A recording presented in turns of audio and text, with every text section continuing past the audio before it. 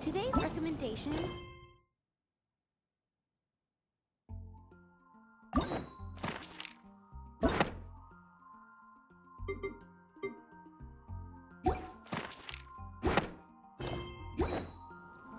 Come take a look.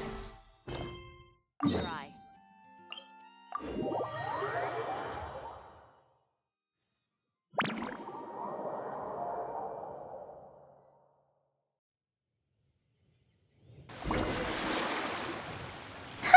That's weird. Jean said this is where the event is supposed to be, but there's nothing here. Oh yeah, now that you mention it, this is where our journey officially began. That sure brings back memories. Kinda nostalgic, really. Even after all this time, this place hasn't changed one bit.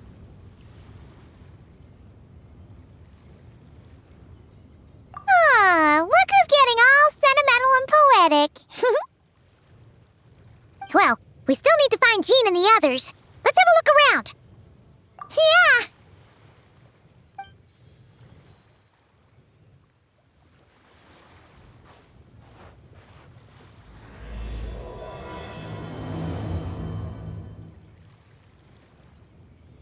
Paimon remembers there used to be hydro slime hiding here, but it's gotta be gone now, right?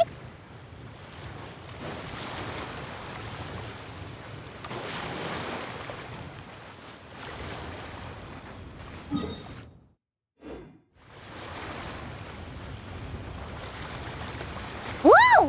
A fungus? Are those supposed to be in Mondstadt? Not that these are a real threat to us at this point, but still!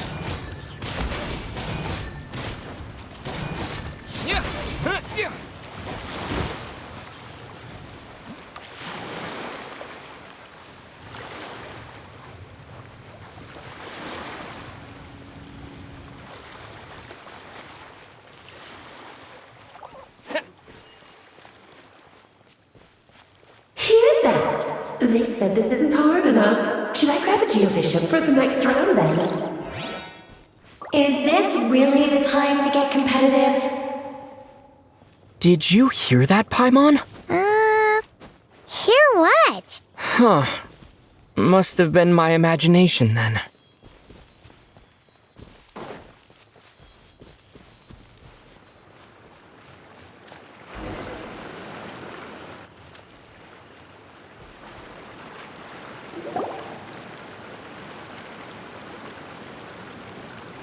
Huh? Why did someone hang Jumpy Dumpty mines all over this tree? What? But they don't look alike. You can't even eat them. Hold on. Could this be an event setup thing? Not a lot of people come here, but a bomb's still a bomb. If someone gets hurt by accident, Klee's gonna get marched off to the confinement room again.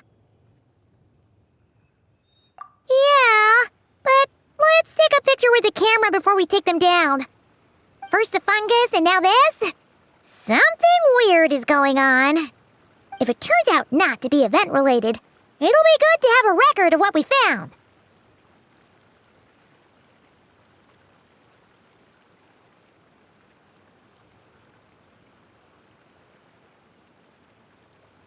You couldn't just compliment Paimon's smarts like a regular person?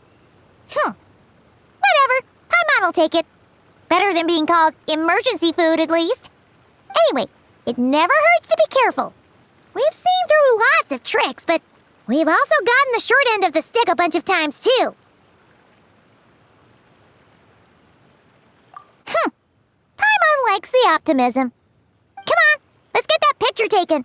Then, get rid of these bombs.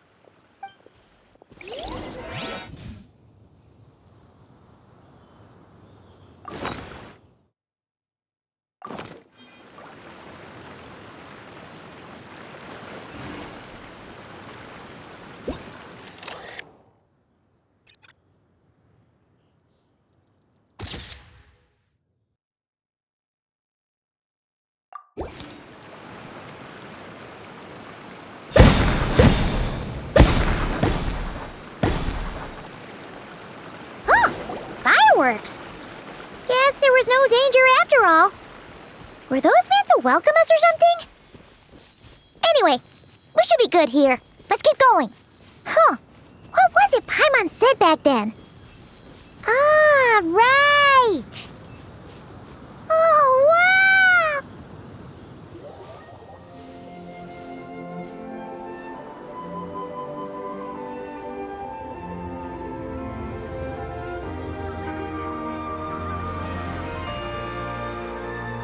That's a statue of the Seven! Among the seven gods, this god controls the wind. You remember too. It's weird though. It seems like there's something different about it. Let's take a closer look.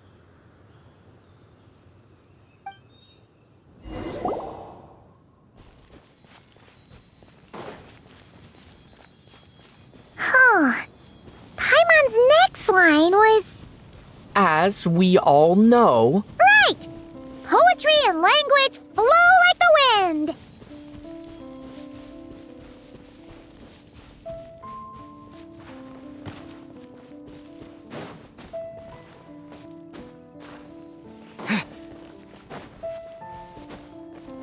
Look! There really is something wrong with this statue of the Seven!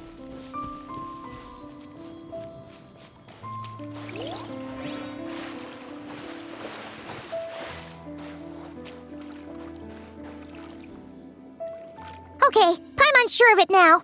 This can't be for an event. No one in their right mind would replace that huge statue of the Seven with a statue of Klee.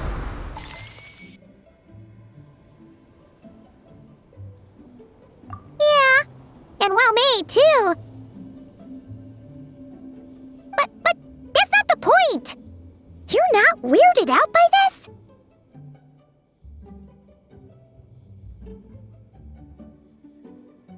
Oh, you're right. This must be Alice's doing. She could put 100 Klee statues all around Mondstadt and Paimon still wouldn't be surprised.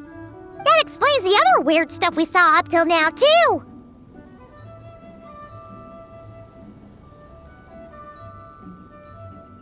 She must have asked Jean to write that letter so we'd lower our guard. No, wait!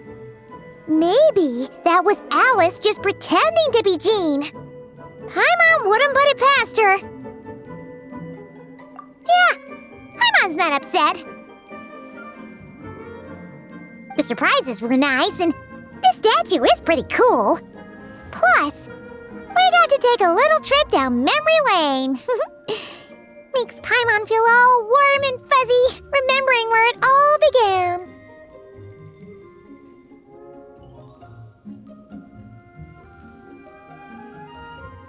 What do we do now, though? There's nobody around. If this is some sort of elaborate prank, guess we're in it until the people behind it jump out and say, "Gotcha!" Huh? What does that mean?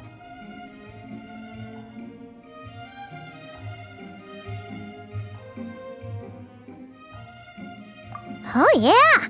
And there could be even more. Guess all there's left to do is touch that statue and find out. Maybe it'll give you the power of pyro or something.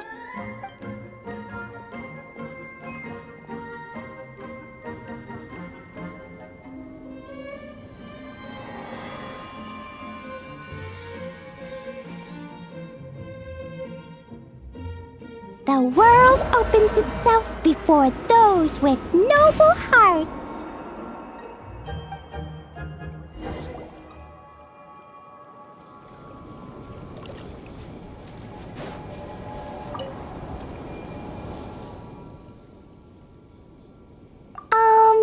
Klee can't reach those from here. And Master Jean says it's not polite to just take people's things. So, pass them to me when no one's looking, okay?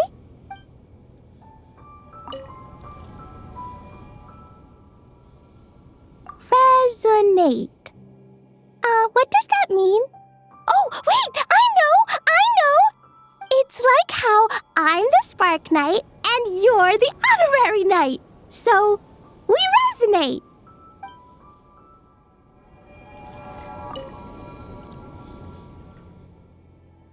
Klee blesses you with happiness.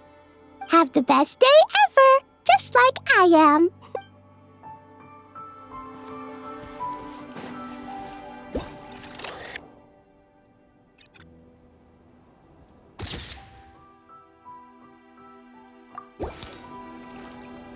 Sparks and Splash!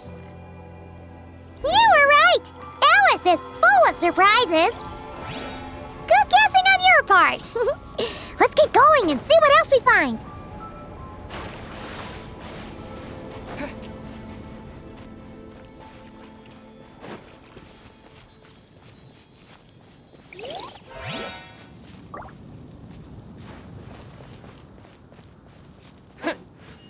Go now. Yes, now, or it'll be too late. Whoa! It's Dvalin! There's something huge in the sky! Okay, we all remember what Paimon said back then. Anyway, since he's here, that must mean we're about to meet another old friend in these woods.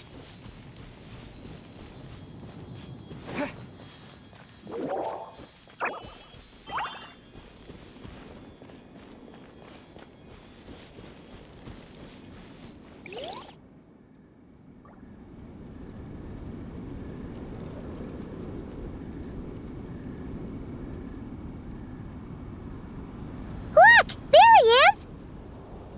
Back then, Dvalin was tainted by the Abyss, and Tone Deaf Bard was about to heal his wounds. But your control over Animo wasn't so great, so they noticed you and ran off. But you've had tons of practice since then, so mistakes like that should be a thing of the past, right? True. No need to go over a full-on reenactment. Let's go! Ah, our old friends have arrived. And it is our great pleasure to greet them. Welcome to Mondstadt, you two. The place where it all began.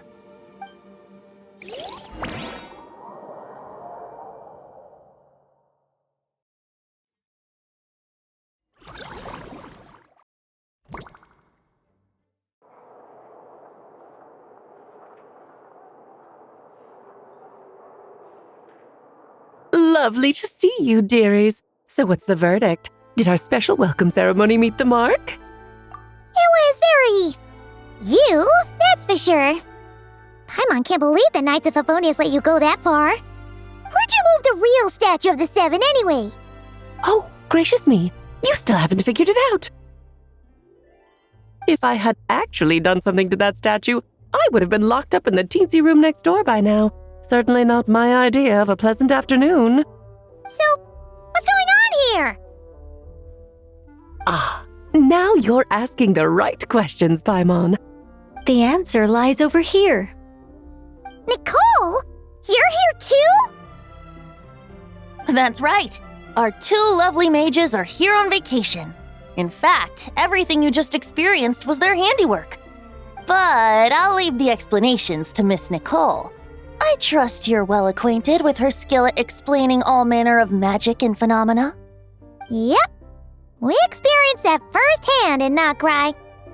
This bubble is a new kind of magic Alice and I invented. Inside it is a small world created using a person's memories. When you were busy reading that invitation to Mondstadt, Alice took the opportunity to place you within it. Oh, we didn't even notice. Huh, I wouldn't be much of a Dodo King if I couldn't pull off a simple trick like that. All that to say, the things you saw weren't real. They only exist within this bubble. Ah, except for Venti and Dvalin, of course. I invited Venti, and he brought the dragon along. It's not every day you get to relive the beginning of your journey. It feels like listening to a verse you haven't heard in a while, right? You might not remember the name or melody, and still, you start humming along in no time. I'm assuming your trip down memory lane was similarly nostalgic. So does Jean know about this or not? Paimon's starting to think that invitation letter was a fake. Oh, no. Jean wrote that herself, I assure you. I wouldn't dare forge a letter under her name. Huh. So you do draw the line somewhere. Whew. Not with my daughter in her clutches. If you ever become a mother, you'll understand. Oh, come on! It's not like she's being held hostage. The point is, this magical bubble was created at the request of the Knights of Favonius.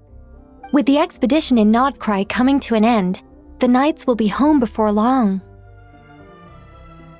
Varka thinks it's better to give people time to reunite with their families, so he told Jean to hold off on a huge welcome reception for now. Of course, Jean has her own thoughts on the matter. You can get the details from her soon. As things stand, we're keeping the reception small, but there will be some activities. This magic bubble is one of them. The returning knights can use it to catch up on all the major events that have occurred in Mondstadt while they were gone. Simply put, it's a reenactment of your adventures. Indeed. The ultimate goal is for everyone to have a chance to take part in the excitement.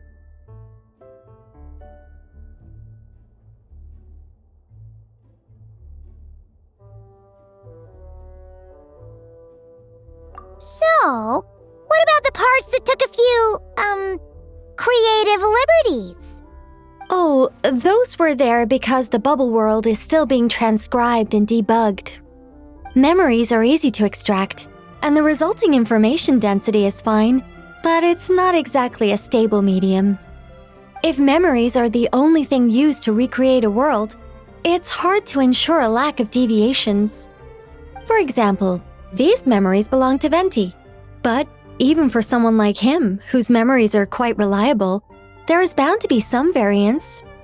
Not to mention, on their own, memories lack an interactive component, so I added some self-deductive capabilities to this magic, which exacerbated the instability issues, unfortunately. Yeah, that, makes sense. For instance, say we're recording memories and Lisa happens to fly into a fury over some overdue library books at the same time. A powerful thunderstorm might unfold in the bubble world out of nowhere. Luckily, there's a simple solution. We just have to send someone to scout things out first. Then we can manually correct anything that doesn't make sense. Exactly. Plus, once the recording is complete, the magic will loop, so there won't be further deviations and we won't need real people to act things out. Ah, and before it's all said and done, we'll be sure to cover up your identity, Venti. Much appreciated. Otherwise, buying around at the Angels share is gonna be much more of a hassle. Like you're the one who does the buying. It's settled then. We'll allow you to be the first to relive these precious memories, and in return, you'll be our eyes on the inside.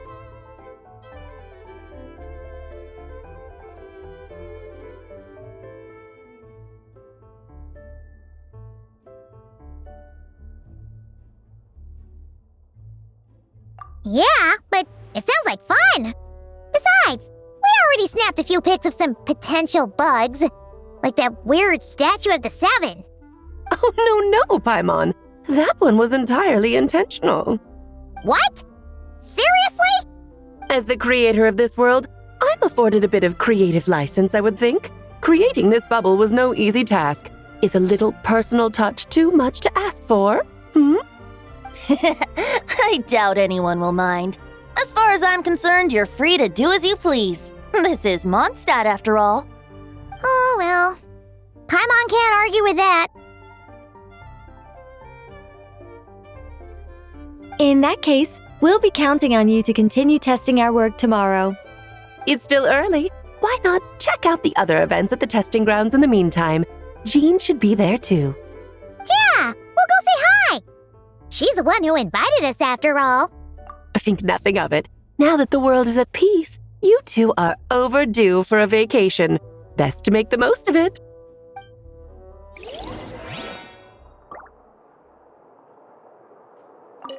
Dvalin appeared a little late, but his sparks and splash triggered a deep magical reverberation. Background music needs to start half a second later. I should put another instance if now the diagnostics are failing. I just don't get it. Nicole, dear, stop fretting. You're projecting rather loudly, you know. Every detail is within your control, huh? Color me impressed.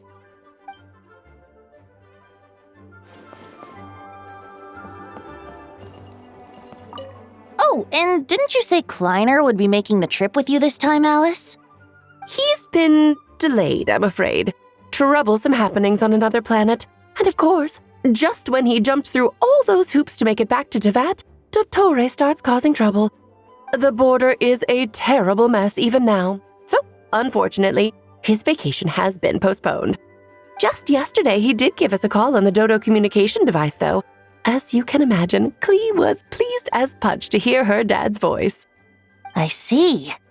Being a seeker is a tough job indeed.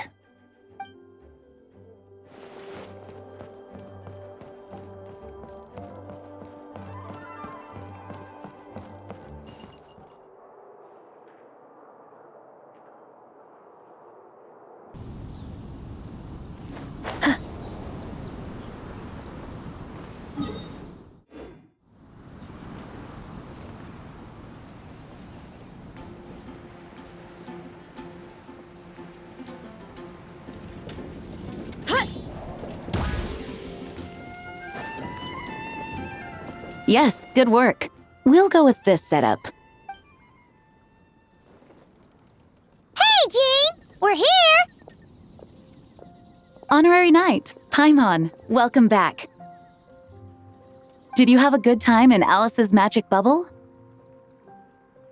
Yeah, it was so cool! Paimon's looking forward to getting back in there tomorrow! I'll be sure not to spoil it then. I imagine you might be interested in what went into the preparation, though. I loved the idea when Alice brought it up, but I knew it would take a great deal of reenactors, not to mention recruiting Dvalin. Luckily, Venti, or rather, Lord Barbados, agreed to help. After that, I opened up recruitment to the people of Mondstadt. Countless volunteers jumped at the chance to reenact your stories, Honorary Knight. It took me 2 days just to read through all the applications. A lot of people have gotten involved, and that includes quite a few familiar faces as well. Are you one of them? Yes, according to Alice, I'm one of the leading ladies.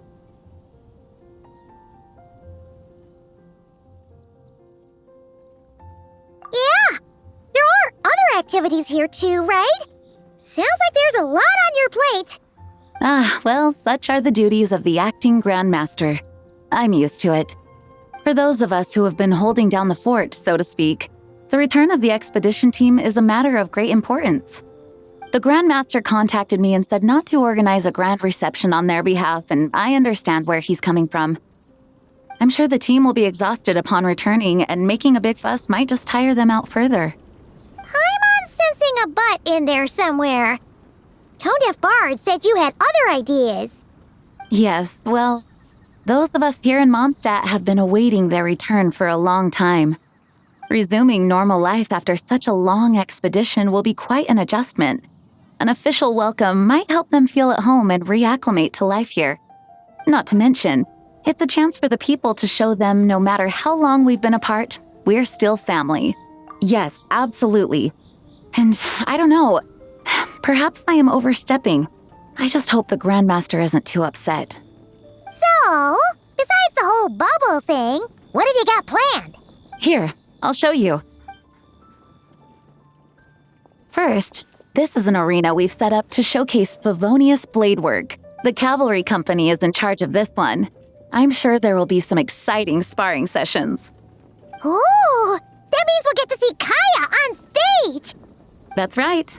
Compared to me, he's much better at keeping things interesting, even when the subject matter is quite serious. I can think of no better person for the job.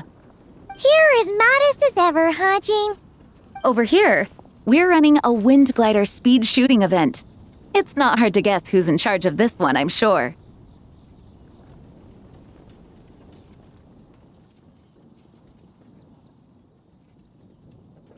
Yes, her gliding skills are top-notch, and she's quite creative when it comes to event design. Be sure to check it out when the time comes. There's also a booth that will serve as a reception area where people can relax and chat with each other. A few simple games will be available as well. Hertha is in charge of the drink stall, but we're still working on the menu. Well, the more alcohol options, the better, I think. The expedition team likes the strong stuff. Fair point. Huh? What's with that face? Grandmaster, you're back? Has the entire team returned as well? Well, apologies, we're not quite done with the preparations, but I assure you it's limited to what you see here. We're exercising the utmost restraint. Hey. Relax, Gene, relax. No need to get all formal with me.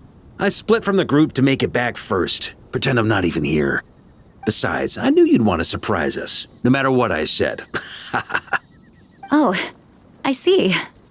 If I didn't tell you to put on the brakes, I knew you'd go full throttle and start planning the next Ludi Harpastum or Windbloom Festival. You put so much pressure on yourself, diving headfirst into the deep end without thinking about how much is on your plate. I just didn't want you to overwork yourself, that's all. Oh, wow. That's actually really nice of you. Well, looking out for my fellow knights comes with a job. As for the event, food, drink, and fun in spades without too much pomp and circumstance. Yeah, just like a Mondstadt festival should be. The team will feel at home in no time. That's far too kind, Grandmaster. But thank you. I mean it, you know, just trust my judgment. Anyway, you two got a sec? Now that I'm finally back in my old stomping grounds, let me treat you to a meal. I'll even introduce you to the Good Hunter's secret menu. Oh, nice! Paimon's never heard of that before. What's wrong? Not hungry? Actually, Grandmaster, there's a few things I'd love for you to look over, since you seem to have some time to spare. Perhaps we could go back to headquarters first. Hang on, you know this is just a pit stop, right? There's not going to be time for me to take over the whole shebang. Of course. Still, you are the Grandmaster.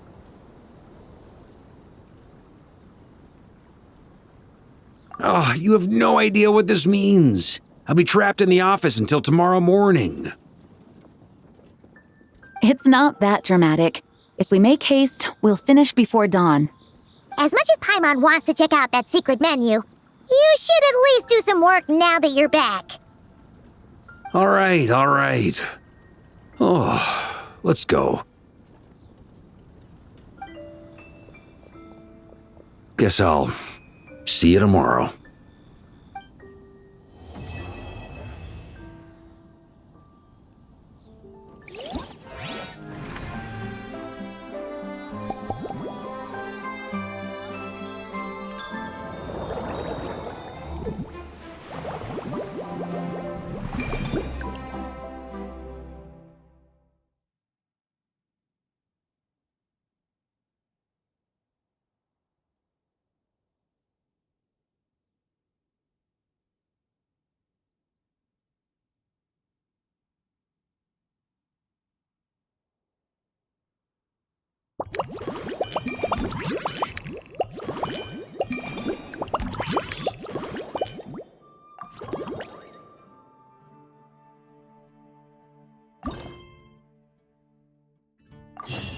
There's a lot that goes into managing an orchard.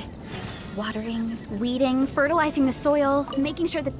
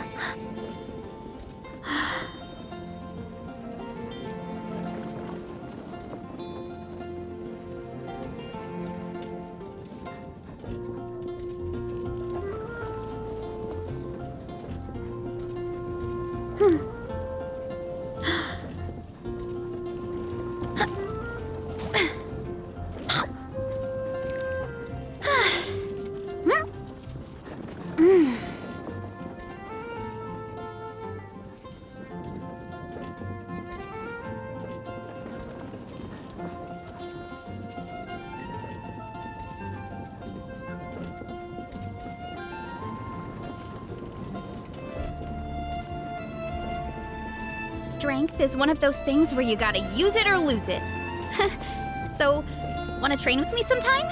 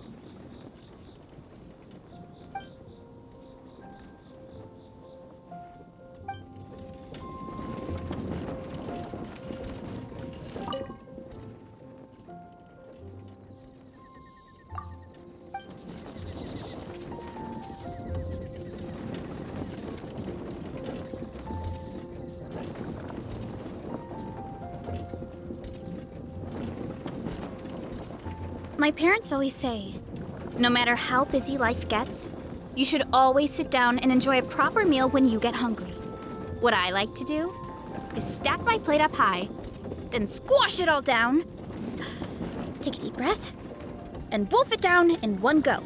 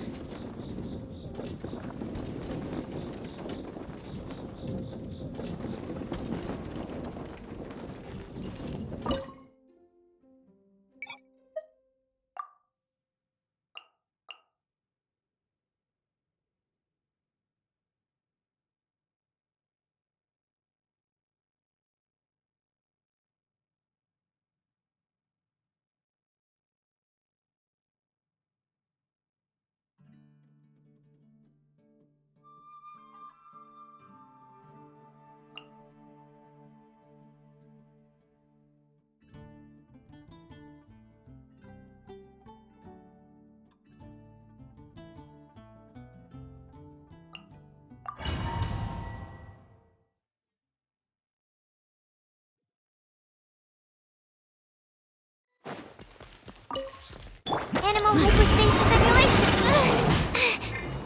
Everybody stand back! Huh? Maria sweeping in! A turning point in fate! What? That's gonna leave us Okay, stand clear. Absorption. Teamwork is dreamwork! Whoa, Mark 2. Burn! The story has only just begun! Animal test 63. Everybody stand back! Let's... Maria sweeping in! Burn! Enhanced animal module 75. Yeah. The story has only just begun! Thunder! Going in! Huh? Charge!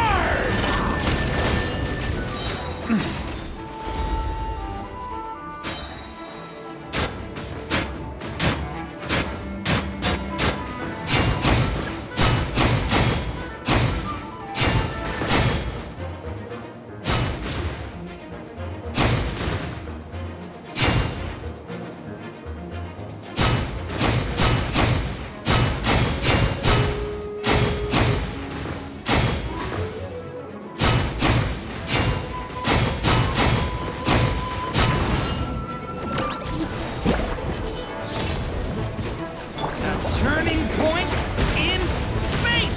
Animal hypostasis emulation. Absorption. Teamwork is dreamwork! Let's...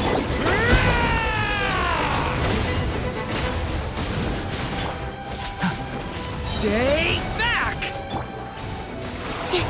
Huh? A turning point in fate! Everybody stand back! Charge! Burn!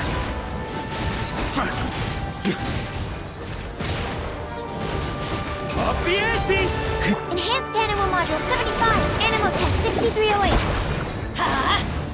Maria sweeping in!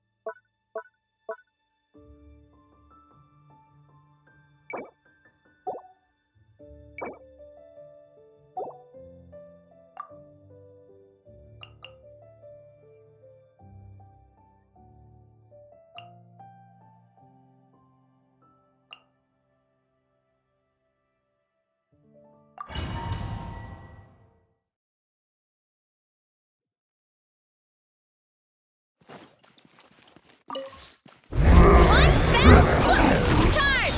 Hero incoming! Light of the blazing sun! Try and stop me! Teamwork is dream! Let's move! Quick as a... Yeah! Look out below! It's justice o'clock! Boof! Hero incoming! Yeah! Yeah! Heads up! It's justice o'clock! Pyroclastic surge! Full throttle! I'm going in! On my hooked antenna! Grant me strength!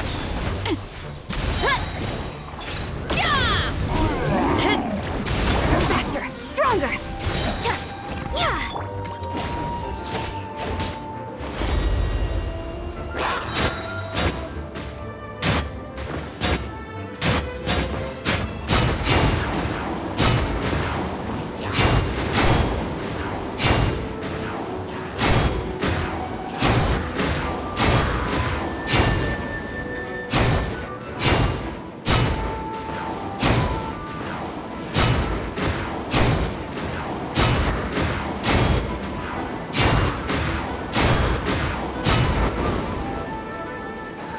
Everybody stand back! Wrath from the sky! Try and stop me! Start the hole! You wanna stand down! Hi! Headbutt! It's justice o'clock! Yeah! Kapow! Control breathing! Let's light it up! Charge! Pyroclastic surge! Teamwork is dream! Let's move! Headbutt! Charge! Poof! Maximum power! Hero incoming! Look out below! Quick as a flash! Light of the blazing sun!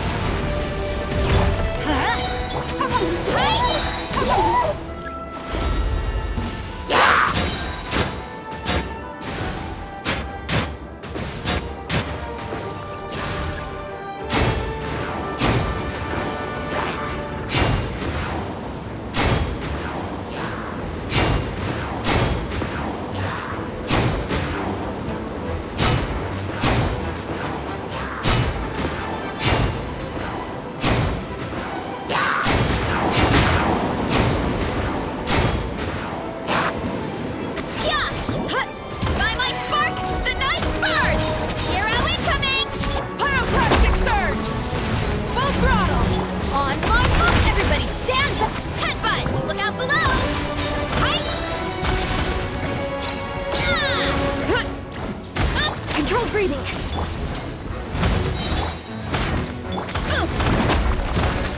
Hi! Light of the blazing...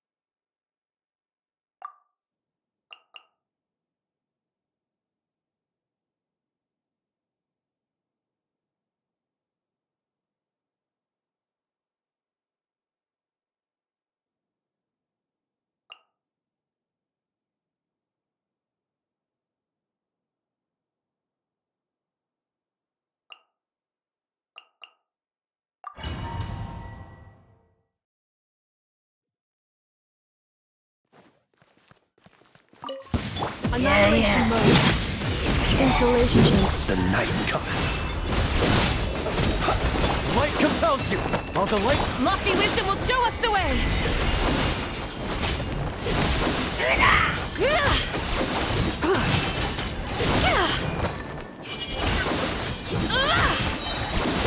Defensive mode engaged. Behold the dawn. Divine light, shield them! Preparing for dust up. Close your eyes. Observe. Accelerating.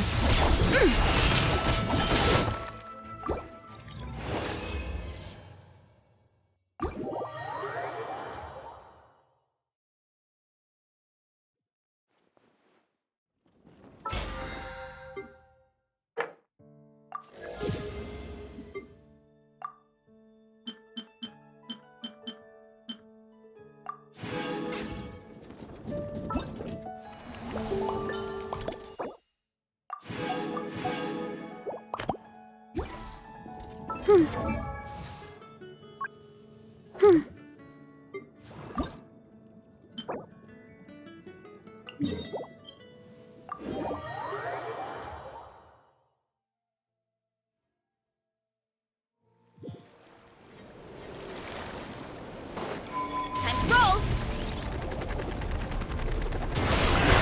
Wrath from the skies. Resi. Hero incoming! Bring it! Let the mountain's veins boil! Let's light it up! Hey! Headbutt! Heads up! It's justice o'clock! That's gonna hurt in the morning. I'm going in. Light of the blazing sun. Try and stop me. One fell swoop! It's justice o'clock! Yeah! Look out below! Hey!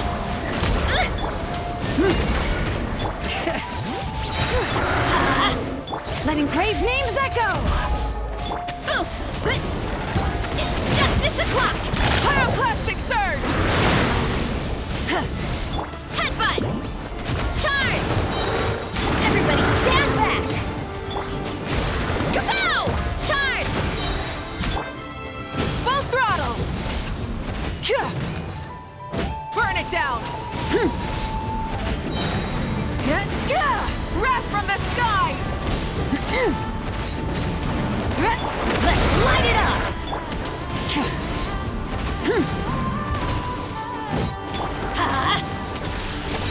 Teamwork is Rise with the sun.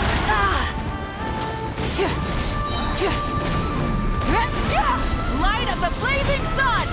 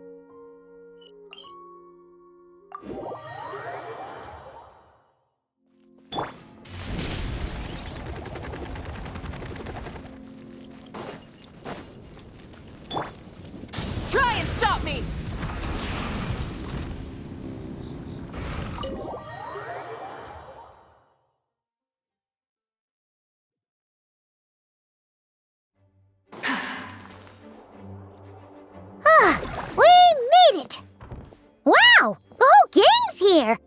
Even Master Diluc. Well, Jean wanted my input on everything. Even though I left the Knights, Grandmaster Varka has done a lot for me. He didn't stop me from leaving back then, or throw any administrative roadblocks my way. So I owe him one. Well, I was sad to see you go, but your mind was made up. And anyhow, you're an adult. As long as you're prepared to follow through on your choices, who am I to stop you? And let me tell you, my rebellious streak was way worse back in the day. You look pretty tired. Late night yesterday? Yeah, didn't get much sleep at all. And now my head's killing me. All my terrible memories of being Grandmaster came rushing back at once. The Grandmaster's wording is somewhat misleading, so allow me to elaborate. We made quick work of our tasks yesterday, much to the Grandmaster's great pleasure, so he hit up his friend Charles for a few drinks. You know how it is. When you're catching up with an old friend, a few drinks turn into a few too many, am I right? Ah, so you're just hungover. Ugh, and Paimon was starting to feel bad for you. I see. Understood. I just received word from the Knights stationed at the venue that the setup is complete. You can start today's story at any time.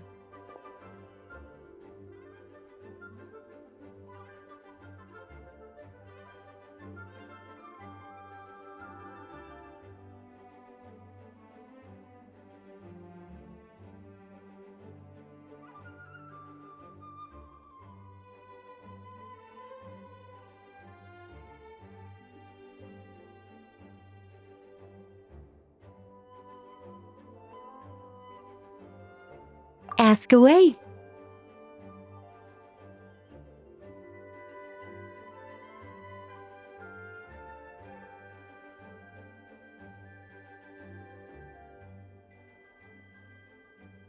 Ah, you mean like how only you could have purified Dvalin's tears? That ability is unique to you, and to be honest, a lot of people might not even know you're capable of something like that. So they might get stuck at that point in the story. Don't worry, I thought about that. The story told within the bubble has some jumps. I've deleted the parts that might complicate things. The remaining content doesn't require the participant to do much of anything, actually. It should be like watching a play, except you get to walk around as you enjoy the performance. Wait! But we ran into a combat encounter yesterday when that fungus jumped out at us. We'll take care of that. Alice and I want this to be an experience even a child can complete without trouble. The parts you're testing today are more stable, so there shouldn't be too many bugs. Of course, when you access the dicier sections, be sure to keep our vision in mind.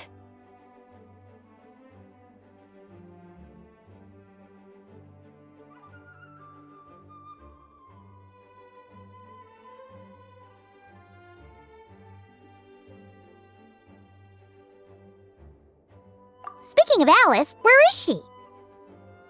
Klee demanded some playtime with her mom. And of course, as far as Alice is concerned, nothing is more important than a request from her daughter. Yep, that checks out. Ha ha ha! Well, let's get this show on the road. I'm ready to witness our honorary knight story firsthand.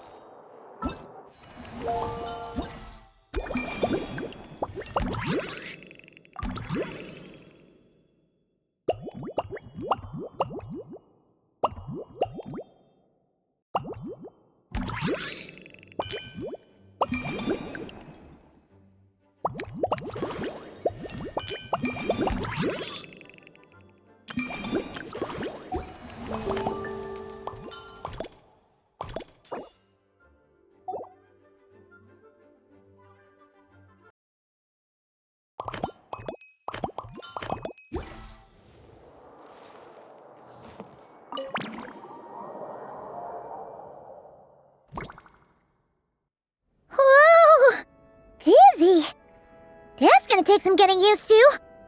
Why didn't that happen the first time? Looks like we've jumped forward a bit since yesterday. We're at the Favonius Cathedral now.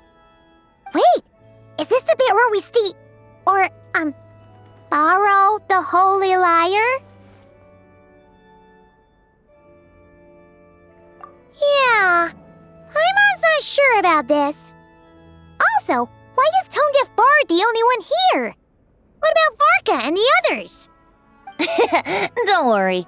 I'm sure Nicole has it all planned out. See? Here comes Diluc now. Word from the Knights of Favonius is that the Fatui are planning to steal the Holy Lyre der Himmel. Unfortunately, that intel came a little late. A conflict between the two parties is ensuing inside. If the Fatui succeed, we'll miss our chance to borrow the lyre. Come on, let's go help the Knights.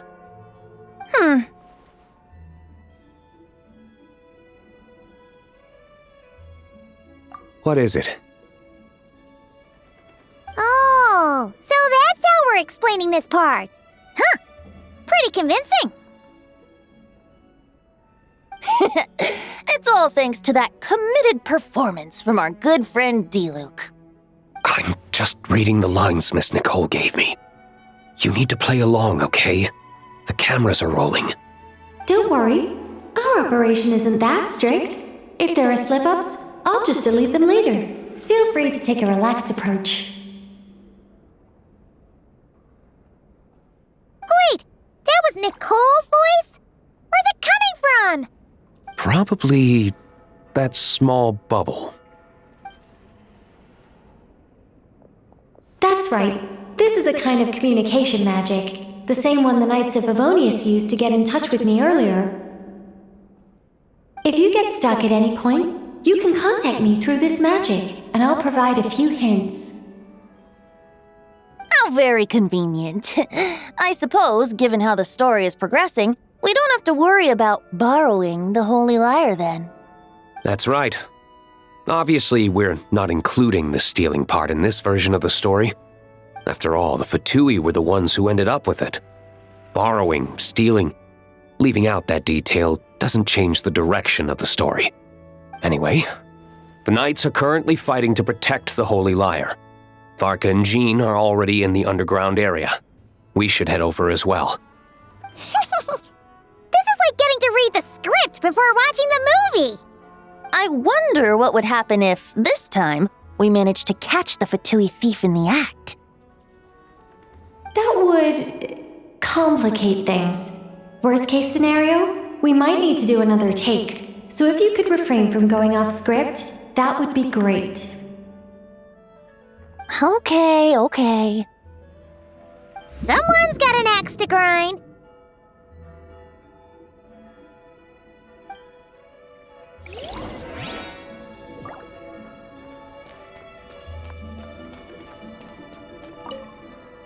I doubt you need a hint for this area.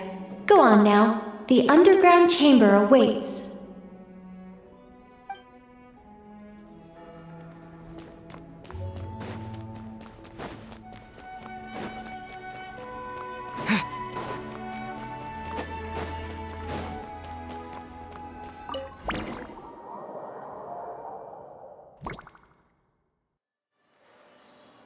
You're just in time. The situation is not looking good at the moment. The Fatui brought much more force than expected. Yeah, it's turned into quite a mess.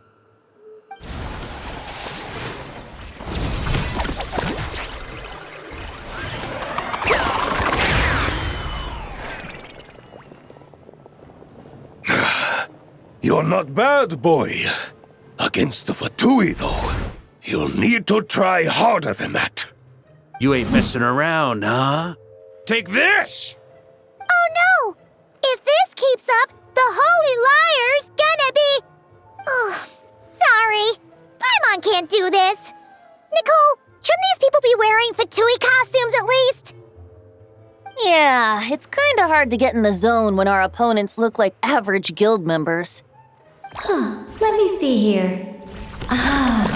It looks like magical autoload has been disabled, so the Fatui costumes didn't appear.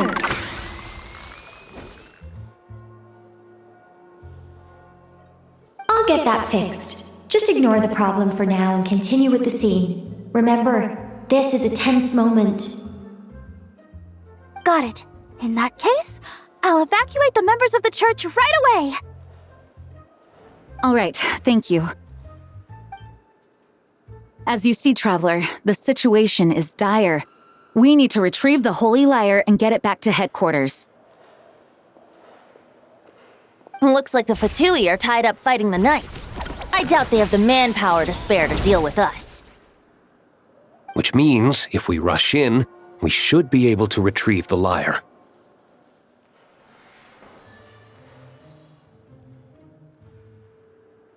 You all sure are getting into character. Okay then, let's go!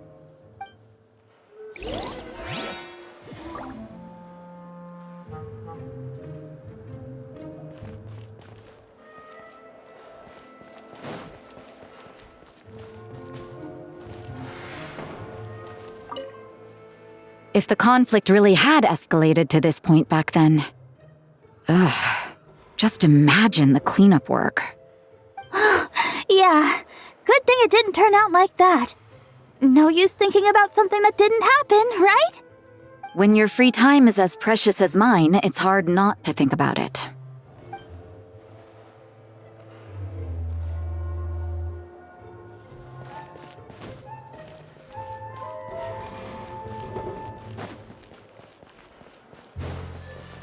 I couldn't keep up with you after all, Grandmaster.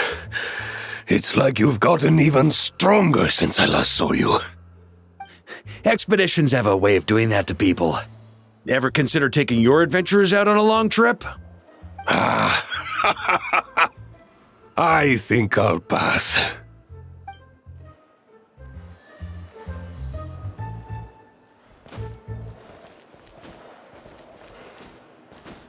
No entry. This place is under Fatui jurisdiction.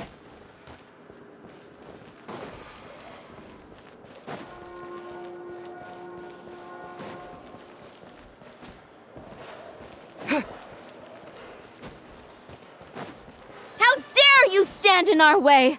You'll face our Harbinger's wrath soon enough! What a coincidence. Or perhaps I should say, great minds think alike. Yes, well, this looked like the most relaxed part of the performance. I'd prefer to get this over with and return to my work as soon as possible. I'm assuming you feel the same, Miss Lisa? Of course. After all, this place suffers from a dire lack of comfortable chairs and good tea.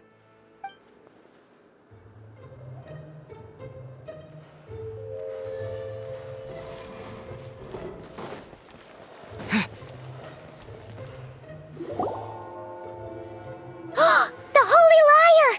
There it is! Well, well, well. It seems our outer diversions were most effective. The knights know not that the true danger lurks right beneath their nose.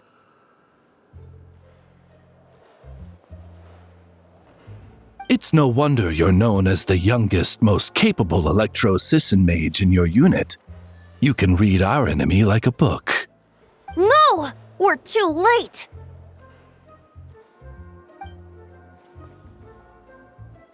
Put the lyre down! You heard her! Put it down and put him up! Or this is gonna get ugly! Wait, why are you the only one with a costume, Fischl? Why? Because I fashioned this headpiece myself, of course. How does it look? I am the spitting image of an electro-Sisson mage, am I not? And I suppose I look enough like an electro-Sisson as I am. Hold on. Trying to distract me with conniving conversation, are you?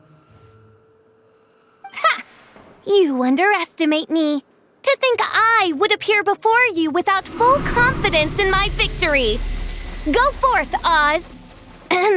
Sissons, take care of these pests. The Holy Lyre der Himmel belongs to the Fatui.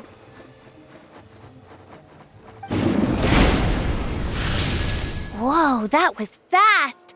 Mage-powered flight is something else. Fischl is... the Fatus is getting away! After her, quick!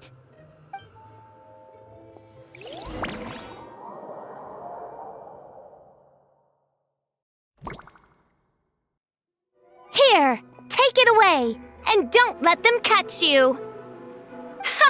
That's nothing the gliding champion of the Fatui can't handle.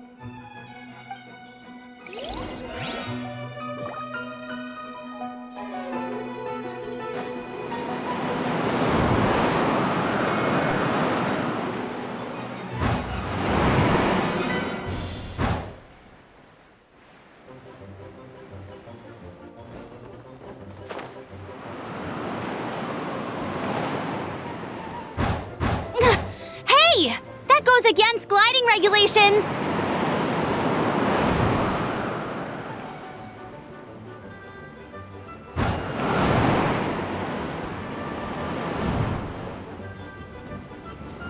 Pretty tough, aren't ya? Well, let's see how you handle this.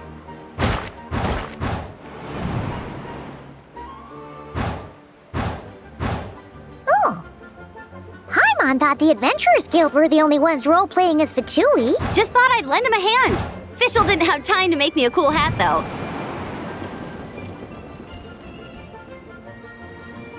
Amber's over there! Let's get ready to land!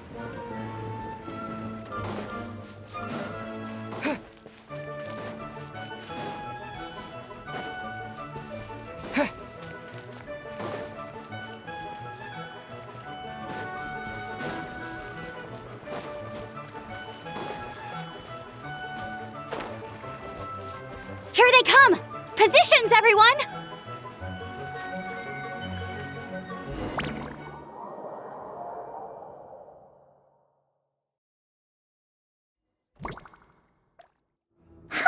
So this is where the chase ends this time!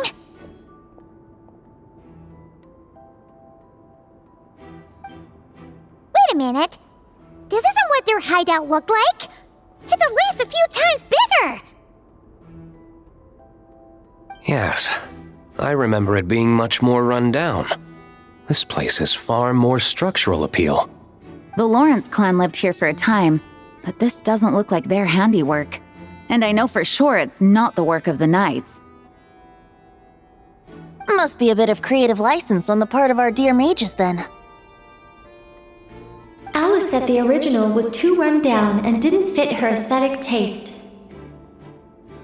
So we repurposed some assets from the Golden Apple Archipelago. As you can imagine, Alice has always been a go big or go home kind of person. Yeah, this is go big, alright! Still, our mission remains the same. We're here to get back the Holy Lyre. Yeah, and this time we have a whole bunch of people to help us. Not just D-Luke. Should be a total piece of cake!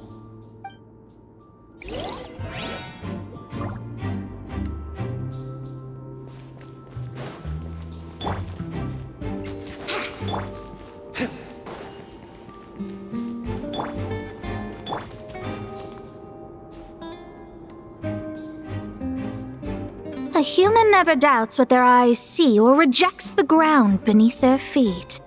Both now warn you that this is the end of the road. Give up and turn back while you can. That voice! Is that Mona? Mona? Oh, you mean Barbarloth's student. You know about her? But Mona came to Mondstadt after your expedition left. Well, I had regular contact with the Hexen Circle, so her name came up now and then. The whole thing about her messing up and being too afraid to go back? Yeah, I know that too. What? But how? No one in the Hexen Circle should know about that. For real? Sorry, but I'm pretty sure all the mages know. All of them? I'm afraid so. Oh, except Rhindaughter, I suppose. Fine. That's just fine. It's not like the old hag's gonna come find me in Mondstadt to settle the score, right? Anyway, how do we cross? I'm not telling. Aw, come on. Don't take it out on us. I'm not. This is unrelated. Besides, I'm playing a fatus whose job it is to issue riddles. You can't just ask me for the answer. Oh, right. Almost forgot about that. If you want the answer, think back to what I said at the beginning.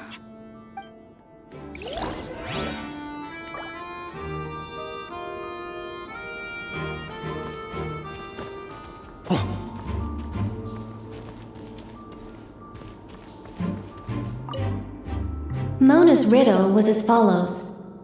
A human never doubts what their eyes see, or rejects the ground beneath their feet. However, things that are taken to be indisputable are often false, so one must shift one's gaze elsewhere. Perhaps upward.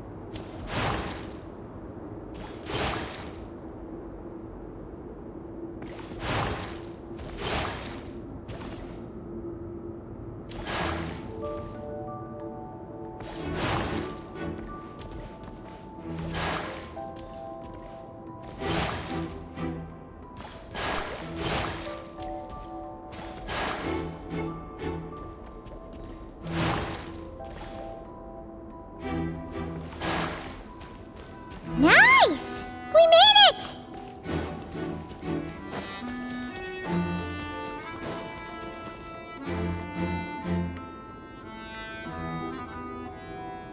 Looks like Mika's guarding this spot. Oh, hey! It's been a while. Hello, Grandmaster. Hello, everyone. No. Wait, my line. How did you get in here? I would think you have bigger concerns right now. Tell us where to find the lyre. It's locked in the back room, but good luck getting in there. 3 crests are needed to enter, and each one is guarded by a fatus. Wait, but in real life, we only needed 1 key. Yes, but there are 3 locations to visit. If there was only 1 key to be found, there's a good chance the encounters set up at the other 2 locations would go to waste. All our actors worked so hard to memorize their lines. It would be a shame if their part got skipped over. Fair point. They're playing through the story just like us, after all. To be honest, when I first read my lines, I was kind of confused at how I just give up the intel without a fight. But when I actually had to stand up against all of you, it made sense. I mean, Mr. Diluc practically had me in a cold sweat. Really? I only had 1 line. Aha! Yet in a game of cards, it's the ones that remain unturned that strike the greatest fear in your opponent. The same principle applies here. That's right! And I've been told you have quite a few tricks up your sleeve, Mr. Diluc. Anyway, you can head in now. Everyone should be ready. One moment. We can't quite end it like this. I believe you have 1 more line, Mika.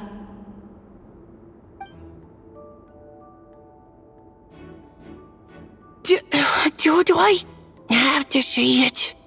It would benefit the scene. All right.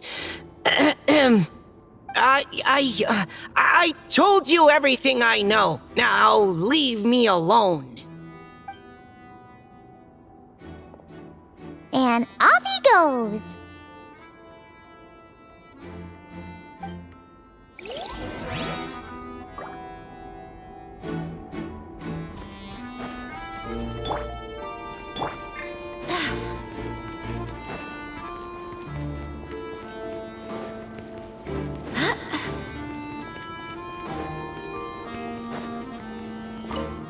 The Fetus up ahead is courageous and loyal. Be prepared for a head-on clash.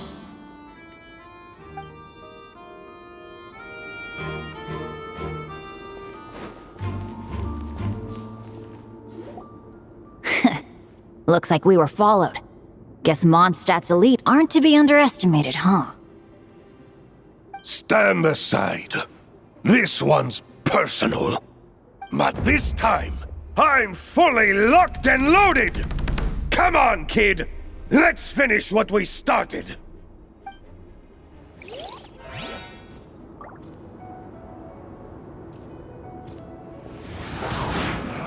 You can't run! Well, neither can I. Try to keep up! I see through you! Let's Don't play! be a killjoy! We've only just begun! Yeah. You can't run! Well, neither can I. Barbados, guide us.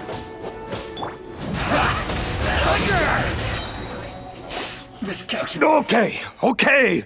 You win. Somehow this round wasn't quite as fun. Probably because you had to act like a Fetus.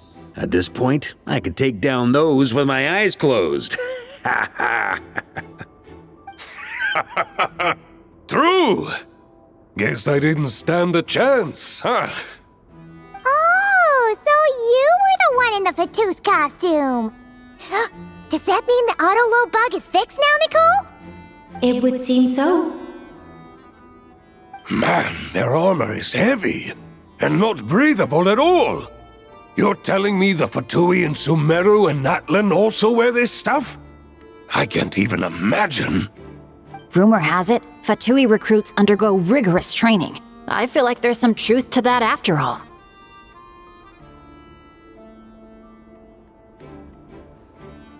Well, even though we lost, Dad had fun for sure. Here's the crest I was guarding. You've earned it. Oh, and Bennett told me about what happened in Natlan.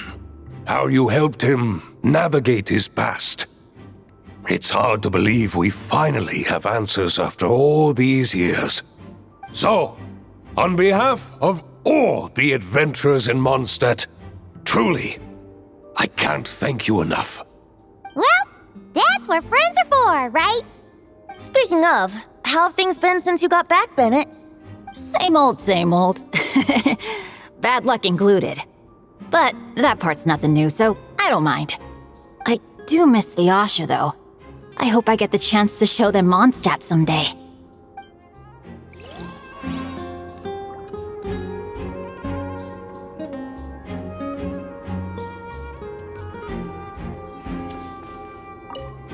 Talk about bad luck. The minute you put on that Fatui costume, the gun stopped working. How weird is that? Yeah, thanks for stepping in, Dad. Guess I'll have to hand it in to Miss Nicole for repairs later.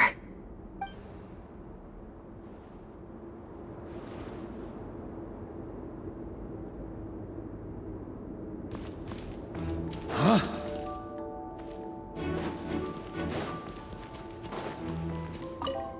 The Fetus up ahead is a pragmatist. You might have a chance to avoid conflict if you obtain the other crests first.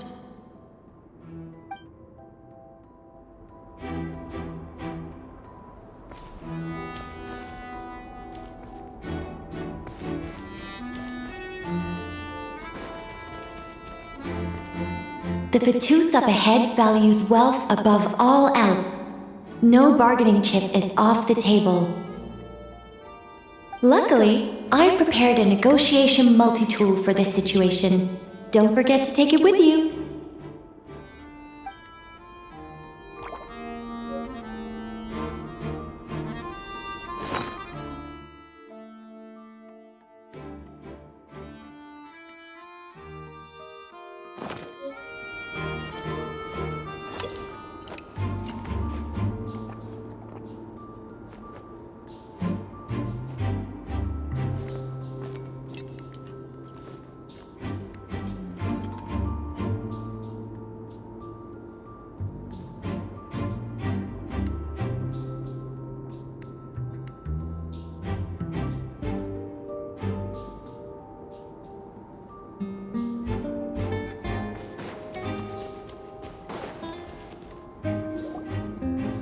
Mona?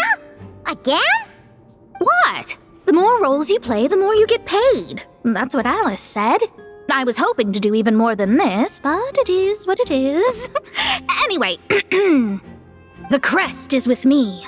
All I need to know is how much you're willing to cough up to get it.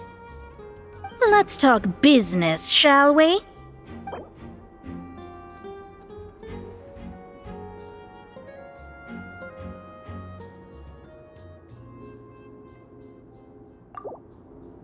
I would have thought there was this much more to be made in a dump like Mondstadt. Hey! Did you just break character? What? Of course not. All right, here's the crest. Huh. And with that, I'm off the clock. Oh, and by the way, word has it you accomplished something major in Nodcry. You reeled in the true moon from beyond the false firmament.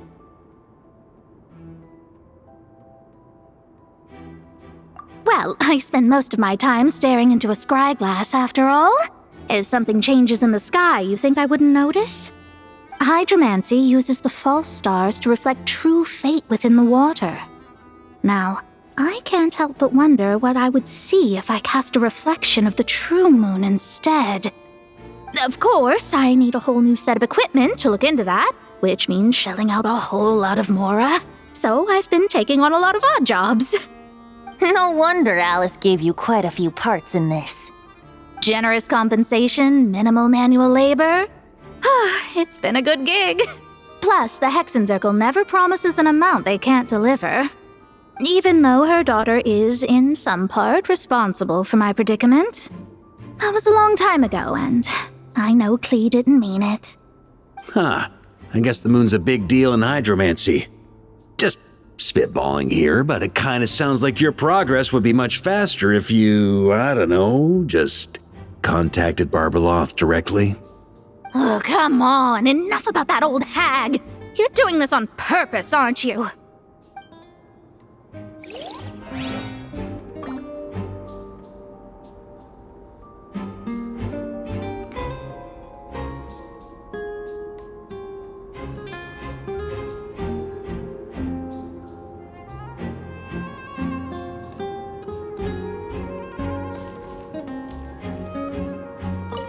Oh, come on. Enough about that old hag. You're doing this on purpose, aren't you?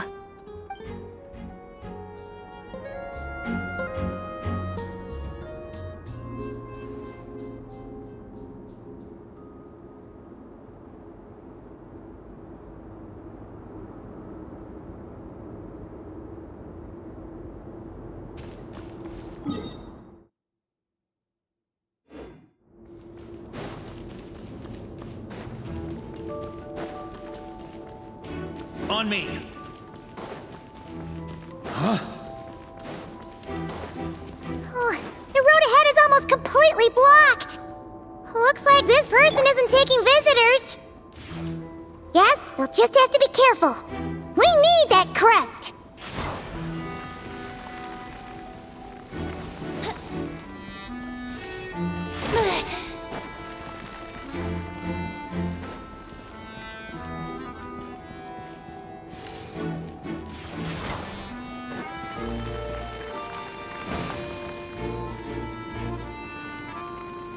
What? They handed over their crests? Looks like the decision has been made for me then. Further resistance would be foolish.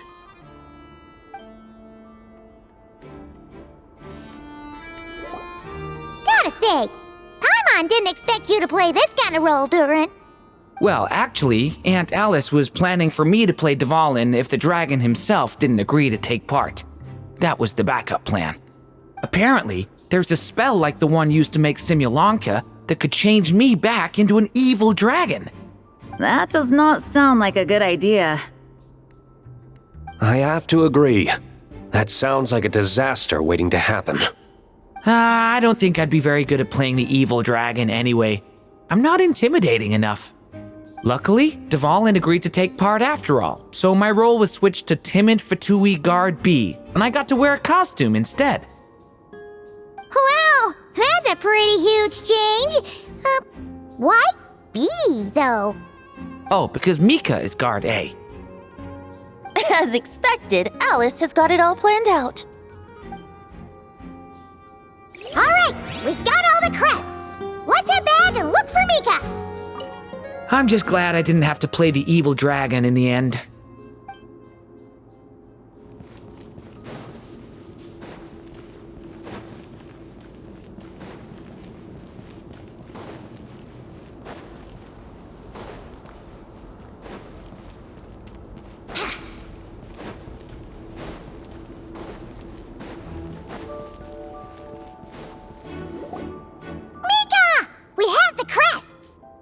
All right. This elevator's a bit complicated to operate, so Miss Nicole asked me to help activate it. Just one moment.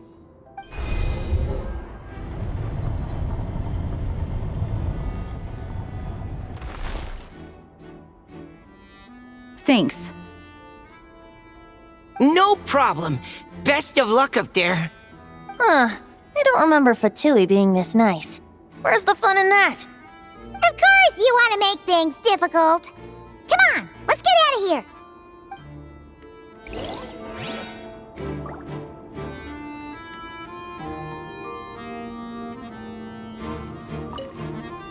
Best of luck up there.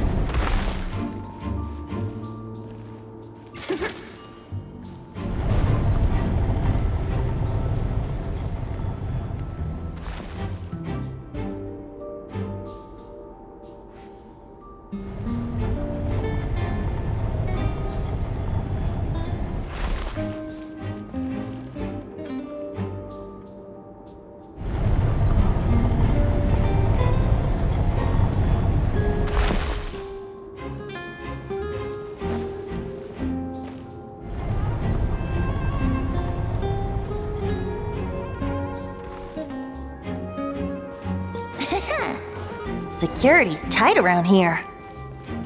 I hope this is safe.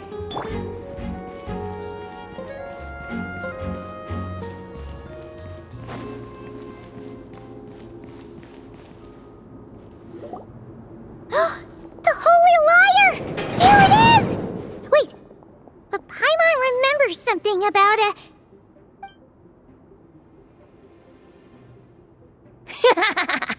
Hot-blooded, careless, and reckless heroes! Despair, for you have stepped into my trap! Wait, what? All it did was lock the liar up!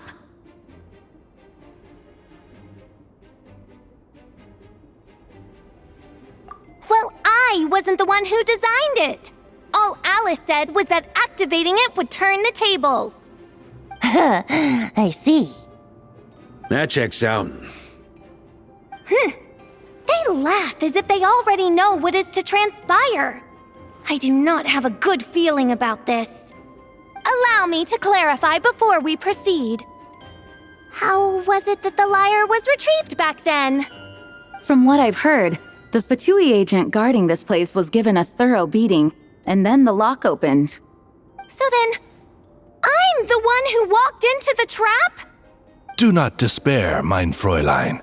Miss Alice provided us with backup, did she not? We are not entirely outmatched. 'Tis true. Though thine Prinzessin stands on the cusp of defeat, courage has not yet failed her. Let this be our last stand! Come forth, my loyal servants! Smite all who stand against us!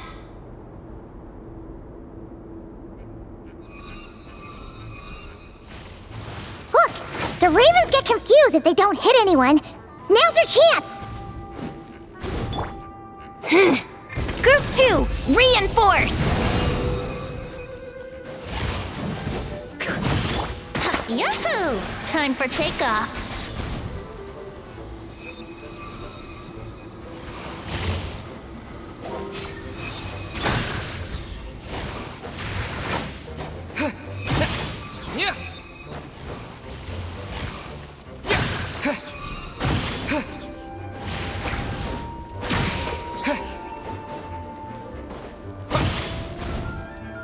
3, Group 4! Oh, forget it. All of you, attack at once!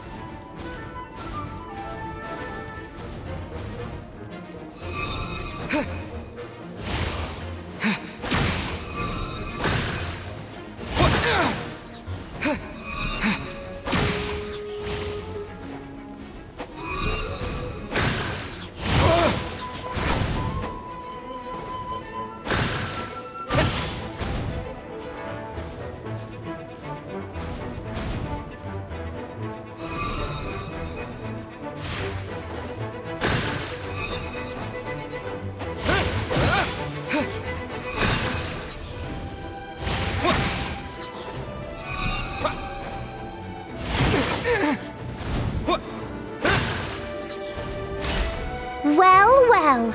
It seems I must send forth my most capable servant of all. He shall dispose of you in one fell swoop. As you wish, mein Fräulein.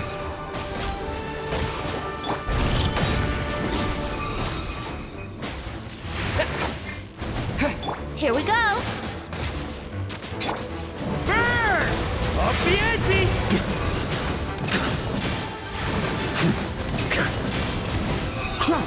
Our situation is dire, mein Fräulein. It seems this is the end of the road.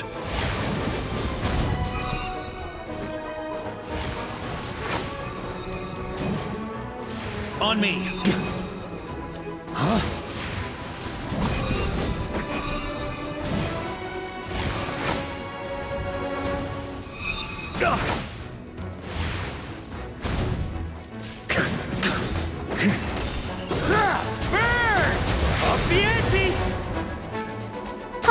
Alright.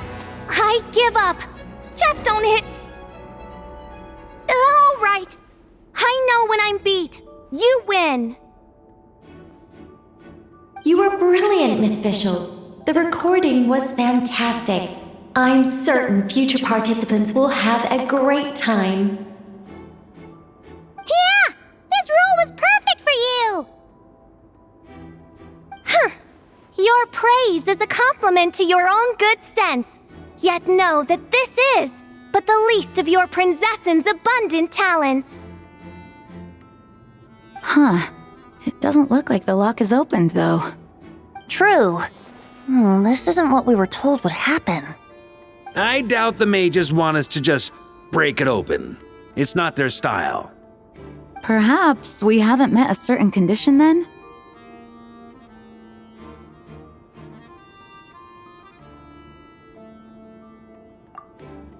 Oh, wait! Does that mean the beating up part has to happen for this to proceed? You dare place your princessin in such a scene? 'Tis an affront of the highest order! I'm afraid it may be the only way to end this, mein Fräulein.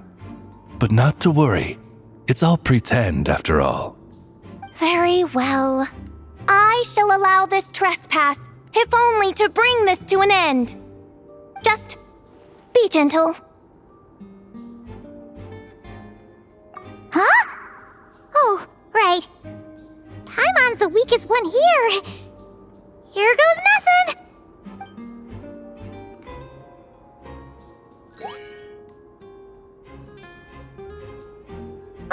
It's open!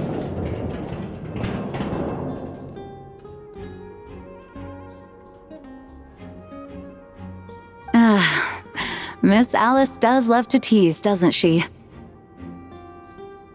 Congratulations on obtaining the Holy Lyre der Himmel. That's a wrap for now.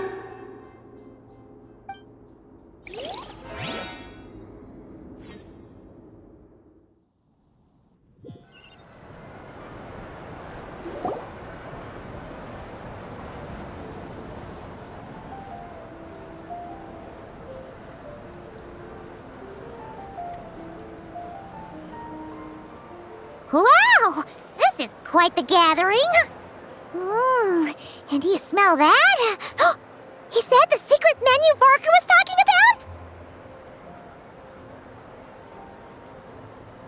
Oh, Paimon's stomach has been rumbling this whole time, so she's gonna dig in.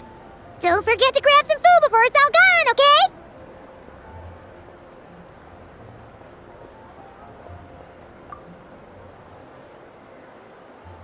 Oh, hello. Did you need something?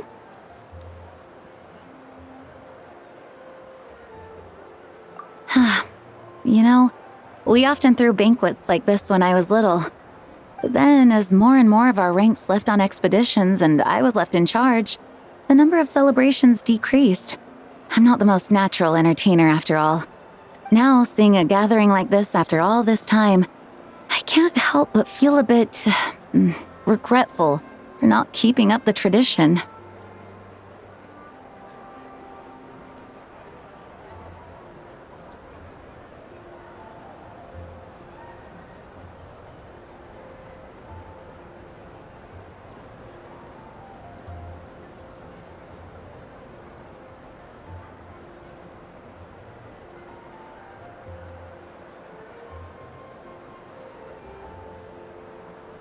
Well said, traveler. Barbara? You told me you wanted the expedition members to feel at home. But in my eyes, the feeling of home isn't something you can force. Home is... what happens when we're all together like this? Oh, you're right. And you know what? I've been coming to the same conclusion. The location isn't the most important factor.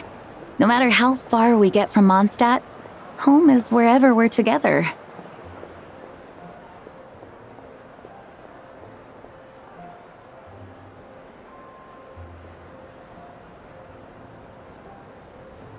I appreciate the kind words, you two. I will do just that. Make sure to do the same, traveler. It's not often you get to make it back here.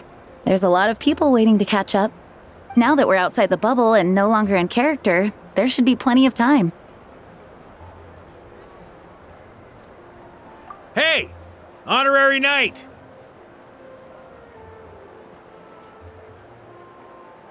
Look up! Pretty stellar view from up here, and the breeze is nice too. Care to join me?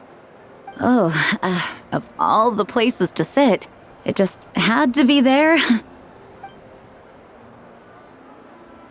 Well, to each their own, I suppose. Just be careful on the way up, traveler.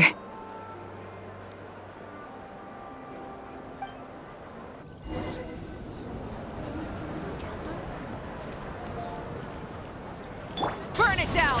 Try and stop me!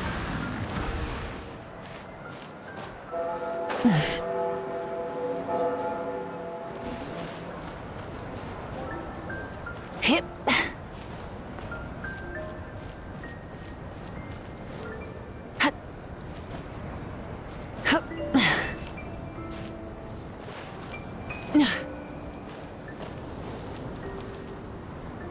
Have a seat. I come bearing drinks. Booze free, of course. You're welcome.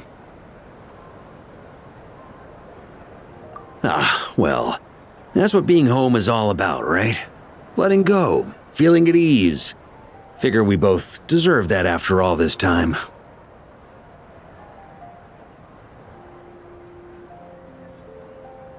You think so? Glad to hear it. There's no place like home. That's what people say, right? The expedition took me far and wide, and still, little alcohol in my system, it would all come back. The cathedral, the statue, the windmills in the city, the pigeons and dandelions in front of the gate. The further away you get, the more you miss it. I might be biased, but it means a lot that you care about this place.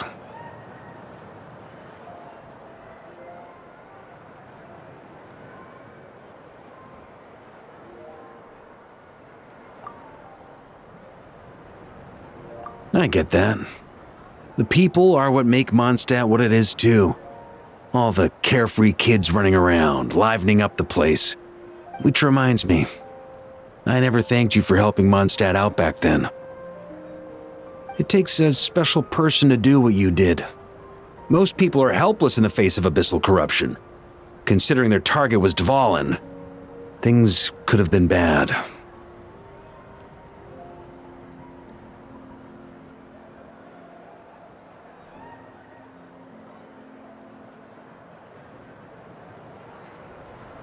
I suppose Barbados could have handled it, even though he hadn't been awake for long. But still, I doubt the ending would have turned out quite so perfect.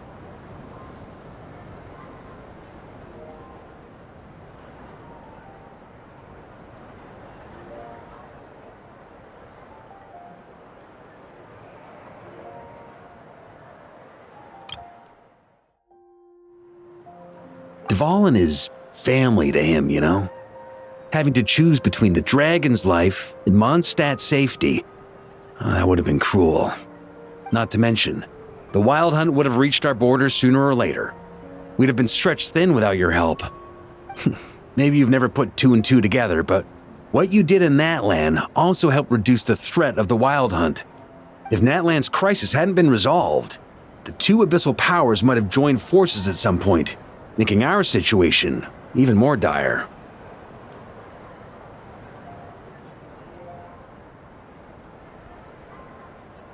Ha! Look at us, taking down the Abyss in two separate nations. Doing the Knights of Favonius proud, aren't we?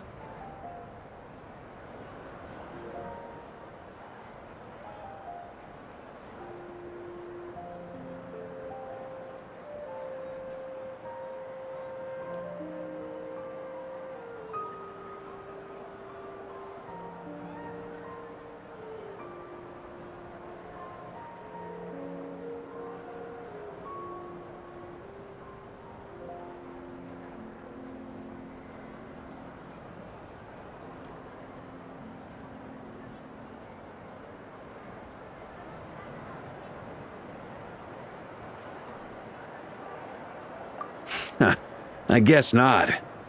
In any case, for a knight, honor is something you get to define for yourself, no matter what the outside world thinks. And that's the question, isn't it? Why do we do what we do? Well, I think it's safe to say you already know the answer. Ah, so this is where you've been hiding. You know, I don't think this was designed for sitting. Ha! When did you become such a stickler? Come have a drink with us. There's plenty. Don't mind if I do. Grape juice? Again? You know, Charles would never let me hear the end of it if I started drinking without him. Disappointing, but understandable. Oh, I almost forgot. Since this banquet is also for the actors, I invited Dvalin. All right. Might hike up the bill a bit, but who cares? Haven't seen him in too long. Yeah, well, he turned me down. He never did like being the center of attention. The city is a little too small for him to spread his wings. Even if no one is afraid of him, he could still take out a windmill or two. Guess it's better not to risk it. Huh. Maybe it's time to draft a proposal to build him a landing pad.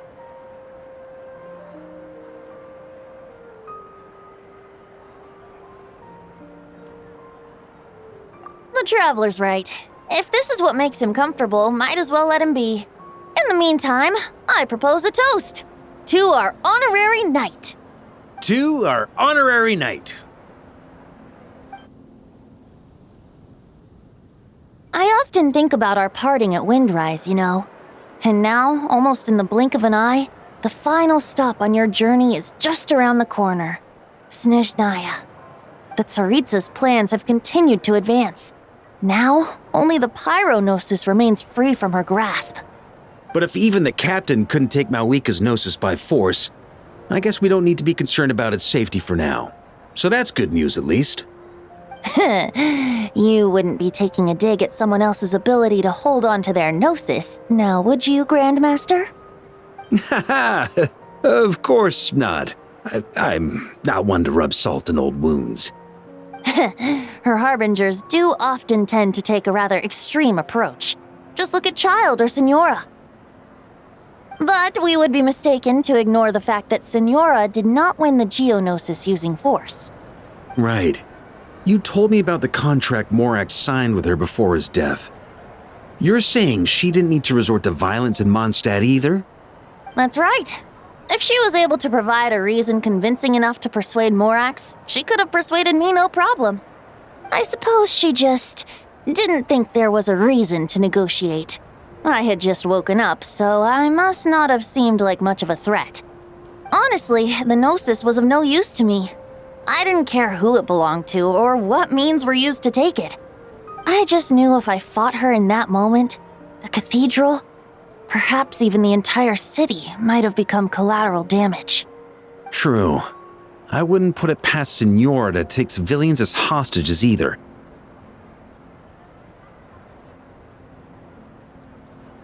In the end, though, it was those same methods that led to her end. After all, her third target, the Raiden Shogun, wasn't a big negotiator back then. Perhaps Senora's success in Mondstadt and Liyue convinced her that she was a match for the Archon of any nation.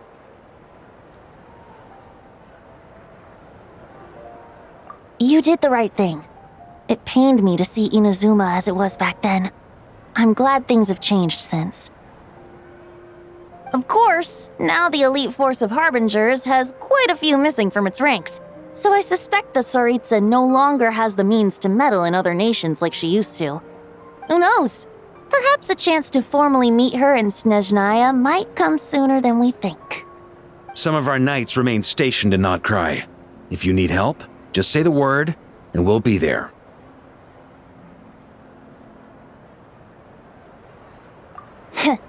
The look in your eyes. It's changed a lot since you first set off from Mondstadt. But my advice remains unchanged. Never forget that the journey itself has meaning, traveler. The birds of Tevat, the songs in the cities, the Tsaritsa, her Fatui and the monsters, they are all part of that journey. Perhaps earth-shaking truths and indescribable trials await you at the end. Just remember, there is more to life than that.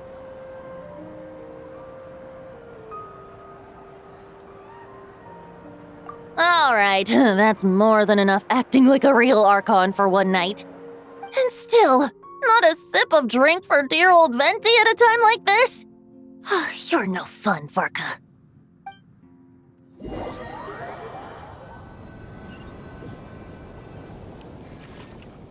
Dun dun dun! Dun dun dun!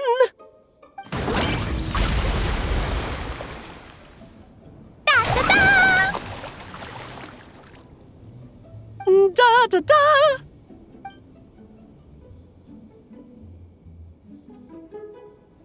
This is so fun, Mom! I think so too. Come on, let's blow them all up. Mom, when can I play with the magic toy you made me? Very soon, darling. In fact, it should be ready tomorrow. I just know you're going to love it. Yay! Can we play together? Why, of course. We'll have ourselves a splendid time.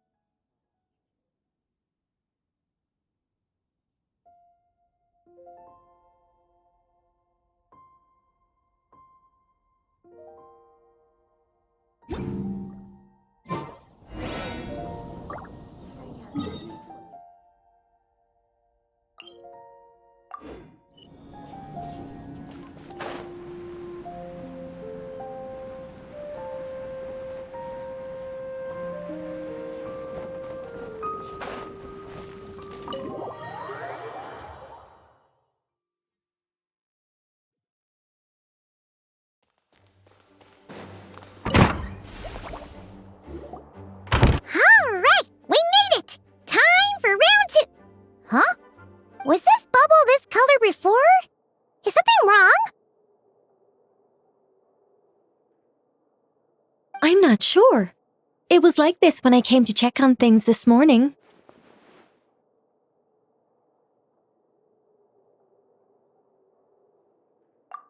What? That can't be! How would the power of the abyss even get in there? You sure know your stuff, Traveler. That's where my head went too. But I don't know. Something is different about this power.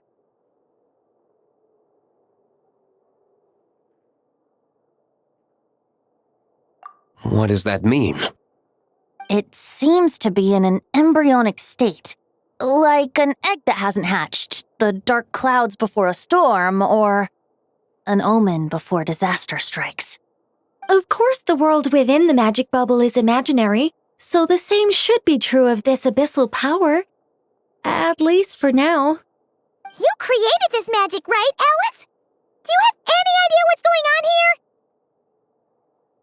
Ooh, new magic does often come with its issues, so I can't say I'm entirely surprised something like this would crop up. As for a solution, however, I'm afraid I need more information first. One thing is for certain, at least. Given the current threat, we'll have to close off the bubble to event participants. My apologies, Miss Alice. I know you've made a promise to Klee, but I'm not sure you'll be able to keep it. Have we ever seen Alice look this serious?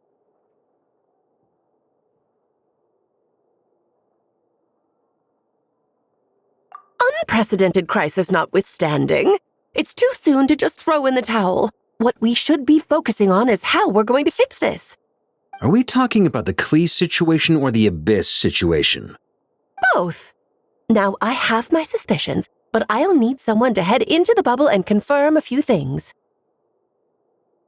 It's not like we can avoid going in there, right? We have to nip this crisis in the bud, after all. I agree. We have to take action. All right. I'll go convince Klee to play somewhere else for now and then head right back.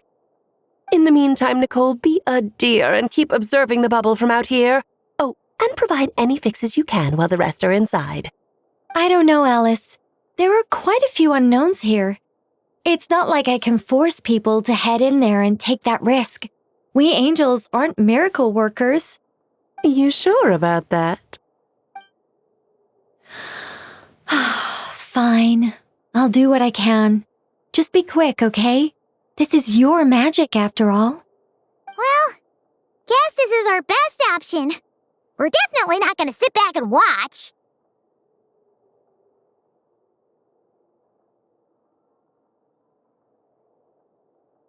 The part where Barbados uses the lyre to summon abyss-corrupted Dvalin. Then, everyone joins forces to fight him inside Storm Terror's lair, purges him of abyssal influence, and there you have it. Happy ending. Yep, that sounds like how it happened. Well, we've got the gang from back then all here. Let's go in and find out what's happening. Count me in 2. Potential threat or not, if there's even the slightest chance Mondstadt is in danger, I need to get to the bottom of it. Jean? It's nothing. I was just feeling a bit, nostalgic, getting to work together like this again. Yeah, Yesterday felt like that too. Yes, but that was for fun. That which confronts us now is a real crisis. So I suppose the memories just came back to me all at once. Ooh, look at you getting all sentimental. That's a first. Well, I suppose I am a bit too high-strung most of the time. Hey, don't be embarrassed to say what you feel. I think that's how things should be. It's how we all grow closer. Besides, the more you open up, the less people will be surprised like Paimon here when you choose to share something. Just look at Paimon. No filter whatsoever, word vomits whatever comes to mind. And that's what makes her so endearing and approachable. Ha! It's about time you gave Paimon a compliment, tone-deaf bard. Hang on. Was that a compliment? Before we set off, I just want to stress that whatever is happening in the bubble right now is a huge unknown. I was able to maintain contact before, but right now all I can observe within is chaos, so I imagine communication might be cut off as well.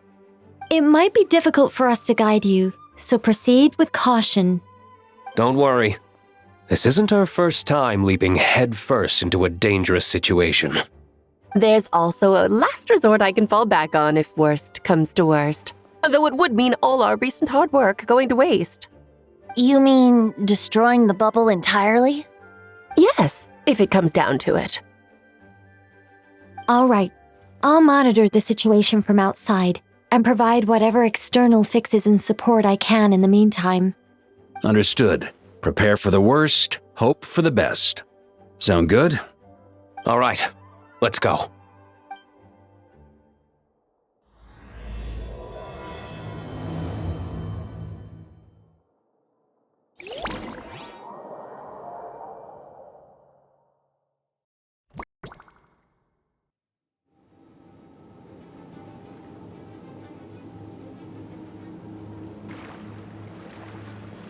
Whoa! Is this Mondstadt?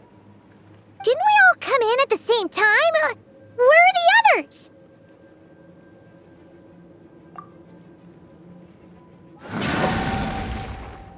Look! There's Venti! Surrounded by a whole bunch of monsters!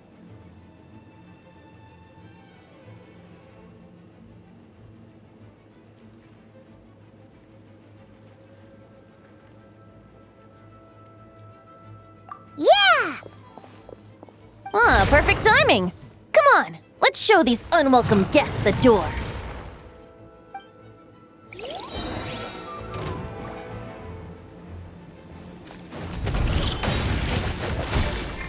Think you can get away? Brace yourselves. Ha! Can you hear me, everyone? I mixed together some of the communication and control functions and managed to smash together some items that should give us an advantage. These elemental devices should prove useful in a pinch. Be sure to use them when things get tough.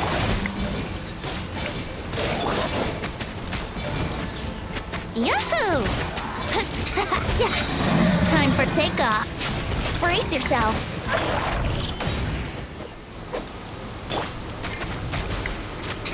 Here we go. Ha! Yeah. Ha!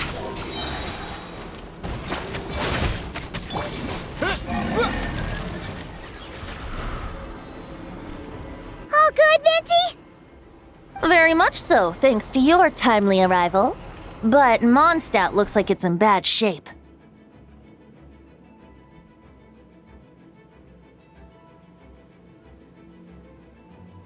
Yeah! The city's crawling with abyssal monsters. It's almost like we've already lost. I'm not sure what happened, but the rest of our group might need backup. Let's find them first. Good point. Let's go!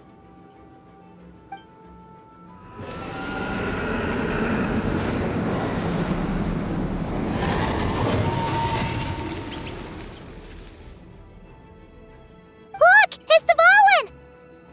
Is that just Paimon, or does he look way worse than back then? You're right. The corruption has spread throughout his entire body.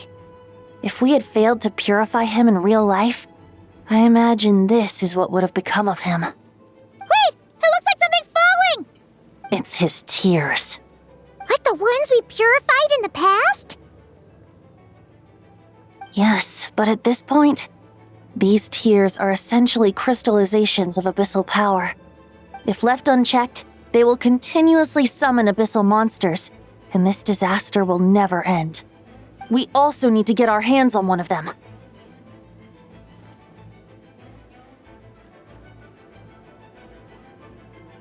No, this degree of corruption cannot be cleansed. Besides, we need them in their corrupted state if we want to summon Dvalin. I doubt the pure sound of the lyre can reach him in his current state. Sounds like this whole thing is still gonna end in a confrontation, though. Just like back then. Yes. I wasn't certain before Dvalin showed up, but now I'm sure this situation is more than simple chaos. It seems more like an alternate version of events, and I have some idea of how it came to be.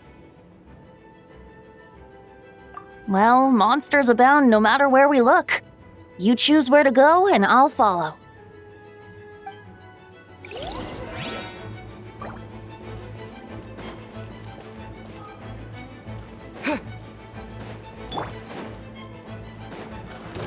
Think you can get away? Brace yourselves.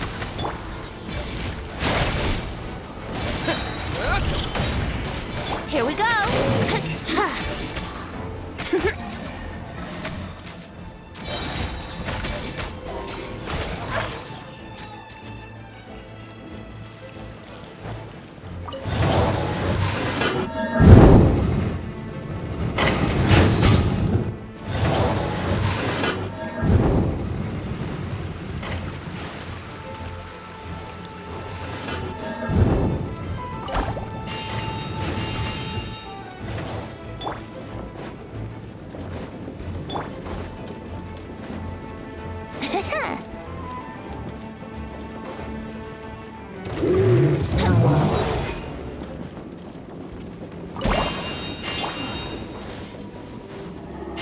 Time for takeoff. Yahoo!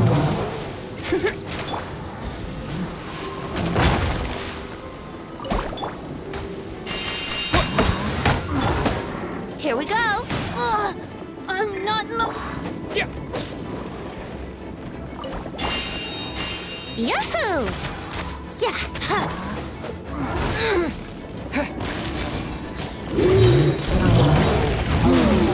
Think you can get away? Brace yourselves. Yeah. Yeah. Yeah.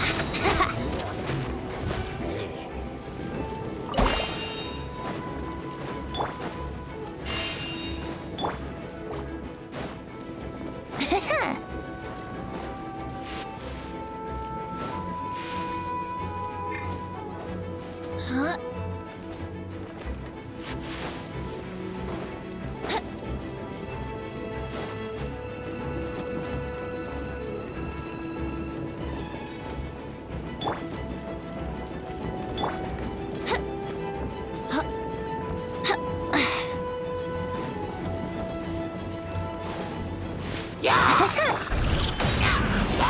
Time for takeoff. Yahoo!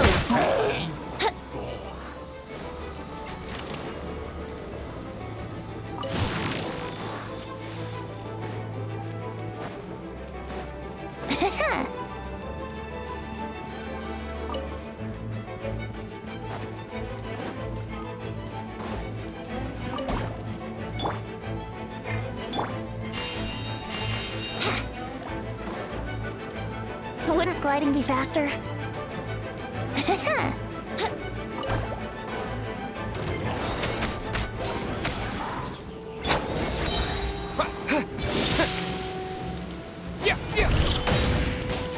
Think you can get away? Here we go.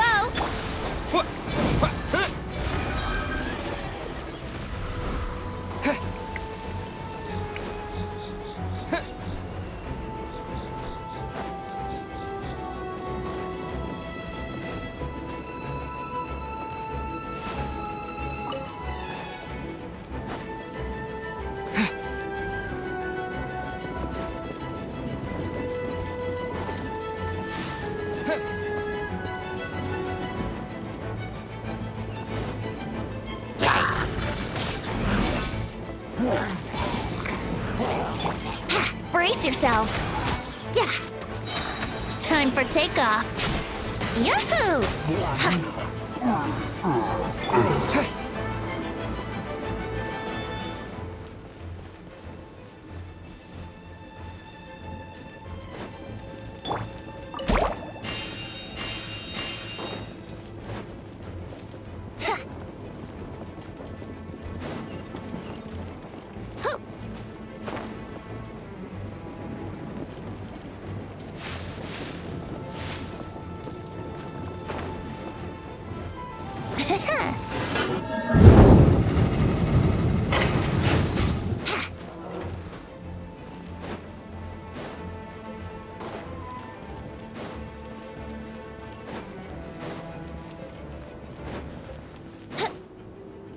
Look, it's Jean!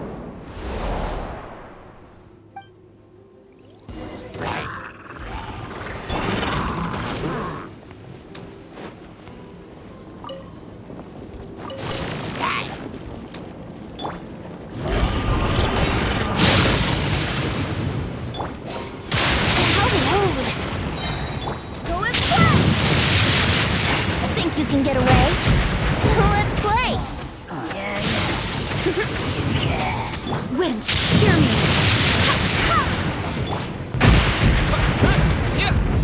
Brace yourself!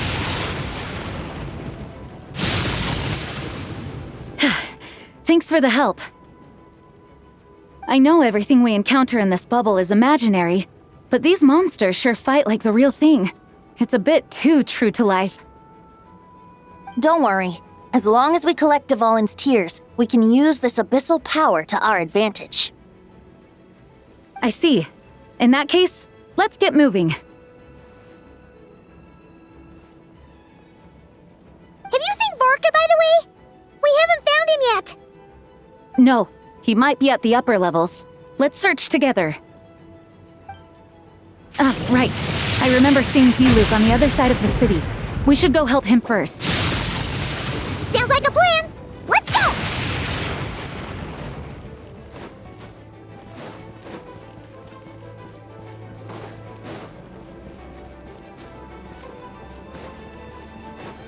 Wouldn't gliding be faster?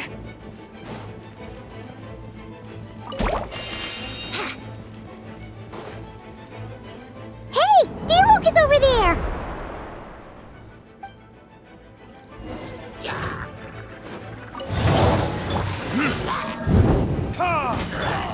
Time for takeoff. Yahoo! I swear by my sword.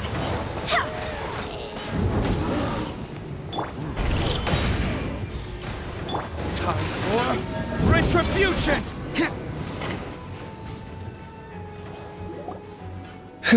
Made it. Thanks for the assist. It looks like Mondstadt is in dire straits. Did you see any knights or civilians on the way here? Then my initial suspicion could be right. The knights have abandoned the city and evacuated all civilians to a different location. Abandon the city? In the face of unrelenting abyssal attacks, it's possible they had no other choice. But none of that matters now. An empty city has its advantages. We won't need to divert our attention to protecting civilians, for one. Oh, and this thing. It looks like one of Dvalin's tears. I don't feel good about just leaving it here. That happens to be just what we were hoping to find. Let's take it with us. Wait, what about Vorka? Have you seen him? No, I'm not sure where he is. We'll just have to keep looking. Better to find him soon than later. The Grandmaster is an exceptional warrior, but this is the abyss we're dealing with. You can never be too careful.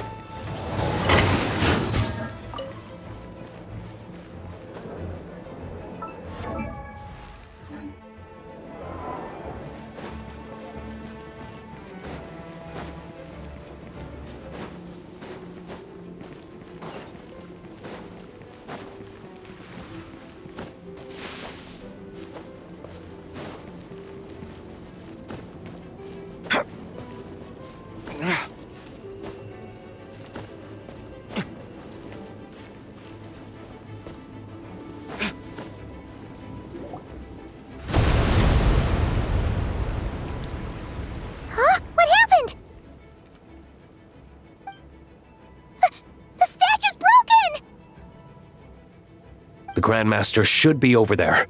Come on, let's hurry.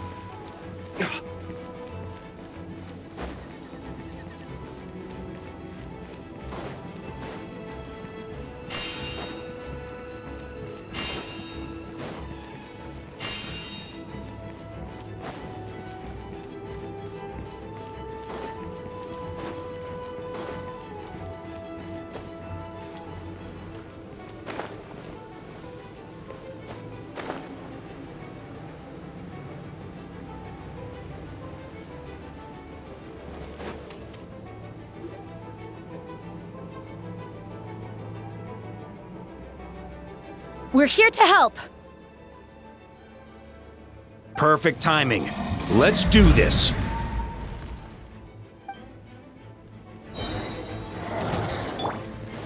Think you can get away?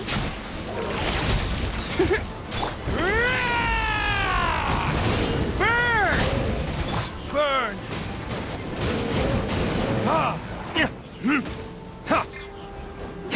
Barbados, guide us.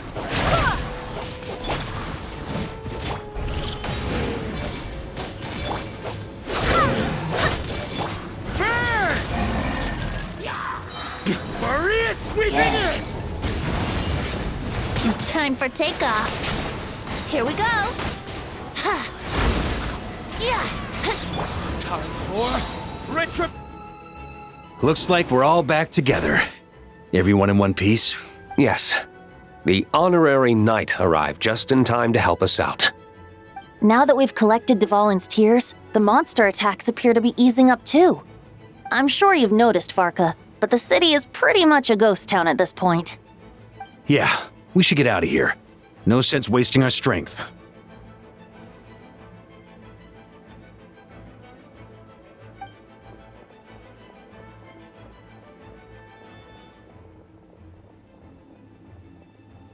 This place should be safe from monster attacks for now, at least. Anyone there? The communication function bugged out again. Do you copy? It's me, Nicole.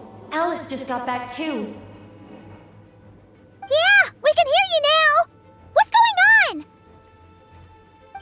When designing this experience, we cut out the part where the traveler cleanses the abyssal power, and we didn't think to replace it with a different sequence of events. I think what we're witnessing is a direct result of that. Alice and I thought the events in the bubble would be independent from each other. But since the magic is contained in one place, it appears a casual link has formed between all the events within it. And so, because Dvalin was never purified, we've encountered a major bug. I knew it. So, what we're witnessing now is like an alternate version of events where the honorary knight never appeared in Mondstadt. Wait, but even if the traveler never showed up, you could have done something, right, Venti? The Abyss is a far greater enemy than one person can face. I could have handled that specific situation, sure, but it wouldn't have gone quite so well. If I'm not mistaken, you've seen how that version of the story goes yourself, right, Varka? Through the mage's scryglass? Yeah, it was a kind of prophecy. It felt so real, I doubt I could ever forget it. In the end, you were able to seal Dvalin away, but you were wounded in the process. But if Dvalin was sealed, how did things get to this point? Because a seal doesn't solve the root problem. Over time, the Abyss would just grow stronger and stronger, deteriorating Dvalin's consciousness until there was nothing left. Wait! Does that mean what we saw earlier was... The aftermath of Dvalin breaking free from the seal, that's right. He is in dire straits. The power of the Abyss has fused with his flesh and bones. Purifying him now in this state is no different than sentencing him to death.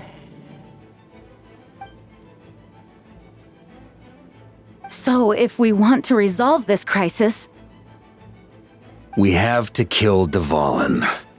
I know that sounds intense, but remember, this is a fictional world. The real Dvalin is right as rain and a lot more mellow than this one, that's for sure. We have our solution, so let's hop to it. Should be a piece of cake for a group like this. No time to lose, right? We've got Klee waiting for us after all. She's playing somewhere else right now, so we do have some time. Of course, the sooner we resolve this, the better. You're right. This is the only way. I know Dvalin means a lot to you. If this is too hard, you can leave it to us, you know? No need to scar yourself over a game, right? I'll be fine. I was prepared for that possibility back then, too. Let's go. Storm Terror's lair awaits.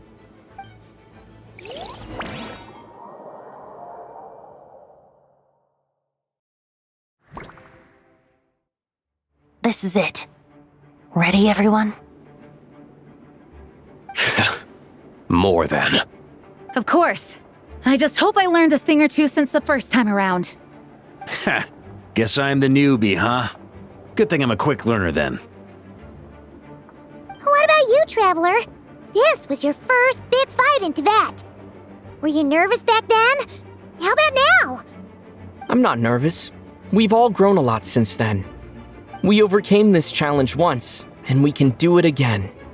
Paimon believes in you! Then let the mournful cries of this lyre, tainted and defiled, summon a familiar now utterly warped.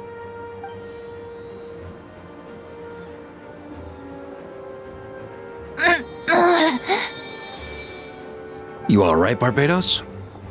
Turning the surging abyss into musical notes is no simple task. But how could I claim to be the finest bard in Tibet if I didn't rise to the occasion?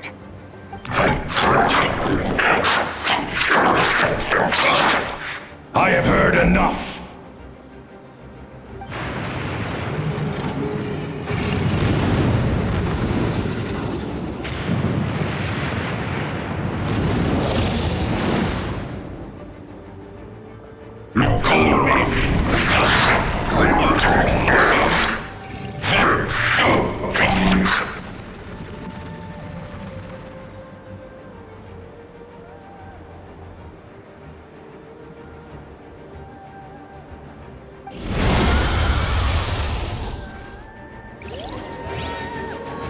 Well, this hulking dragon is as intimidating as ever! Remember, we need to wear him down first before we can attack his weak spot.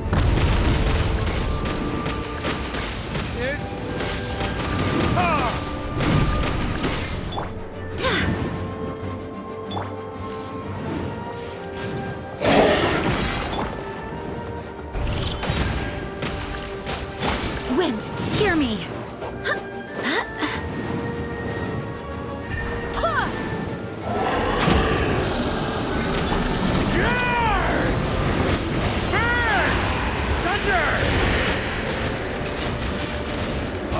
Now's our chance. Climb up and attack the abyssal core. Thunder! Burn! Off the edges!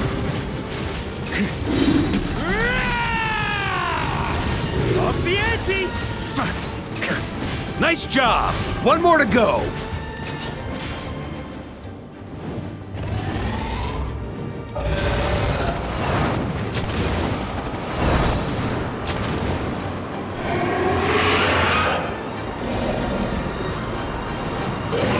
Oh boy! It's Superman now!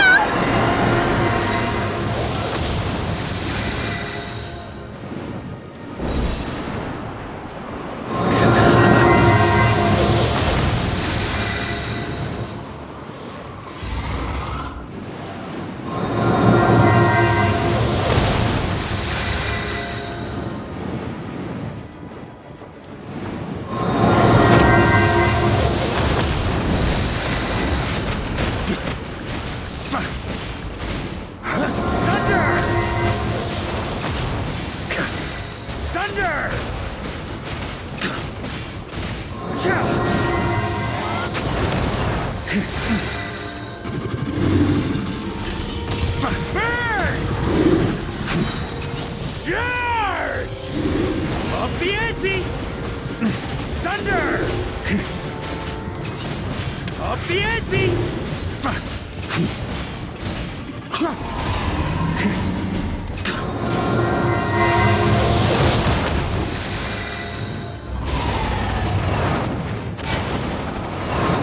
On me.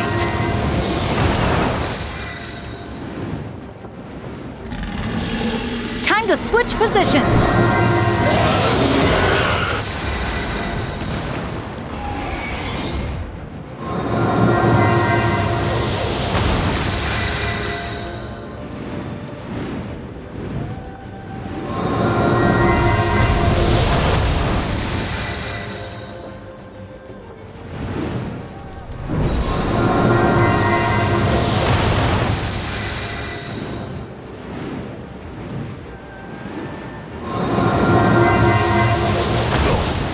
That's nothing.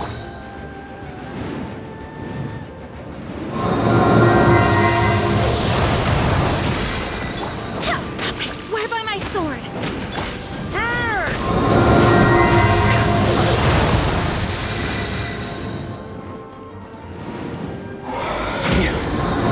Time for takeoff.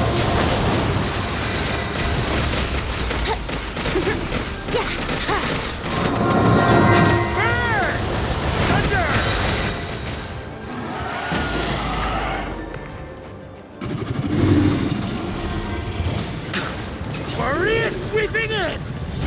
Up the ante!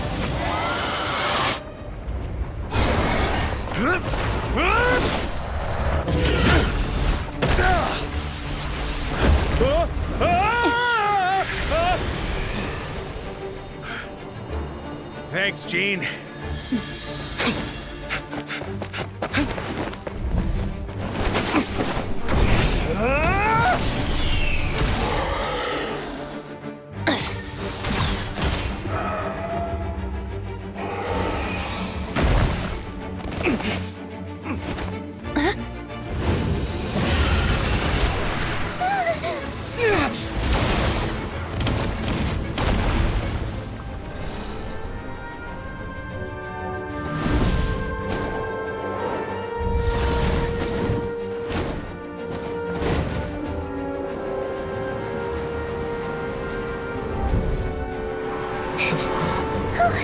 Devouring, you're here!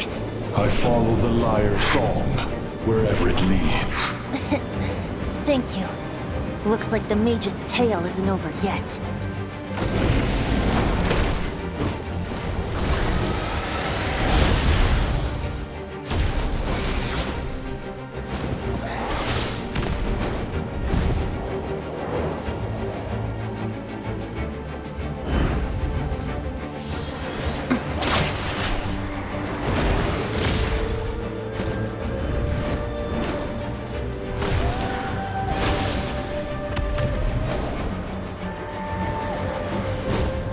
Might not be a happy ending, but someone's got to strike the final blow. It's your turn to be the hero. I'll take knight over hero any day.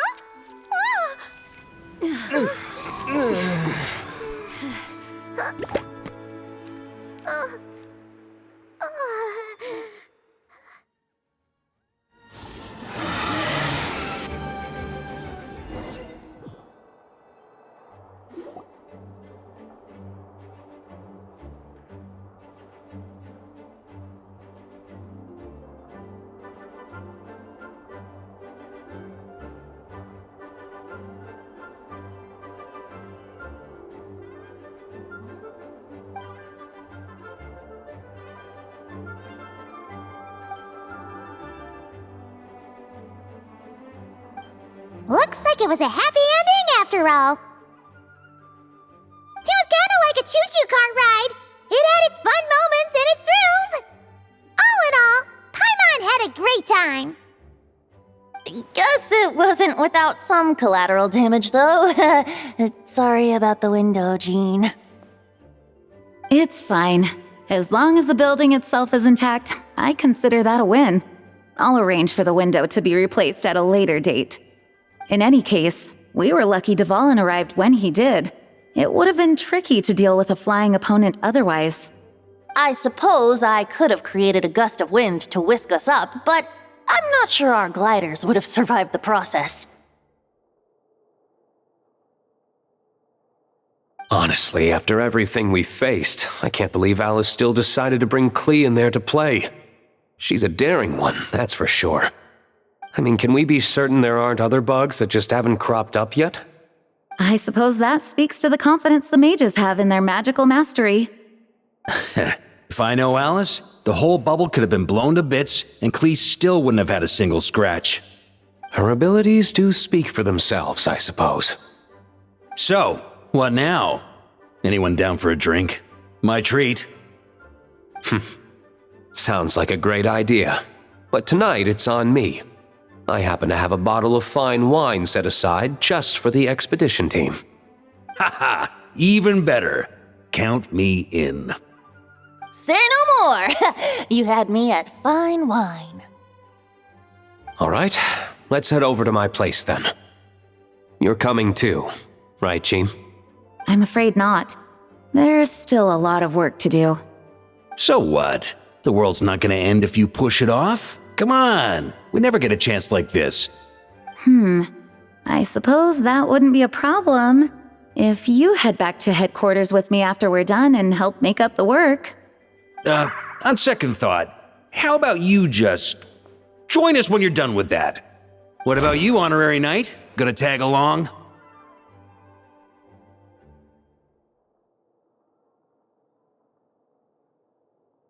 Okay, all's well that ends well, am I right? To the bar! Alice loves going to the library. Let's wait for her there.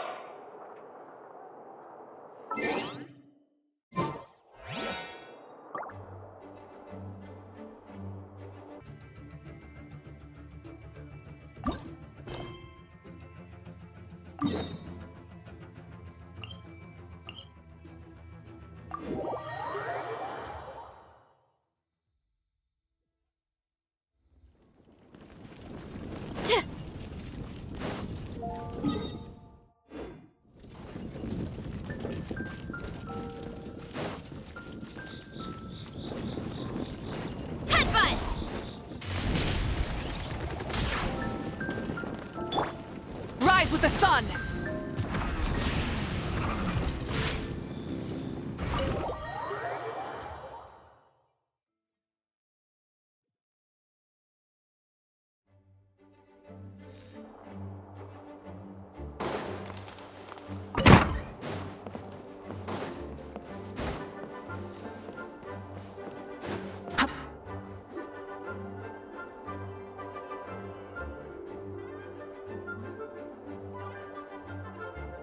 Looking for me? I'm glad. I wanted to thank you for helping me keep my promise to Klee. She had a splendid time in the bubble. Nicole came with us to make sure all was in order and prevent any similar incidents from happening in the future. You live and you learn. It's rare, but even the Dodo King isn't immune to a small slip-up here and there, I suppose. So, it's all fixed? Yes, quite. The recording work is done as well, so now all we have to do is play it on loop. It should be smooth sailing from here on out. Anyone and everyone can now enjoy the bubble at their leisure. Nicole will keep an eye on them, of course.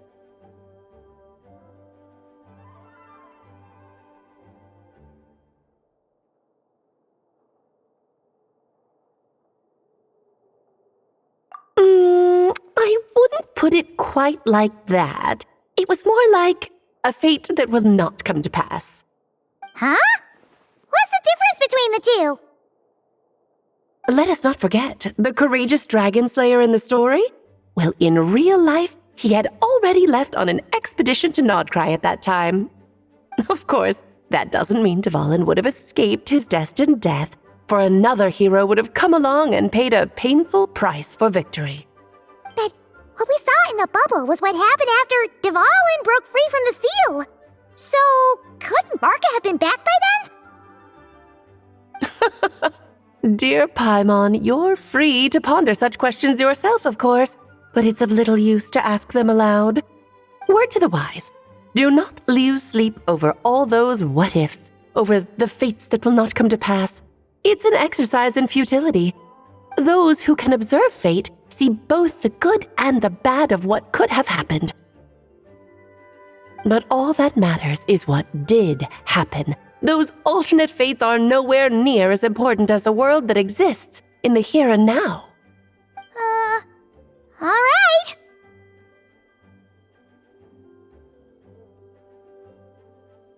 Ah, you're saying it was as if the bubble itself had become contaminated.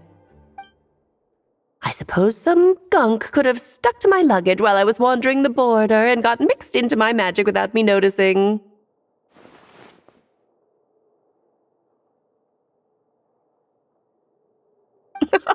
Just kidding. I would never be so careless. Your intuition is spot on, traveler. What developed in the bubble was a nascent form of abyssal power that, if left unchecked, would evolve into the real thing. What? So it didn't come from outside? It just appeared out of thin air? The abyss is perilous, cunning, dangerous, obsessive, and most infuriating of all, a complete and utter mystery. I'm sure you've seen for yourself how complex it can be. The Hexen Zircle has been observing its energies for a long time, and I think Barbalot's interpretation is the most accurate. The essence of the abyss lies in the hatred carried by all the fates that will not come to pass. This world is filled with conflicting elements. That one thing should happen signifies that a different possibility has been eliminated. These events can be small, almost trivial. I had Sweet Madame for lunch today, for instance. That means the Alice who chose tea break pancakes instead is no more. Of course, they can also be events that threaten the world, such as my friend Rhindotter's decision to tap into the abyss.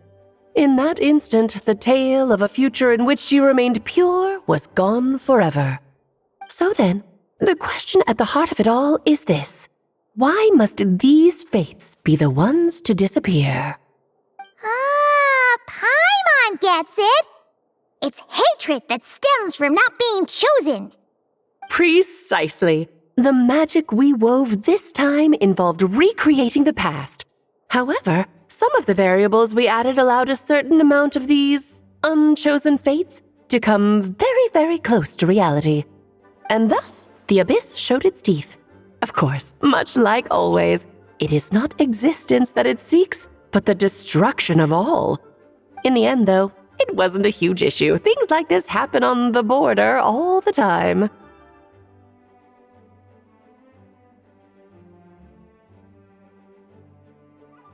It has quite the victim complex, that's for sure.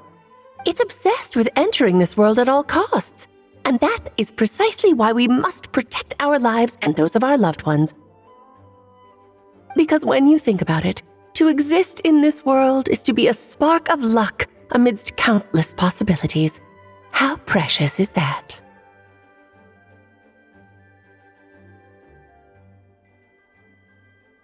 Ah, Alice, you're here. I'm truly sorry about this, but per the regulations of the Knights of Favonius, I'm afraid I must send you to confinement. Whatever for? Things turned out just fine with the magic bubble.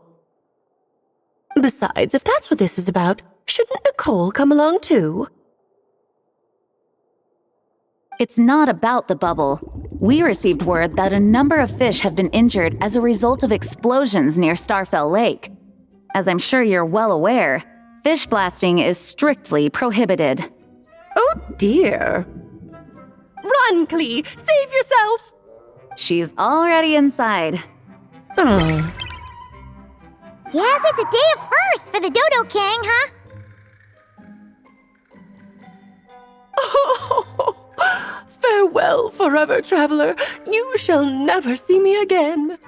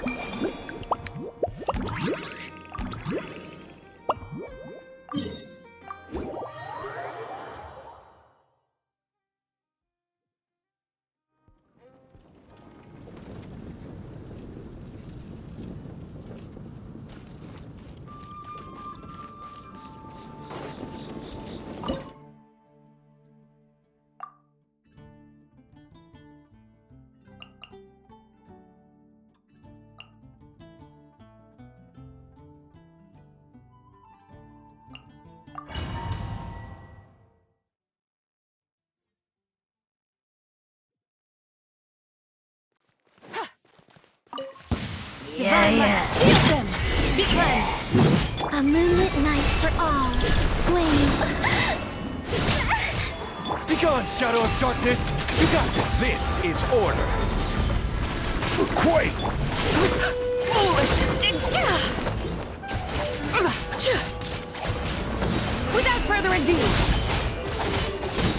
smite the dust! Lofty wisdom will show us the way! 3 moons converge. I will have order! Ride! Behold the dawn! While the light shines bright! Be cleansed! Divine light, shield them!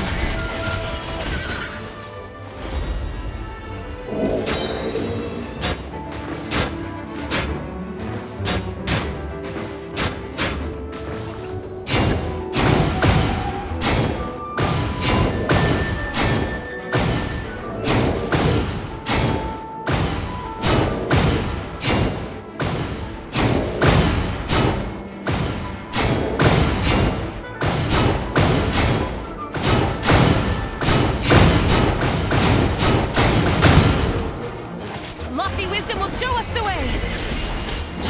This is order! A new moon rises.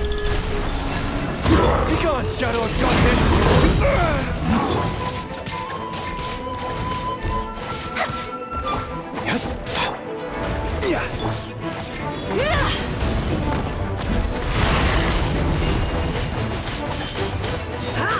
Smite the dust! The sky's clear, the glazed moon shines! Order guide you! Quake! 3 moons converge. Surge. Light compels you, while the light shines bright!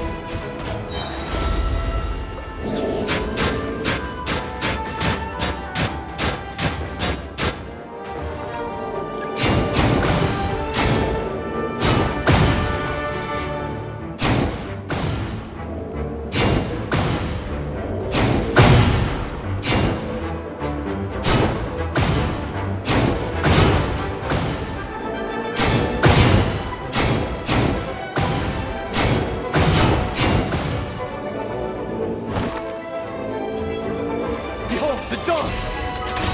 I will have order! Crumble! A new moon rises. Divine light, shield them!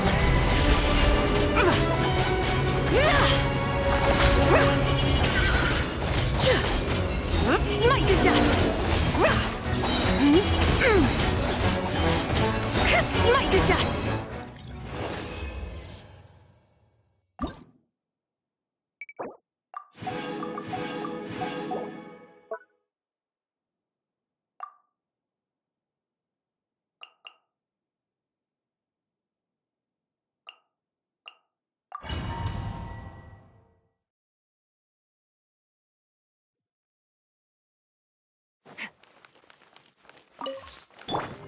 Time to shine!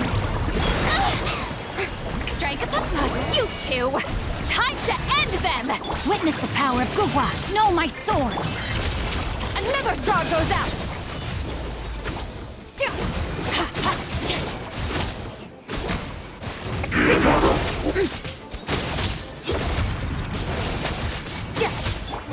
Laline, East Papa, get him! Let my name echo in song! Show him Ring Cutter! Huh? Ha! Ha!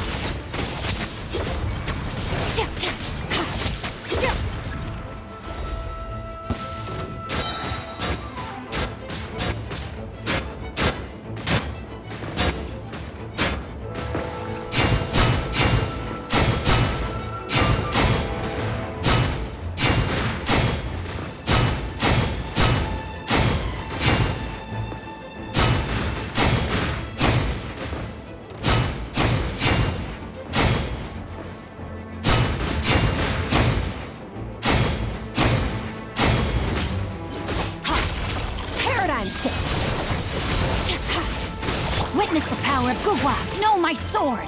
Let the world collide! You two! Time to end them! Get to work! Search!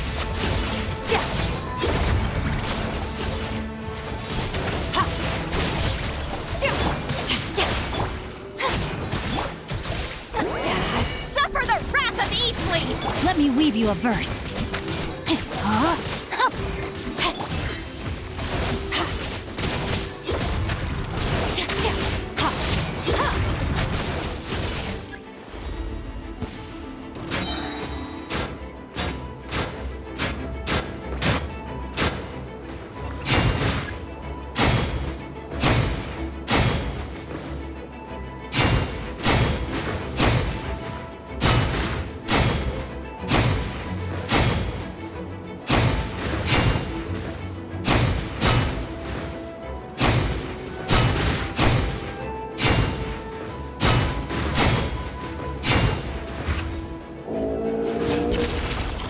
Star goes out!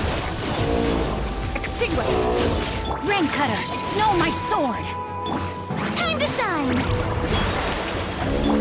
Laline, East Papa, get him! Shoot!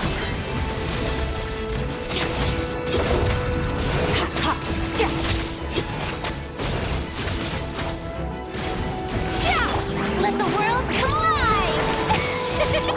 You two! Time to end them! Fulfill our path! Witness the power of Gugwa! Rain out! Surge!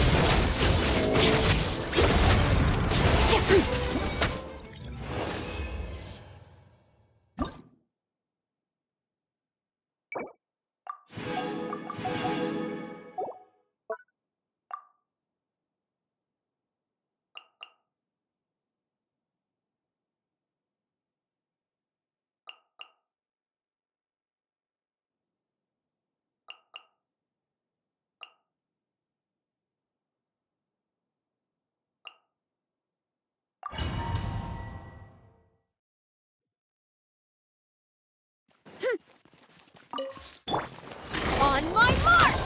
Quick as a... Laline, East Papa, get him! Back from the sky! Full throttle! Maximum power! Hero incoming! Hero incoming! Faster! Stronger! Start the clock!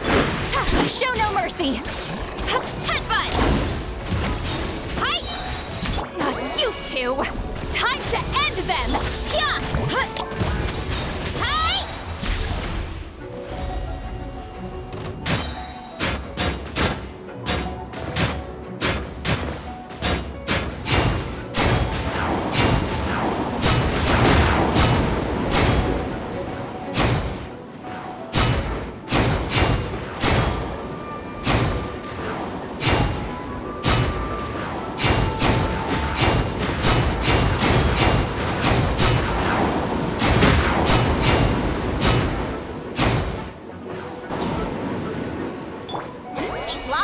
East Papa, get him!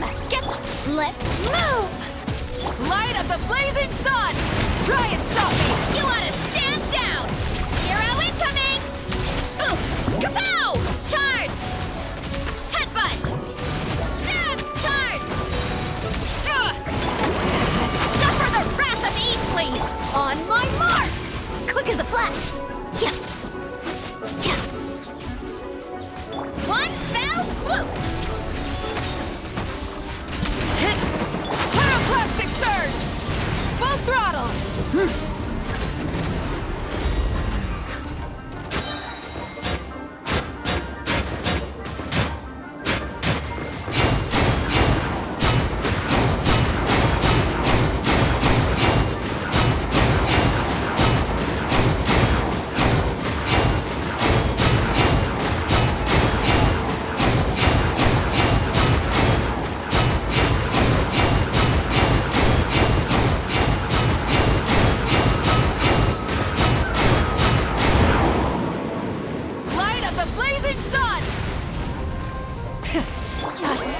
you!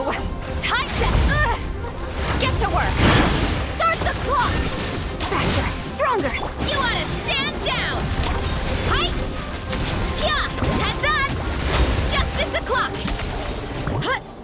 Pyroclastic surge! Full throttle! Hero incoming! On my mark! Control breathing! Maximum power!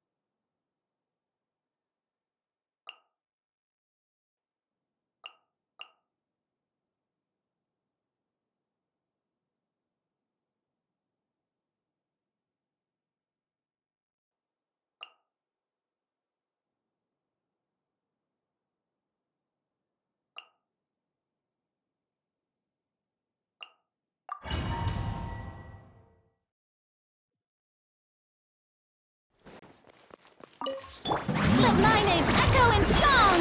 Strike a pop! Finders keepers! Smash and grab! Preparing for dust up.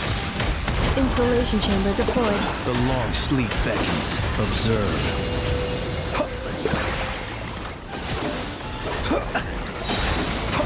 Be silent. Hand it over! You're my target! Time to shine! Annihilation mode. Cleanup sequence. Beware the creatures of the night. Observe.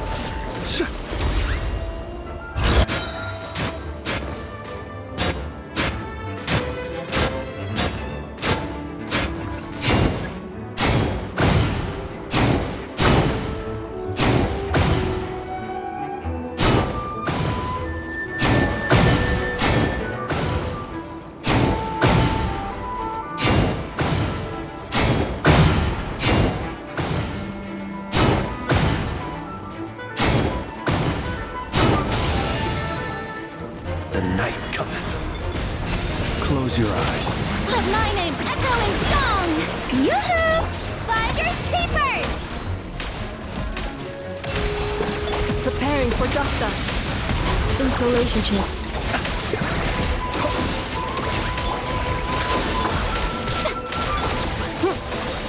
Observe. Close your eyes. I never leave empty-handed! Smash and grab! Ultimatum protocol. Cleanup sequence. The long sleep beckons. Time to shine!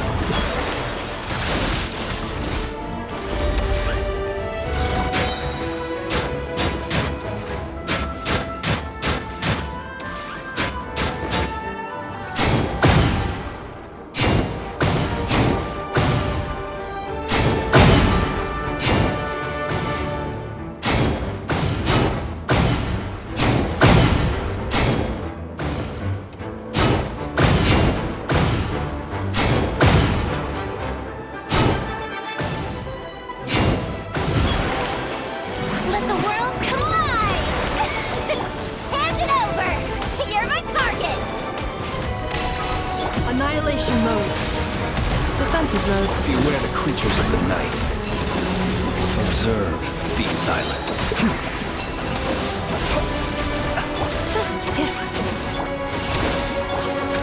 Finders keepers!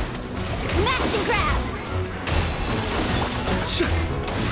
Preparing for dust up.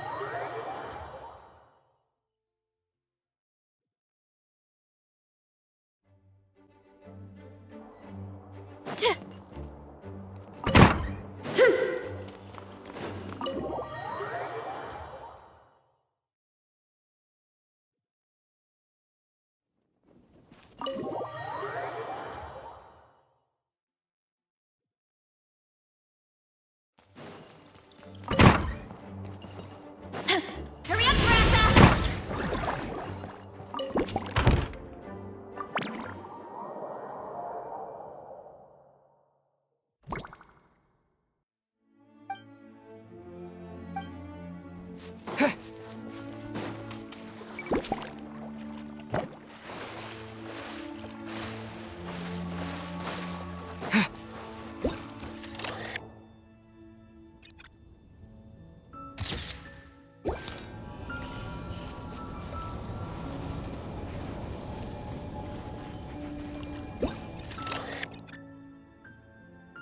It sure would be convenient if we could build a choo-choo cart track straight from here to Mondstadt. An express line right to the best fish blasting spot? Oh, okay. Might not be the best idea.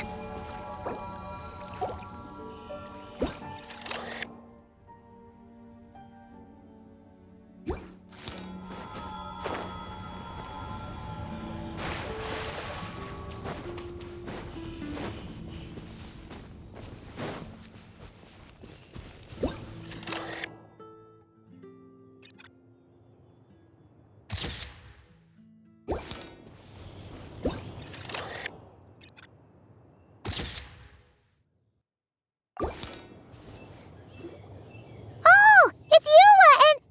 Clarand? You're here in Mondstadt? Yes. I received an invitation to exchange swordsmanship techniques. I'd heard of the single-handed sword form of Favonius blade work, but after crossing swords with Miss Eula, it turns out the Knights of Favonius are quite accomplished with the greatsword as well. You're quite an accomplished swordsman yourself. Although I suppose that's to be expected of the champion duelist. Even over a few short rounds, I feel like we've learned a lot from each other. For sure. You don't have to worry about breaking stuff or accidentally hurting anyone nearby. That's right. There also appear to be automatic harpasta launchers in the area. Ah, that's one of your local traditions, isn't it? Shall we have ourselves a game then? Why not? You should know, though, I'm not easy to beat at this game. Ah, hold on. No muskets allowed. Oh, why not? Doesn't it still count as hitting the harpastum? A sword's range is limited, though, so it wouldn't be fair. Ah, of course. Then you should use a gun as well. Voila, problem solved.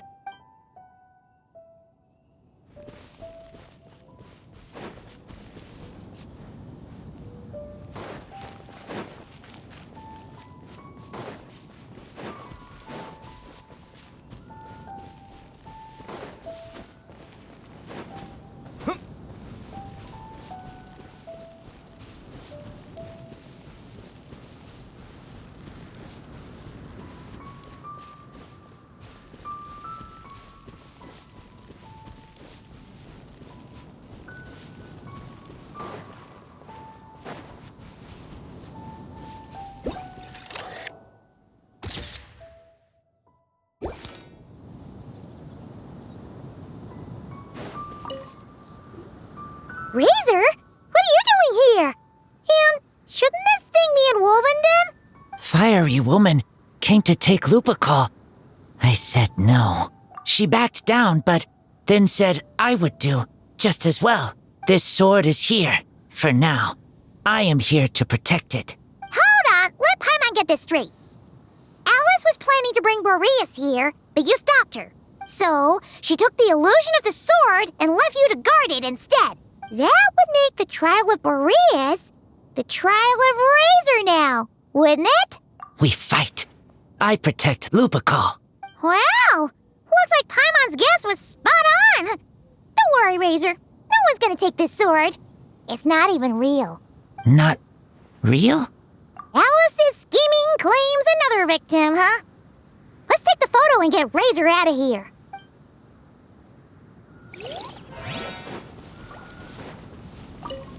Not real.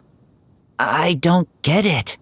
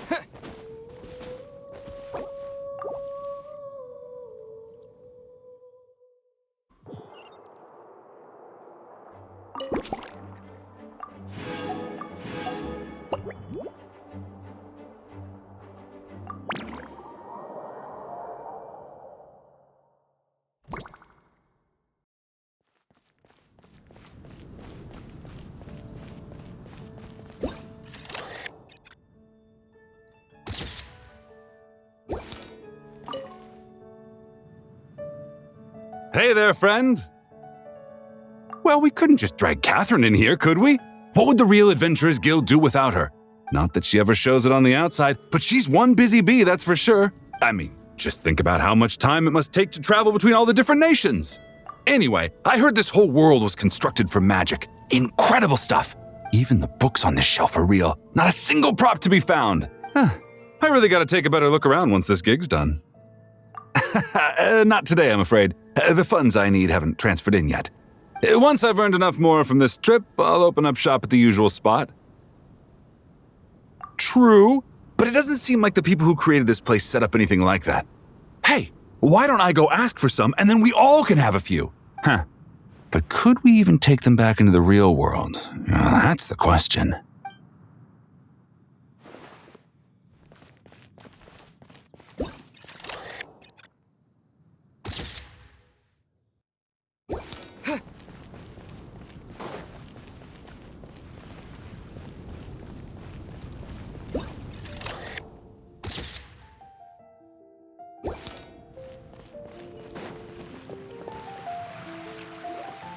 Huh?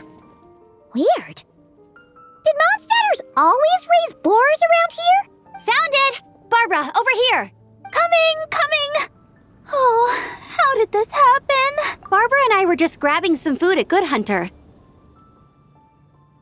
But then, how do I even put this? The sweet madame and sticky honey roast we ordered came to life. Sorry, what? That's right. I managed to catch the sweet madame earlier. Come on, let's wrangle this thing so we can head back and eat. Wait, what? Uh-oh. What is it?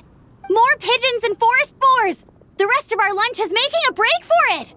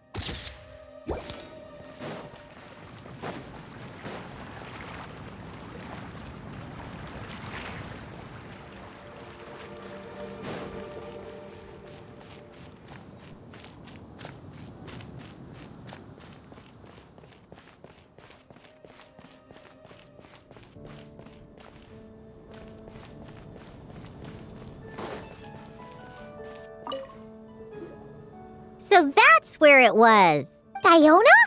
What are you doing here? It's my first time seeing these little guys. They're from Natland, right? Oh, they're so cute. Alice put a version of the cat's tail here and asked me to run it. It has the setup I'm used to and everything. And you know what? This is the perfect chance to change all the ingredients to super weird stuff. I'll get people to lose interest for sure. Alice put a version of the cat's tail here and asked me to run it. It has the setup I'm used to and everything. Now, all I need to do is make some drinks. Looks like your campaign is going strong, huh? Even out here. Of course, the only thing missing is the cats, actually. They seem to prefer the real cat's tail. But that's not a huge surprise.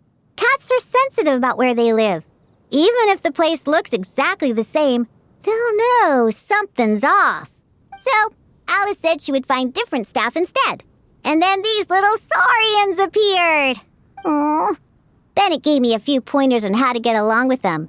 Turns out, there's not a huge difference between them and a cat or a dog. Hey! Then you should call this place the Saurian's Tail instead!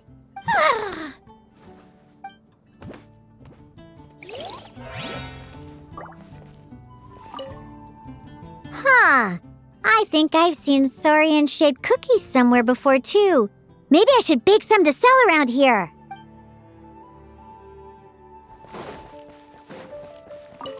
I'll ask for some Primogems later, and then we can all have some.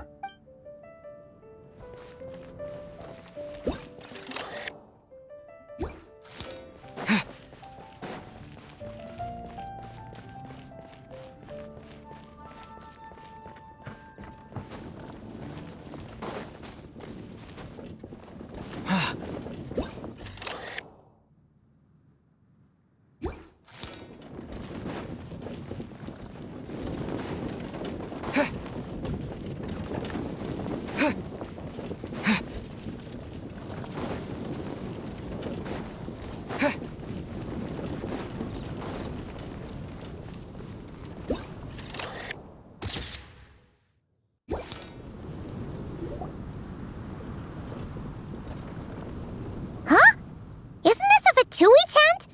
That shouldn't be here. Wait, but there are always those two Fatui around here chatting about stuff. You've noticed them too? I've been watching them for a long time. Not that I've overheard anything useful. Guess it's just my luck. Well, actually, they seem to get information a bit slower than the Knights of Favonius. So they usually end up discussing stuff that hasn't been secret in a long time. Have you guys ever wondered why they don't just go home? Their mission's gotta be over at this point, right? Maybe their names got skipped over on the mission roster, so they never got new orders. That's happened to me before. I suppose, but your experiences tend to be quite unique. It's possible the Fatui stationed them here long-term to keep an eye on things. Or maybe they volunteered for this position because they don't want to go back. Either way, we should have Nicole take this tent down. It's making Paimon think we're gonna have to fight someone.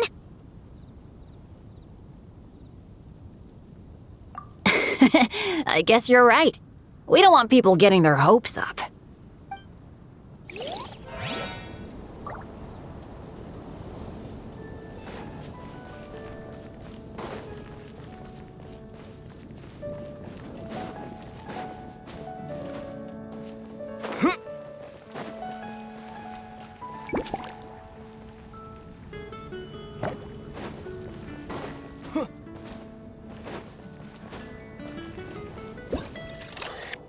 Huh? None of these flowers look local to Mondstadt.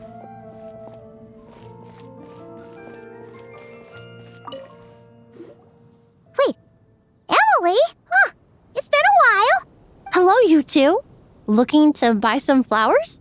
Yes, I came to Mondstadt to collect a few samples for new scent ideas, but I wasn't finding anything. Then, this lady who called herself a mage told me she had a bunch of rare plants she was sure I'd never seen before. All I have to do is manage this flower shop, and I get to research these plants all I want. Nice! That should help you come up with something new for sure. If there's one trait they have in common, I think it would be the feeling of summer. Refreshing and clear, cutting through the full-bodied and dreamlike floral notes. I certainly have a lot to research, so I think I'll be here for a while. Did you need anything? We're looking for things in here that are different from the real Mondstadt. Do you mind if we take a few pictures of these plants? Hey, since you like them so much, why don't we ask Nicole if you could preserve them in some way?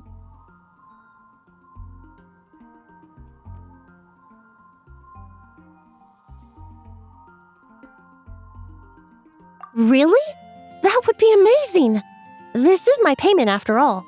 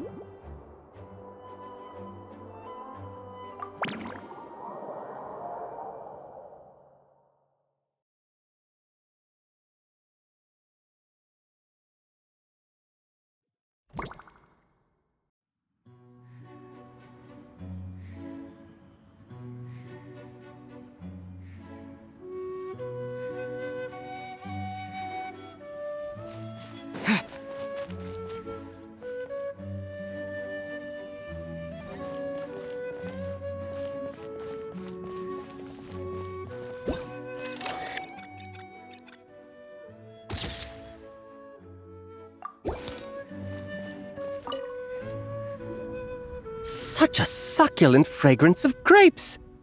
Ah, this place is heaven.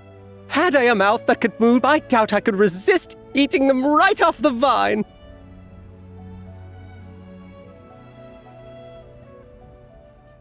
This is awesome. Whoever lives in here must be a person of means indeed. Even in a storybook world like Simulanka, we can never afford such a big estate. Wait, but this is a world inside a story too, isn't it? Oh, hello! Is something wrong? My apologies, but the event taking place at Dawn Winery is not open to the public quite yet. Allow me to show you around a different area. Ah, I see. That's unfortunate. Oh, it's Noelle! Hey there! Oh, hello, you two.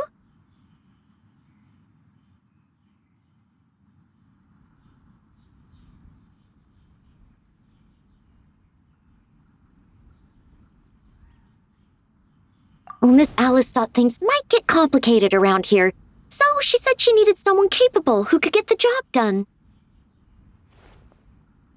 So she flattered her way into dumping a bunch of work on you?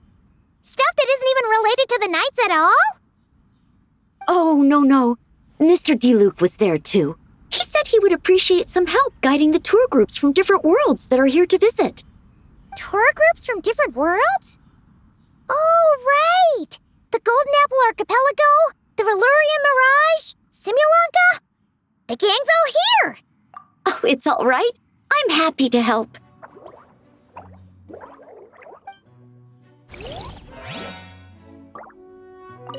Please head this way, everyone, and we'll get the tour started. Greetings. My name is Ask Me for Directions Arnold, and I am searching for the whereabouts of a certain lovely lady.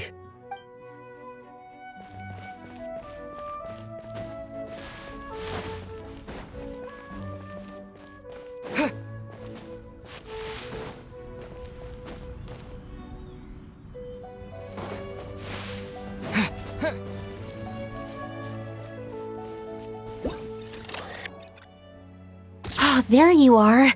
I've been looking everywhere for you.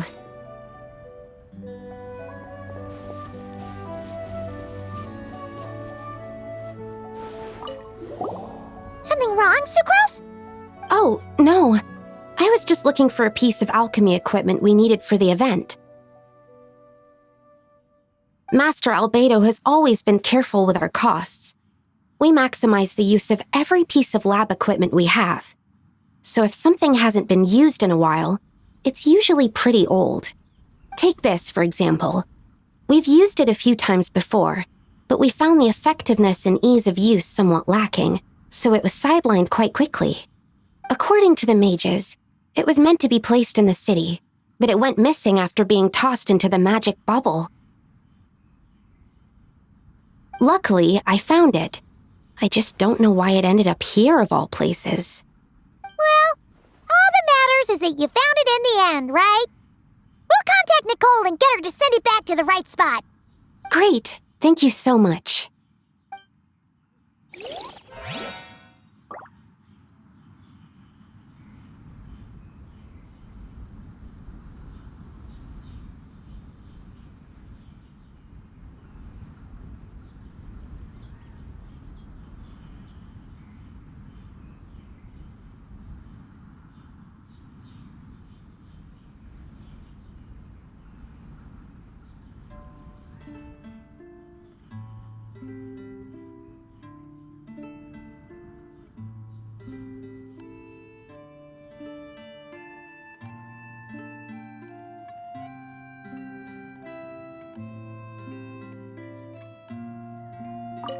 At least I managed to track it down.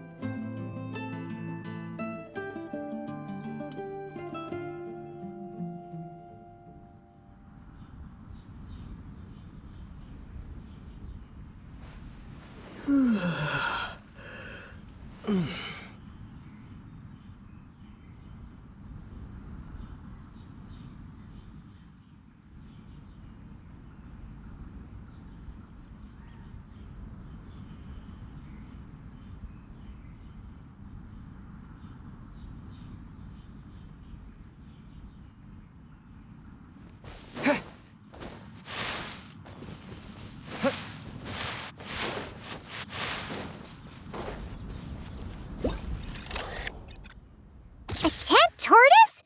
That shouldn't be here at all. Definitely not.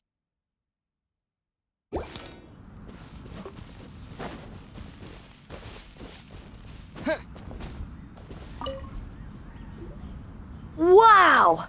I've never seen such a large turtle in my life. There was a time, back when I was little, when almost every child in Mondstadt had a turtle as a pet. It was quite the trend. Oh, yeah! Jean and D-Luke mentioned that a long time ago. I had one too, of course. Quite the hassle to take care of. Small pets like that always are. Wait, you had one too? Is that so strange? Oh, no, of course not. I could bring it back to the church and raise it. It can stay behind the cathedral. I'll even build it a pool. Can't be too hard to raise, right? It looks like a tough cookie. Not happening. The next thing you know, you'll have an invasive species on your hands. Just tell that mage to put it back where she found it. Guess that's for the best.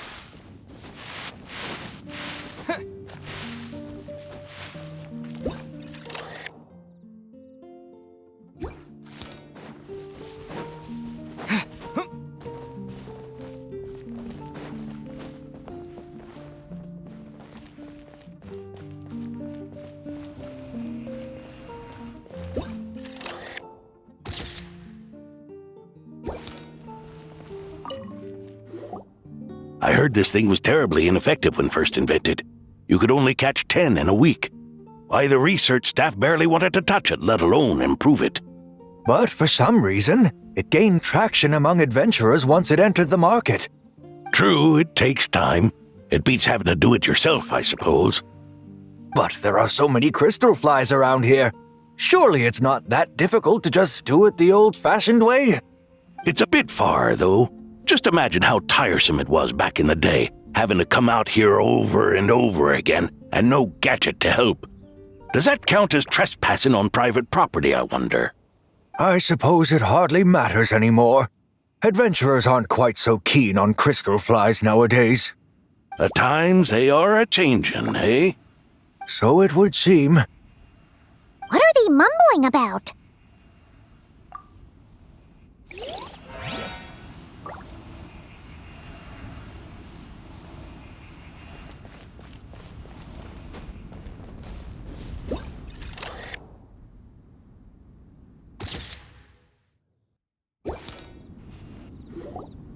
Another tent? Huh. This one's kinda nostalgic too. It's here because I refused to let that mage use my house as her playground. But we still needed an additional rest area for the guests, so we set up this tent instead. Huh. Looks like we can use this device to keep in touch with the mages or get some hints. Kinda like we were able to do back then, remember? Now that you mention it, the arrangement is almost identical. Nights on vacation, summer, the sea, and a small little wave rider. It's all taking me back. However, you're forgetting about the part where we were stranded on a deserted island and couldn't even make it across the water. That's what stuck with me the most. Oh, I remember. At least I wasn't dead weight in that situation. Fun times, huh? So, the mages prepared this stuff then. Guess we should take a picture and go check in with them. Be my guest. You know, the expedition in Nodcry is coming to an end, but knowing Grandmaster Varka, I imagine there will be another chance to set off in the near future. Not that I'm extending an invitation, I'm just mentioning the possibility, that's all.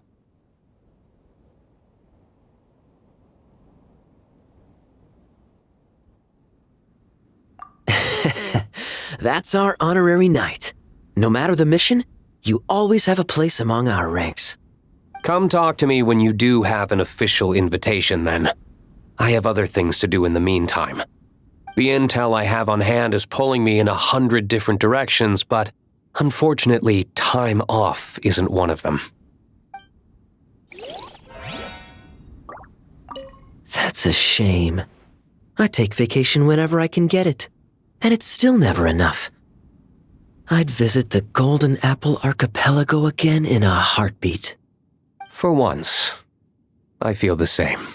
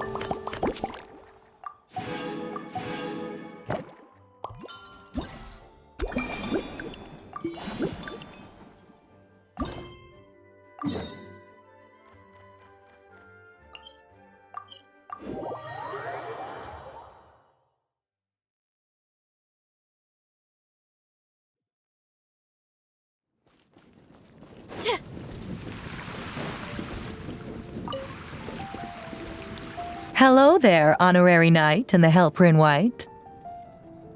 It's so nice to meet you, Honorary Knight and Lady Paimon. Glenfidia, at your service. Looks like you're in a good mood, Hertha. And nice to meet you, Glenfidia. By the looks of things, you're about ready to open? Indeed. Thanks to some help from the Angel's Share and the Cat's Tail, our drink stand is ready to go. Besides all the classics, we also mix cocktails to order, and are currently offering a limited-time delivery service. Cocktails? Do you remember that time we served as bartenders at the Angel's Share? And recently you've also shown off your skills at the flagship in Nokrai. We sure have come a long way, huh?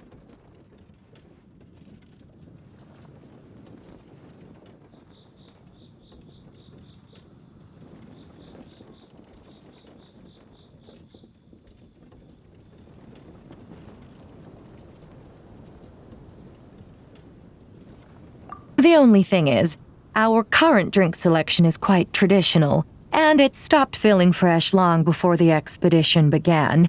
To offer everyone some more exciting choices, we're planning to revamp our menu. But I need to get back to handling resident requests, and Glenfidia doesn't have much experience mixing drinks. Plus, we've got a whole bunch of outstanding delivery orders on hand. Honorary Knight, if you're free, could you maybe help us out for a while, just until my other squad gets back from the Stormbearer Mountains? You'll be amply compensated, of course, plus double pay for overtime, depending on your performance metrics.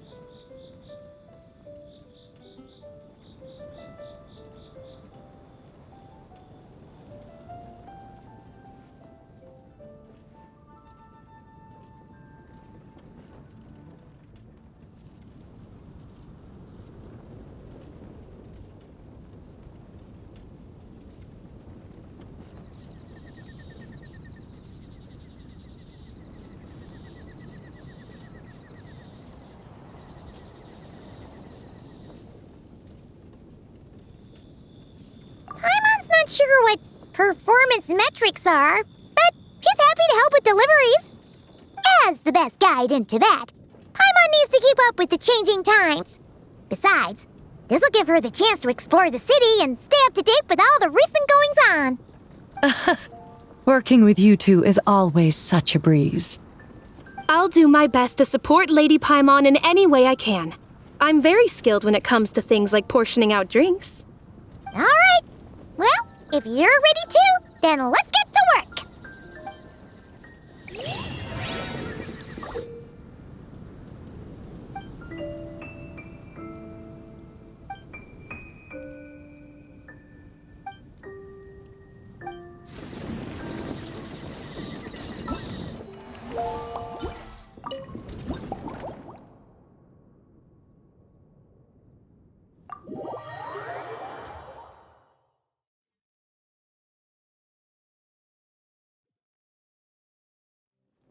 Oh my, it looks like Hertha has gone back to her duties, and Glenfidia is away somewhere too. Has our dear cutie taken complete charge of the drink stand?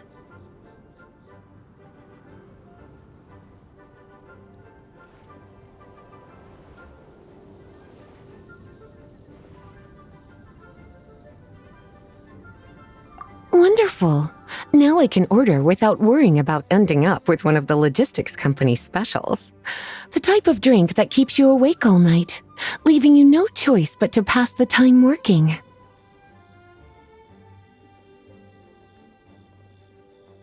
That's right.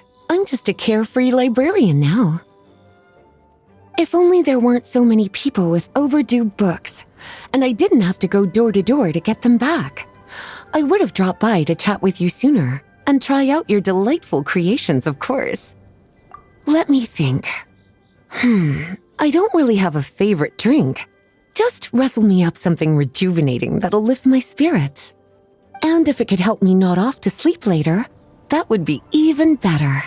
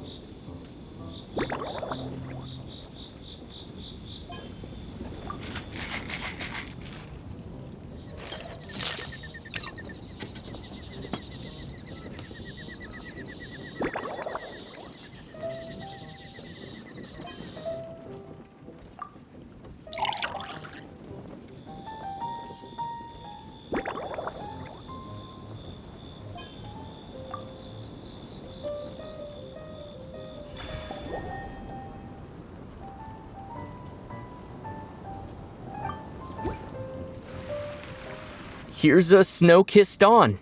Hope you like it. It's delicious, cutie. Pleasantly tart, sweet, but not cloying, smooth on the palate, with a refreshing aftertaste. If anything, though, I seem to be feeling a little more energetic than I'd like. Perhaps you've unwittingly unraveled Glenfiddia's secret and concocted an even more effective pick-me-up?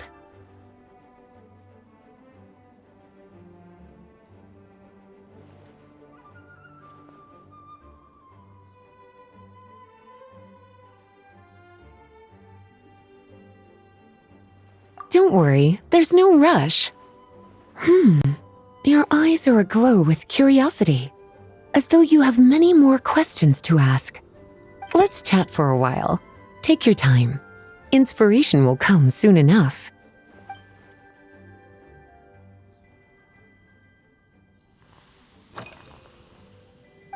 Since you're asking, it's been a bit of an unusual day. There's a chef, fresh out of training in Fontaine, who's recently taken up a position at the Goth Grand Hotel. She borrowed our most valuable book, the Mondstadt Millennial Compendium of Desserts. Apparently, she plans to use dessert-making techniques to improve the taste of various savory dishes. Something about reducing their greasiness.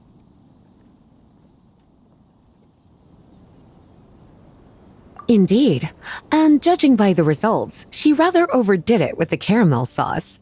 What should have been fragrant meat slices ended up tasting nauseatingly sweet. Caramel sauce is such a fantastic ingredient, you know? It never fails to please when added to drinks. Sometimes I even add a spoonful to my afternoon tea.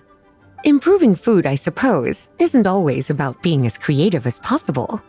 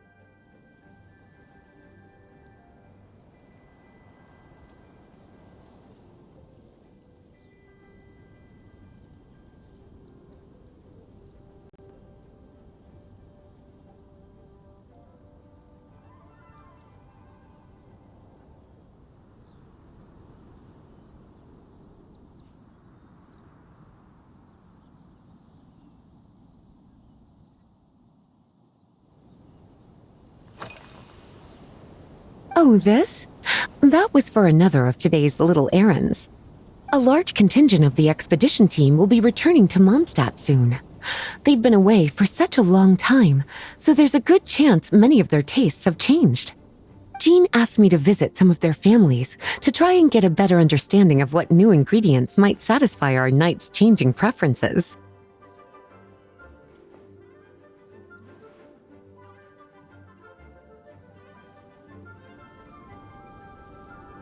Well, they've all devoted their blood, sweat, and time to protecting Mondstadt. They deserve some care and respect in return. Based on what I gathered, the most requested ingredient was cacahuatl from Natlan. It seems like our knights have developed a taste for cocoa. In their letters, many of them mention that they rely on cocoa to keep themselves energized. I've tried hot cocoa myself, and I must say, I find it just as effective as coffee when it comes to staying alert.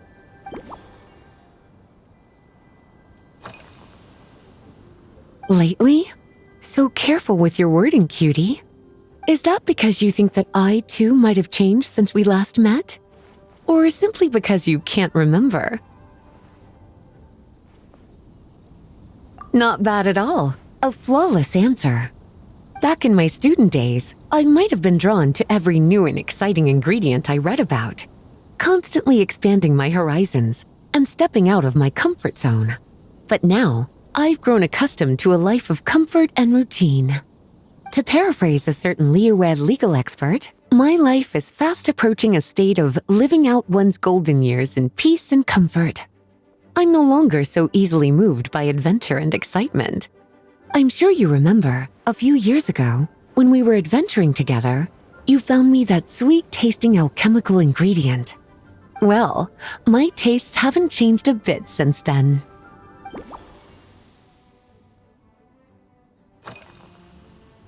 Surely you're not suggesting I'd take this opportunity to sneak off on a little countryside wander. You caught me. My investigations into Mondstadt's lesser-known drinks took me to Dawn Winery, where I had a little chat with the head housemaid, Adelind. On my way back, I ran into Emmetall out on patrol. She'd encountered some monsters she didn't know how to deal with, and in her desperation, asked for my help.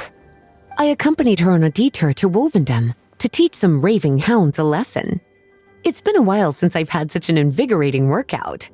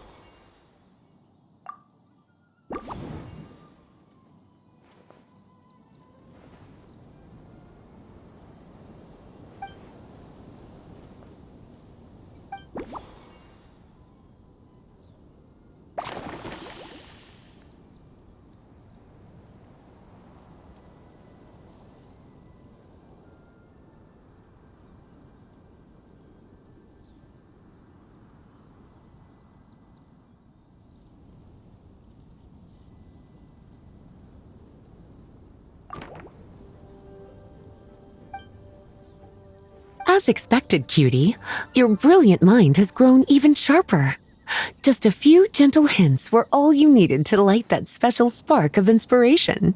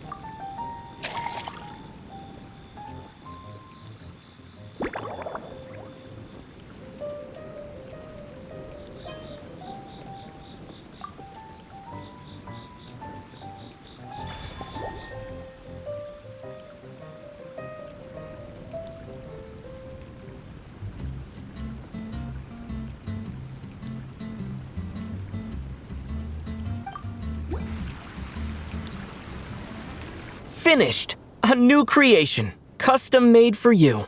This should help you fall asleep quickly and guarantee you peaceful dreams. It's called a slumbering rose. From the colors to the choice of glass, everything's been carefully crafted. You've turned it into a completely different drink. Based purely on appearance, it's exactly my style. Time to see how it tastes. Full marks. It's like savoring an exquisite dessert before taking a stroll along the shore of Cider Lake, with a gentle breeze caressing your skin, relaxed and at ease. I no longer feel drained of energy, but neither am I overstimulated. I'm actually starting to feel a little sleepy. As a bedtime drink, this is pure perfection. So good, in fact, that I feel like writing an article to extol the virtues of this slumbering rose. I can use it as an opportunity to crown you the new maestro of mixology.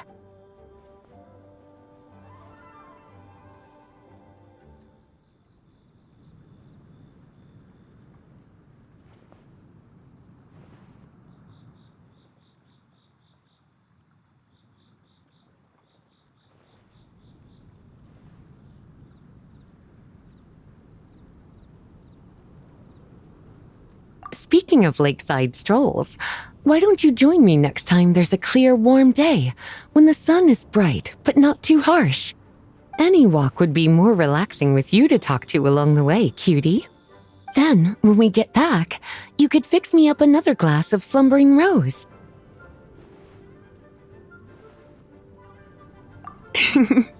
And I'll make just as sure to hold you to that.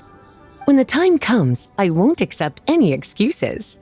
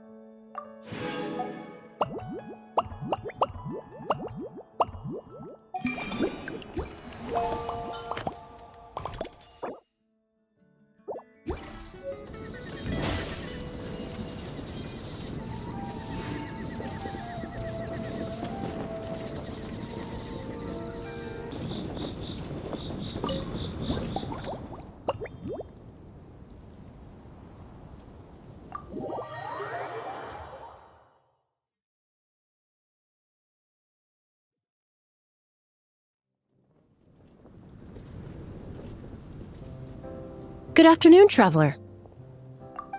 I didn't expect the honor of witnessing your harmonizing talents here in Mondstadt. Both, actually. A lady calling herself a mage asked me to come manage her flower shop. At about the same time, the Cat's Tail commissioned me to create a new fragrance for their establishment. Ending today's busy schedule with a drink crafted by you in person is truly a wonderful reward.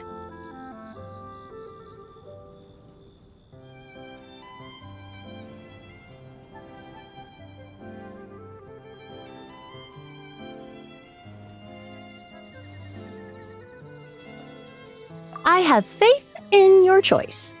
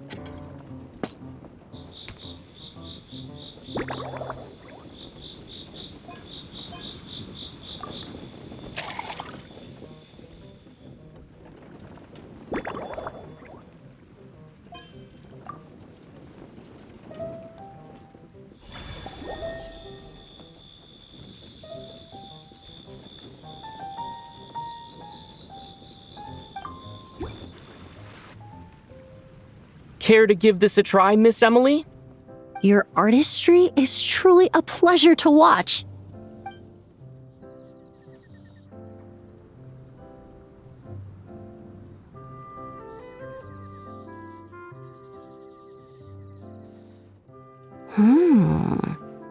This tastes like a local variant of a Lumiduce Twilight. Am I right?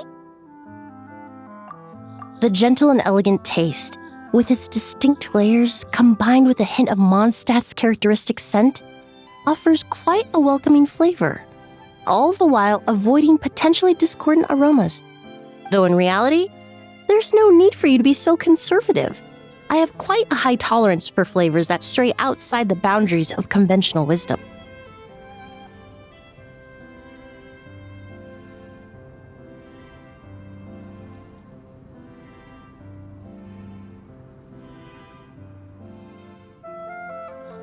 Your drink was nice, but it would be perfect if you could make one with a little more depth. A cocktail that shows off your unique understanding and enhances my impression of Mondstadt. If you need time to mull things over, perhaps you might find inspiration in a little light conversation?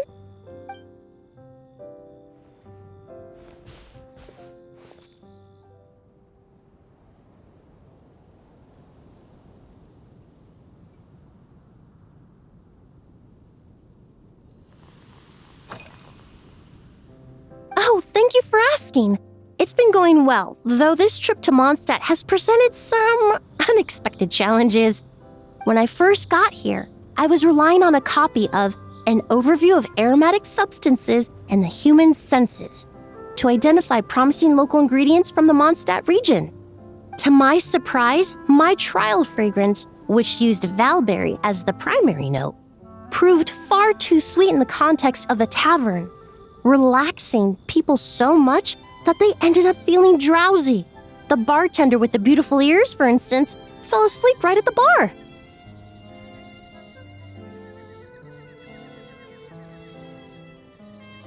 Let's just say that sweetness isn't always a case of the more the merrier. Maintaining an appropriate balance is beneficial for both body and mind. Even in daily life, I rarely eat sweet food, and I try to avoid fruits like berries that have a high sugar content. In the end, I completely eliminated valberry as an ingredient and turned instead to windwheel aster, with some success, I might add.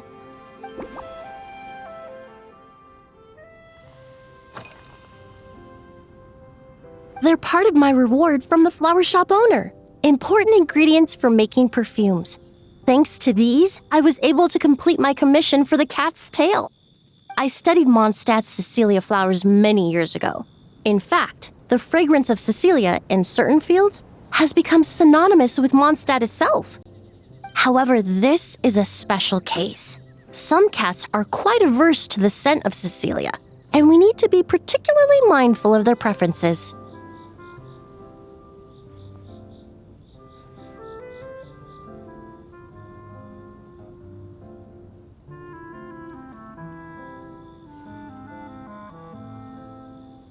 Windwheel aster. The various parts of the windwheel aster plant can be ground into a powder to extract their essences. I then blended the scents from its petals and leaves. The result carries the intoxicating sweetness of mead, while still emphasizing the fresh notes contained within the flower's stems and leaves.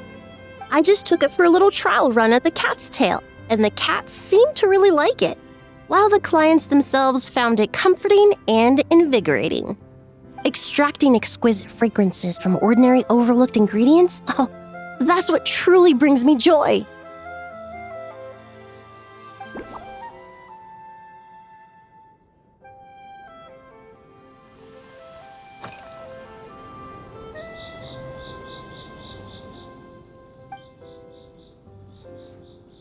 It really is.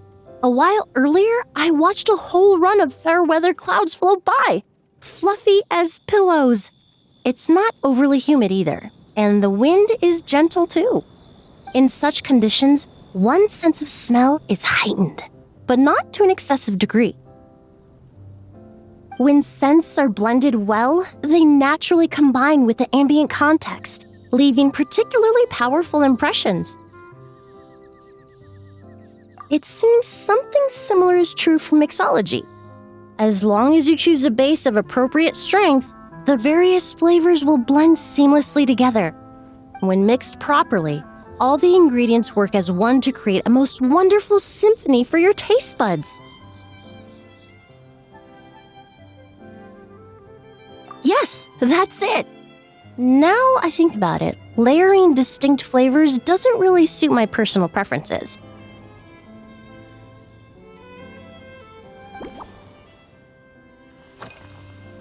Usually, after work, my friends from the Maison Gardiennage sometimes treat me to a few drinks. I usually stick to fruit tea. That way I can get straight back to work after our gatherings. If it's before a holiday and my friends are in high spirits, I sometimes order a small glass of sparkling fruit wine. There was an officer named Terena who used to treat me to aged Corte wine. But since she was transferred to the Special Security and Surveillance Patrol, we haven't had the chance.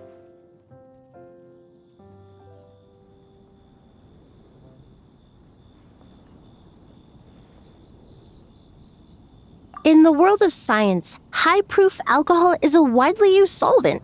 I've grown well accustomed to the smell of it by now.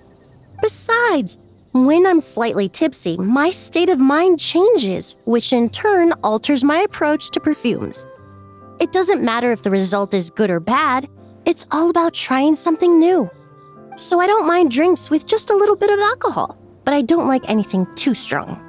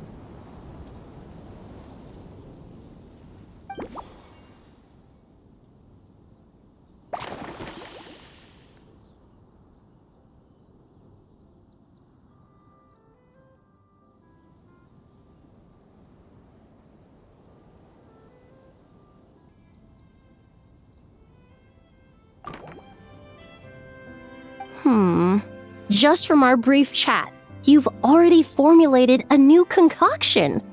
Perhaps you possess a natural talent for this kind of creative work.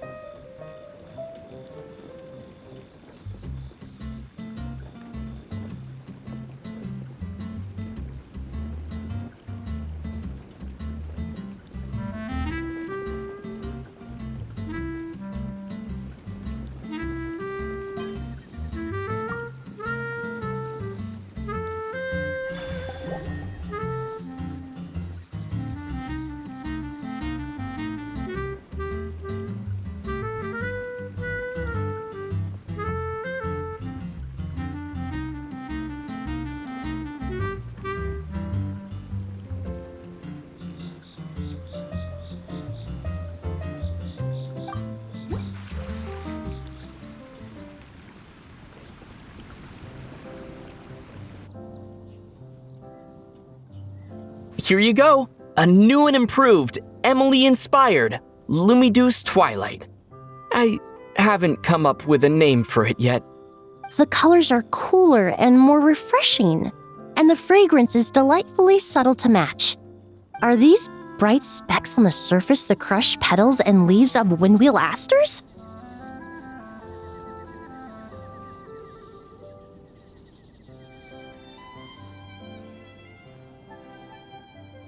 I'm sure it must taste wonderful. Let me try.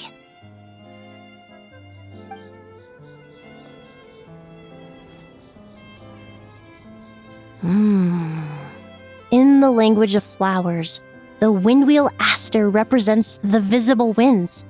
Your cocktail not only captures their form, but also the fragrance they carry. Therefore, I suggest you call this drink Windborne Bouquet. The winds and clouds of Mondstadt swirl together in the glass, leaving behind enchanting traces of fragrance. Really? Oh, perhaps it's just a habit of my profession. I'm glad you like it. Now it's time to slowly savor this masterpiece. Thank you so much. This trip to Mondstadt has been so rewarding. This is the most memorable cocktail I've ever had. Once I get back to Fontaine, I will attempt to recreate this moment as both a fragrance and a perfume. Once I've perfected the recipes, I hope you'll do me the honor of being the first customer to experience these new products. Until then, I look forward to seeing you in the Court of Fontaine.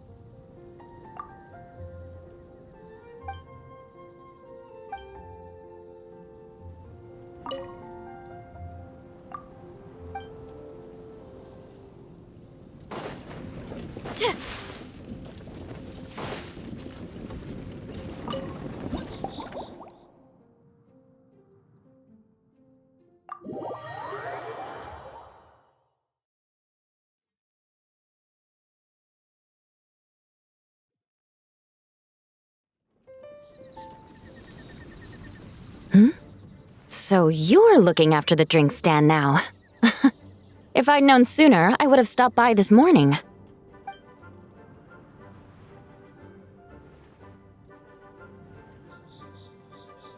I've got to say, I'm getting curious.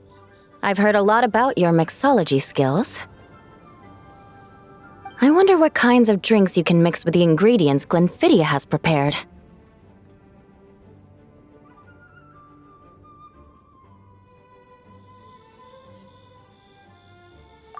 I don't have much of a choice. It's just one thing after another right now. First off, the Knights of Favonius annual combat assessment is coming up. And this year, the standards are higher than ever. As the captain of the reconnaissance company, I have to lead by example. At the very least, I need to rank as one of the top 3 captains in the practical portion. So, I've been intensifying my training lately.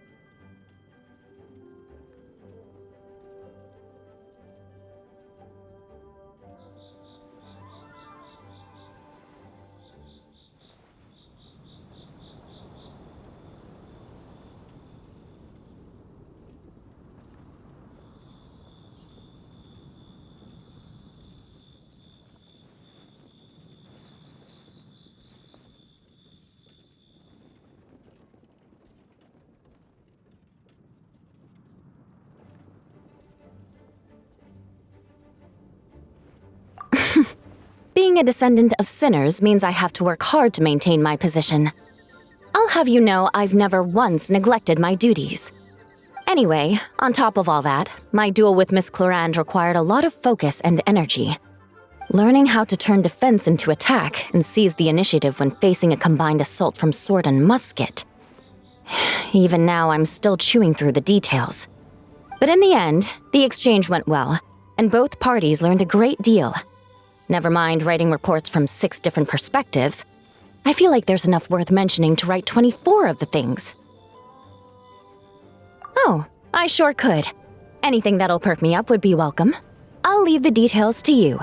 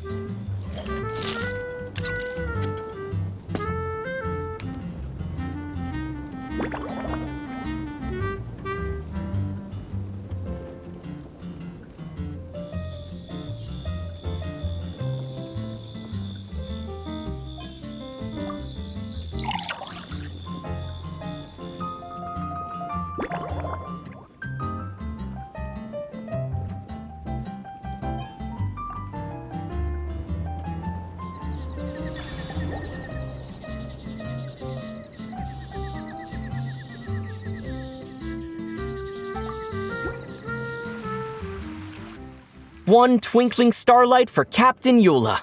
Hope you like it. Judging by your confident tone, I'm certain I will. Well then, I'll make sure to savor this thoroughly.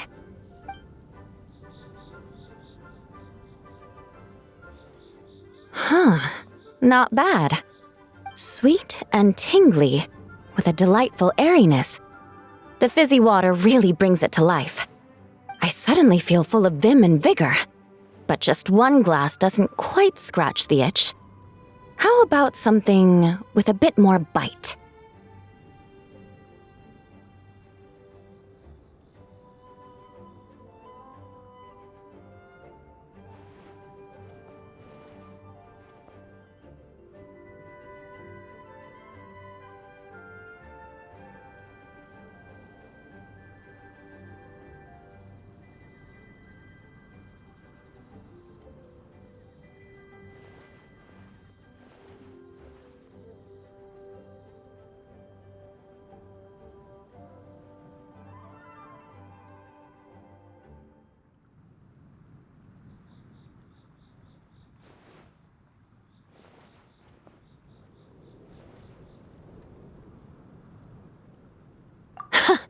Don't hold back. You don't need to worry about putting me on the floor with nothing but a couple of drinks.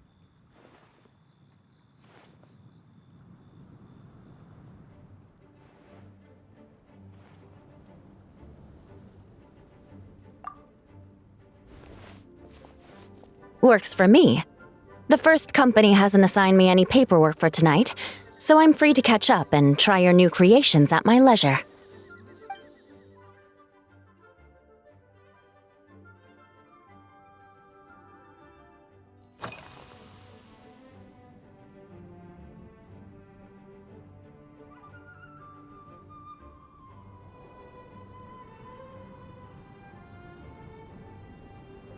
Yes, I have. For a while, the situation there was difficult. A gang of outlaw engineers was messing about with some sort of mechanism control technology, attempting to manipulate ruin graders so they could rob merchant caravans. To make matters worse, several veteran knights who had been stationed at Dorman Port were transferred to my squad, and they weren't happy to be taking orders from that Lawrence girl. Leading them on this mission was quite eventful. It took 3 weeks of stealth operations in the snow, with no fires to keep us warm, before we finally located the enemy's stronghold. Those veteran knights faced the bitter cold and were almost taken down by the enemy's smuggled battle mechs. Fortunately, the battle went our way, and they had no choice but to acknowledge my abilities. Me? I'm completely fine. But thank you for your concern. It was mentally tiring for sure, but fortunately, the operation wore them down far more than it did me. They won't be questioning my authority again anytime soon. If any new recruits try to make my life difficult, I'll just have my veterans give them a few friendly pointers. I guess you could call them a permanent solution, huh?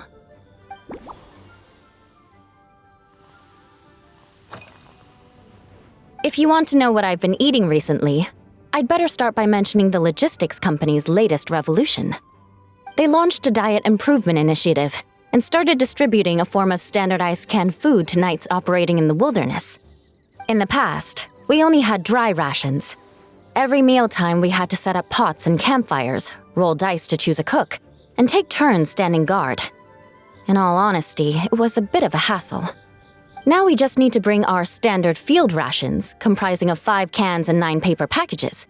We can heat the cans by the campfire, and then we're ready to eat.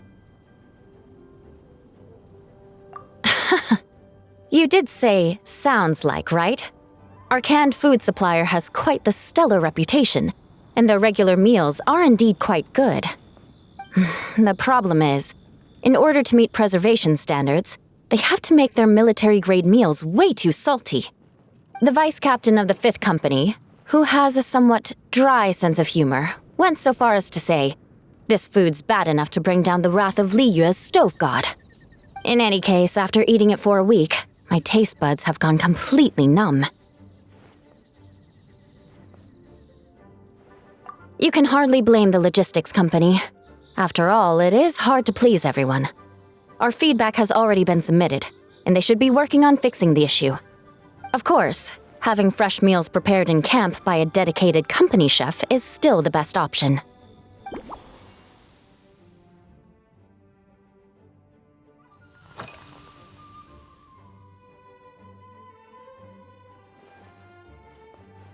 That's right.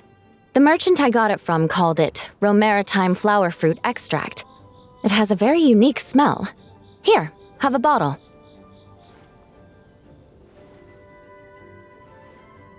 Oh, it's a necessary courtesy. In that book Miss Magistus lent me, The Blade Dancer, 20 Years On, it says, "After a duel, a Fontanian swordsman will politely invite their defeated opponents to a banquet."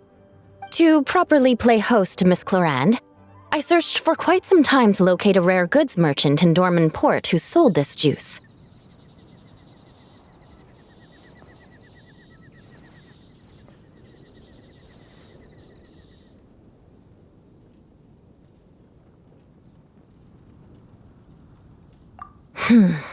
I had my doubts at first, too. But Amber said something that makes a lot of sense. She said that even if this custom doesn't really exist, Following it still shows I've made an effort to understand Fontaine's cultural heritage. Besides, who doesn't like trying new things, right? When I gave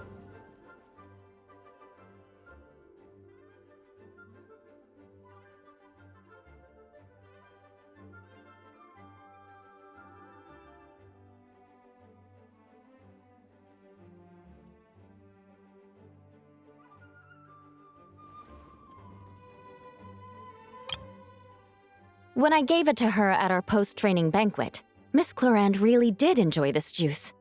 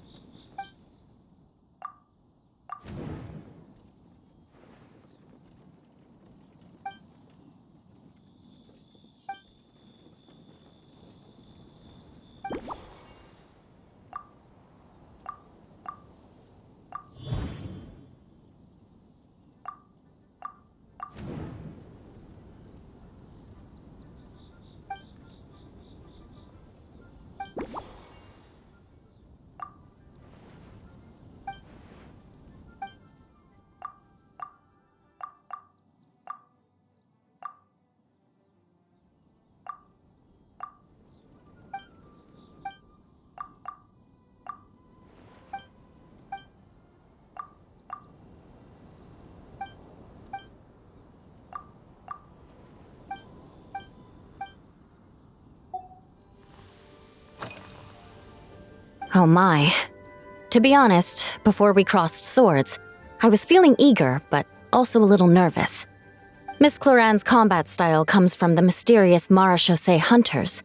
In the library, there are some old Fontainian newspapers from hundreds of years ago that give some idea of how formidable an organization it was. A more recent newspaper claimed that Miss Clorand was an orphan from an underwater kingdom, and that before battle she would perform rituals inviting spirits to possess her sword. Certainly, from my own experiences, Miss Clorand's abilities more than match those descriptions.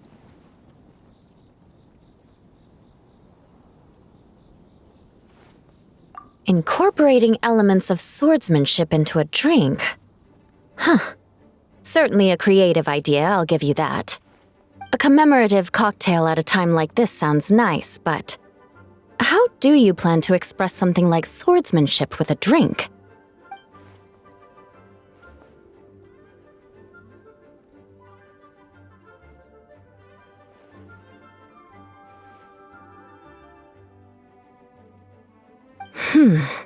That definitely matches the description I read in that book.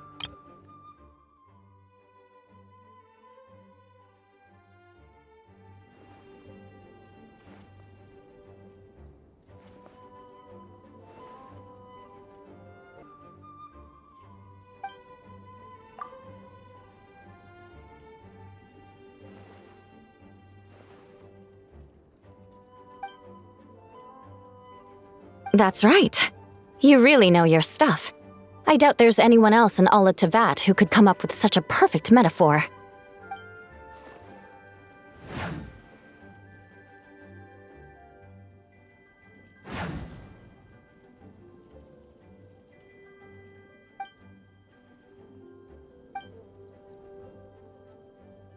There's no need to make it sound so fancy.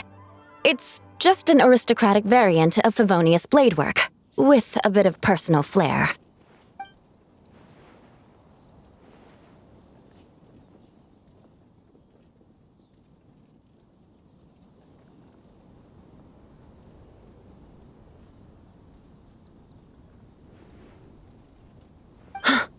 Firewater.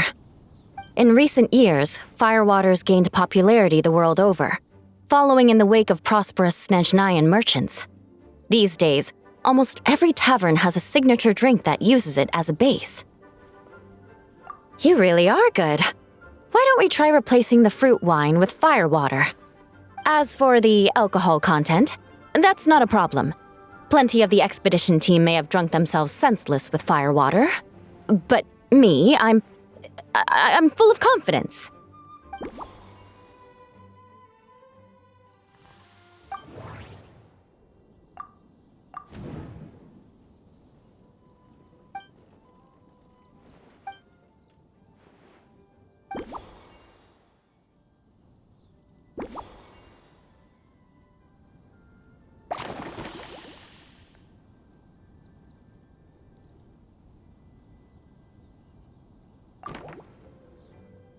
Brilliant!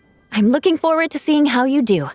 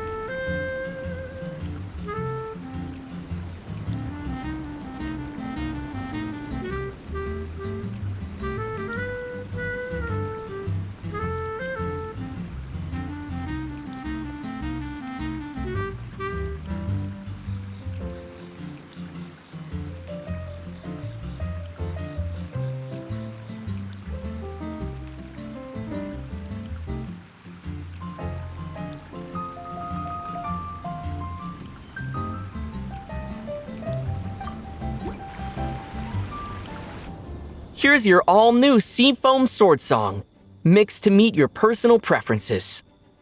Oh my, what beautiful colors! And you even added my Romaritime flower fruit extract.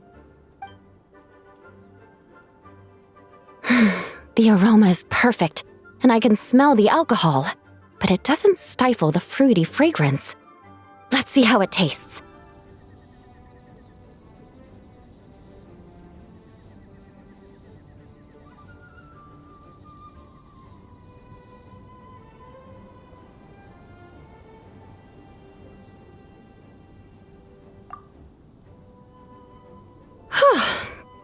Give me a moment to come up with the right words. I need to think carefully. I know it's unbecoming of a lady, and a proper connoisseur would savor their drinks slowly. But I'm sorry, this is just too good to be true. Can you mix me another?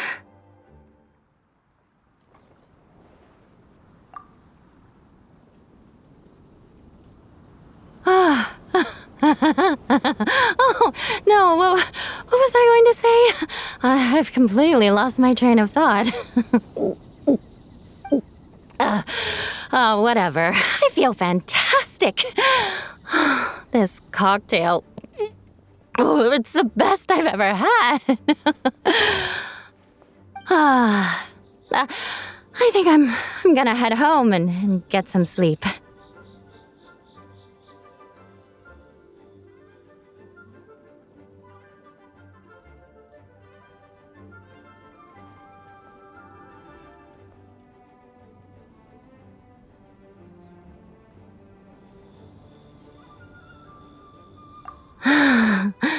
Don't worry about me. This is the happiest tipsy I've been in years.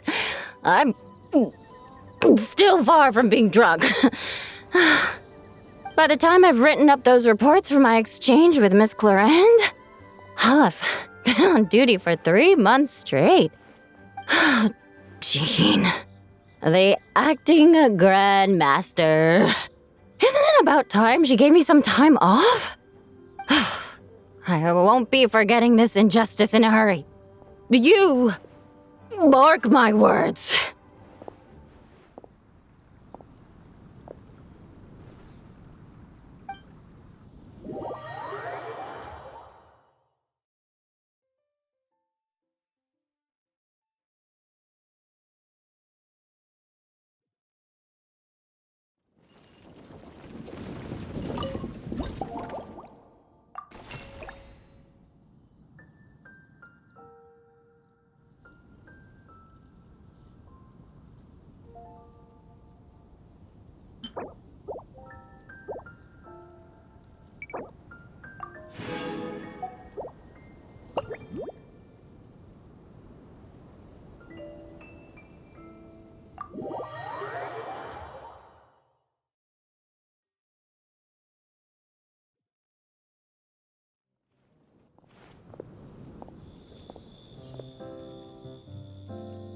Suspicion confirmed.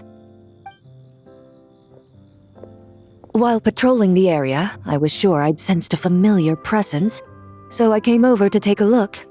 And sure enough, here you are.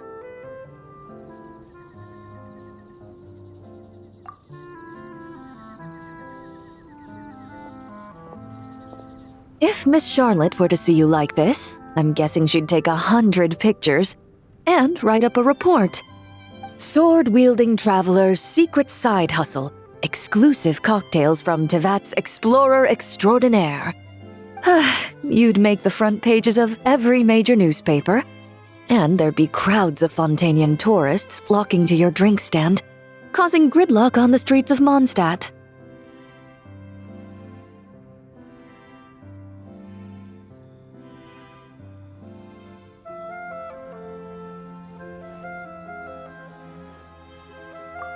Luckily for you, I turned down Miss Charlotte's request to accompany me here, so you're unlikely to be seeing any scenes like that.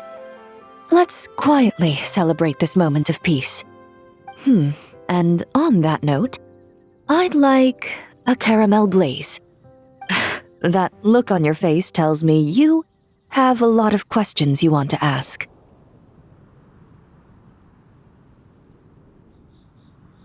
Calm and effortless.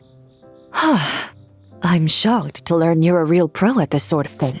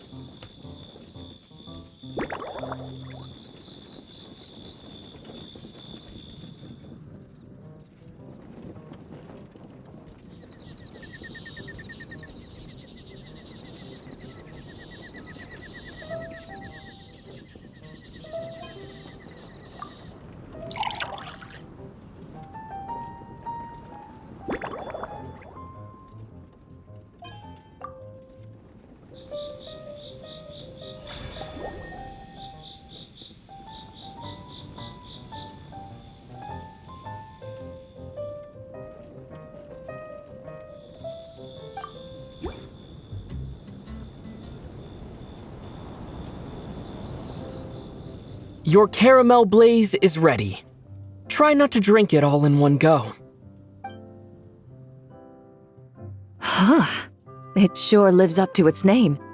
The color reminds me of a raging fire, while that aroma really hits you head on.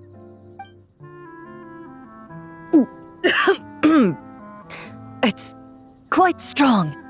I'm all right. I just need a little time to get used to it. As I recall, the last time I drank alcohol was at a wine tasting event that Navia invited me to last year. I only had a small sip of Sassica wine, and it was nowhere near as strong as this concoction of yours. From a purely rational perspective, alcohol can cause dizziness and impair one's ability to work, so it's best avoided altogether. But when Miss Farina saw me off at the docks, she mentioned that Mondstadt is the land of wine and poetry. Since I'm here, I thought I should at least try the local specialties.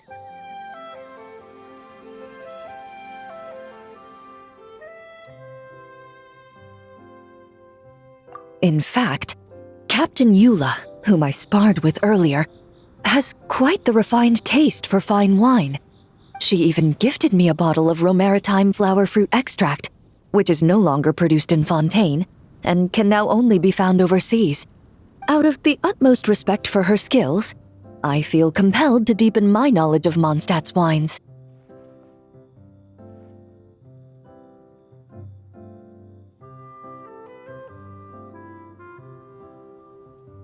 I truly appreciate all the trouble you're going to.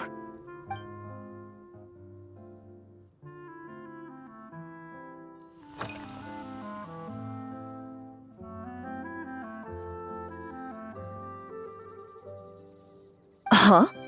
Does that mean she's already finished her commission? Well, she's certainly efficient. Once I return to Fontaine, perhaps I can let Sigewin know that I'd be happy to purchase her latest perfume.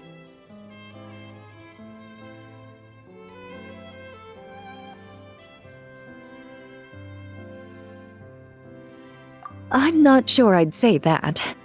On my way to Mondstadt, we happened to take the same boat. Naturally, we got to chatting. I've often heard Sigewin praise her work. After conversing with her on the journey over, I must say, she is indeed a rare and refined individual.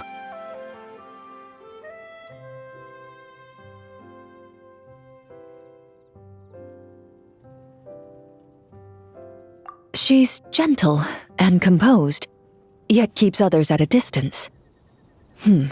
Perhaps it's due to her profession. I find this approach ideal. It allows one to maintain a lasting sense of inner peace. Oh, thank you, but there's really no need to set anything up. Our work rarely intersects, and our social circles hardly make for a Venn diagram, if you know what I mean. Best to just let things take their natural course.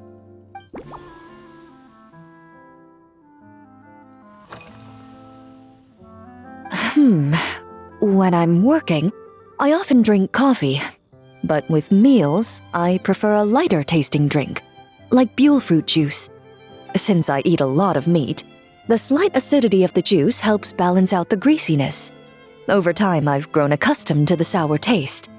After the swordsmanship exchange, the Knights of Favonius rather kindly treated me to some traditional Mondstadt cuisine. I had 8 different meat dishes, and all of them were excellent. The portions were huge, and only the highest quality cuts were used. Everything was cooked to absolute perfection. Of course, there was still room for improvement. When catering to tourists, the sticky honey roast and pile 'em up might benefit from a slightly lighter sauce.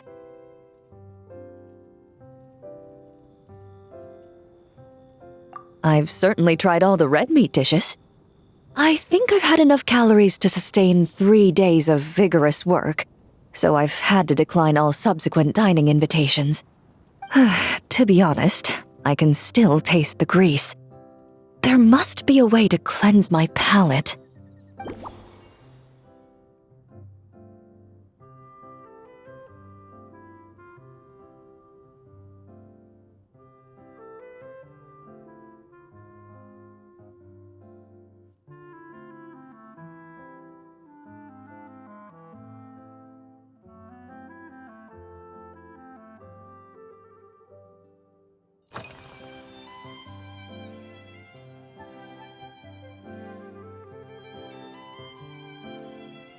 I've seen a little. I took a stroll around the city the first day I got here. Navia's done some rather extensive research on this place. Many of the scenes and illustrations for the tabletop troupe were inspired by views of Mondstadt. However, the way she describes the atmosphere in her world building is quite different from the real Mondstadt. The deepest impression I've got since arriving here is one of swords and shields.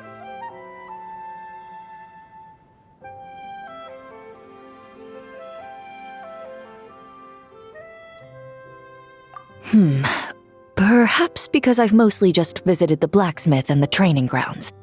Recently, the newer weapons and armor produced in Mondstadt have been created using a completely different heat treatment process from those in Fontaine, with a higher carbon content in the surface layer.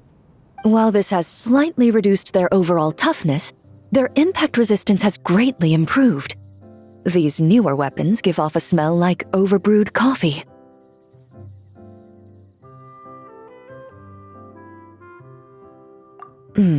Perhaps it's because that scent gave me such a positive first impression. You see, Fontaine's signature metalwork is often coated with a protective agent that contains Marcotte. Over time, the faint fragrance becomes overly sweet. And for some reason, it makes my teeth feel funny. I don't imagine the scent of Mondstadt's swords and shields would cause the same level of irritation.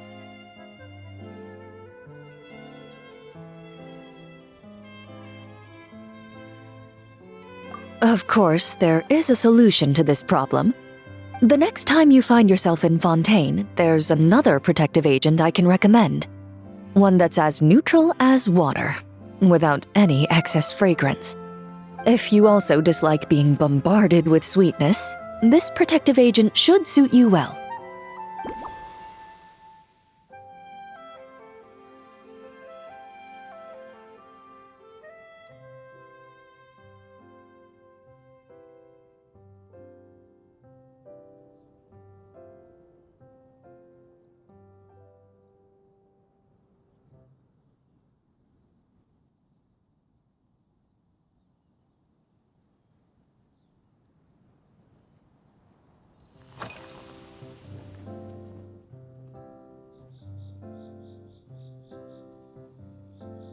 Indeed it is. The knights codenamed Hazelnut 3 and Hazelnut 5 gave me this crest. I must say, it's exquisite. They told me the design has only just been finalized. Apparently, it's only presented to important guests. They said they're making a badge for you, too, but it hasn't been finished yet.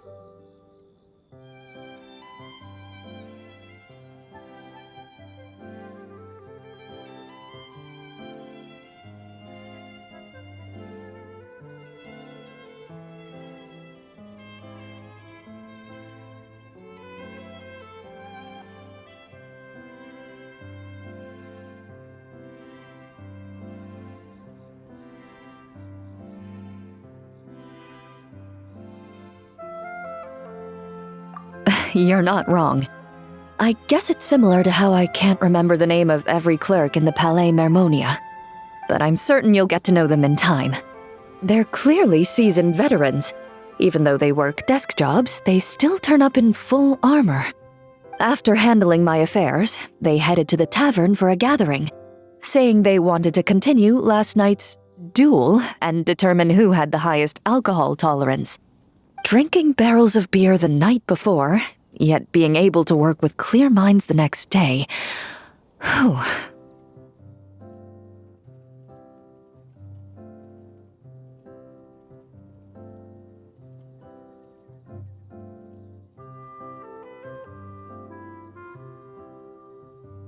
So what you're saying is, while Mondstadters may seem carefree, they actually have an admirable ability to know their limits when it comes to drinking.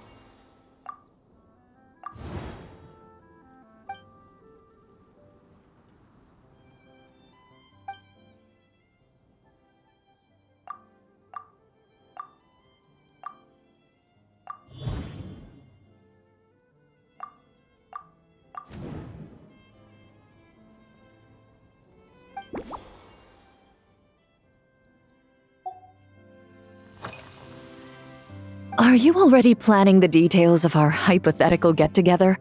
Based on my previous experiences with alcohol, I guess my tolerance is similar to Emily's. Fruit liqueur is probably my limit. So when the time comes, I think you'd be best off mixing similar drinks for the both of us.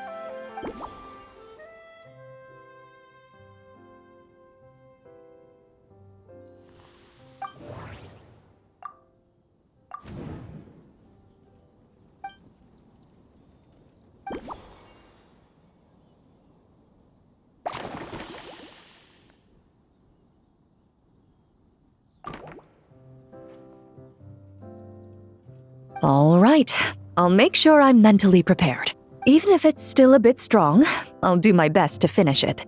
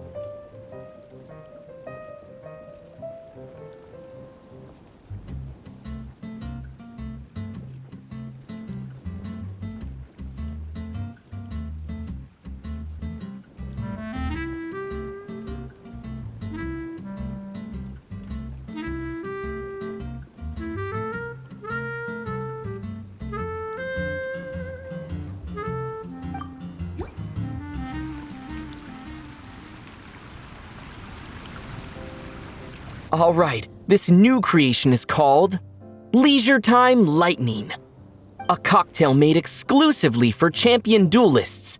Enjoy.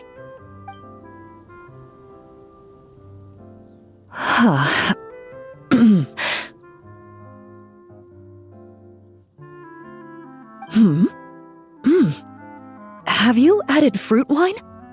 It tastes wonderful. This is ideal for me.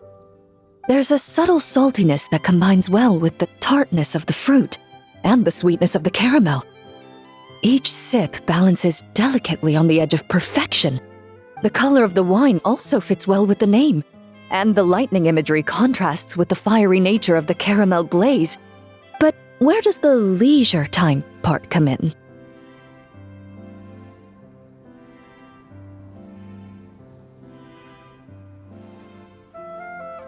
I see. That certainly matches the impression this cocktail gives me. Its unique aroma and taste will hold a special place in my memories of Mondstadt.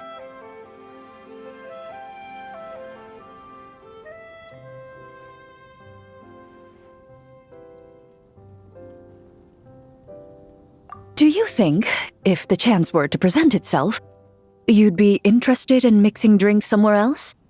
A cafe, for instance, or the Hotel de Boer? Mostly for Navia and Miss Farina's sake. Though obviously I'd be more than happy to try more of your masterpieces myself.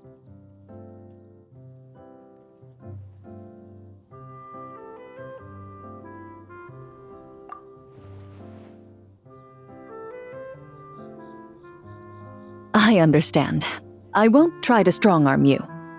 In any case, I truly appreciate your hospitality. Thanks to you, whether I'm summarizing the key lessons from my exchange with Miss Eula, or discussing strategy with the Knights of Favonius. I'll be in my best condition.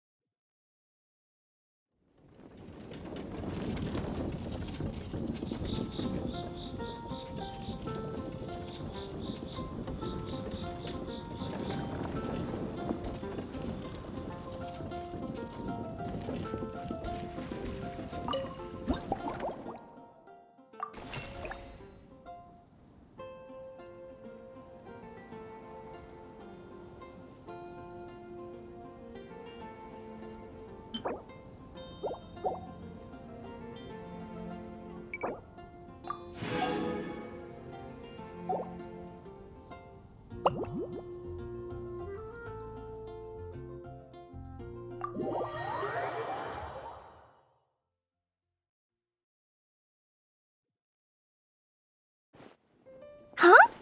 Is that Mr. Honorary Knight? Yippee! It's you!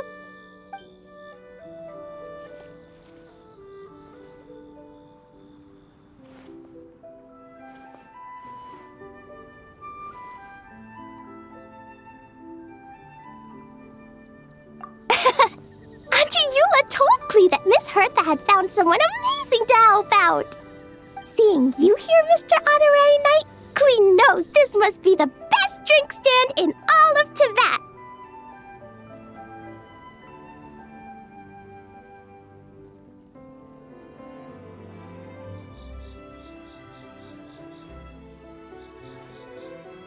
You mean this stand isn't already the best? Well, out of all the drink stands Klee's ever visited, Mr. Honorary Knight's is easily the best. And no matter what drinks Mr. Honorary Knight makes, Klee will definitely think they're yummy.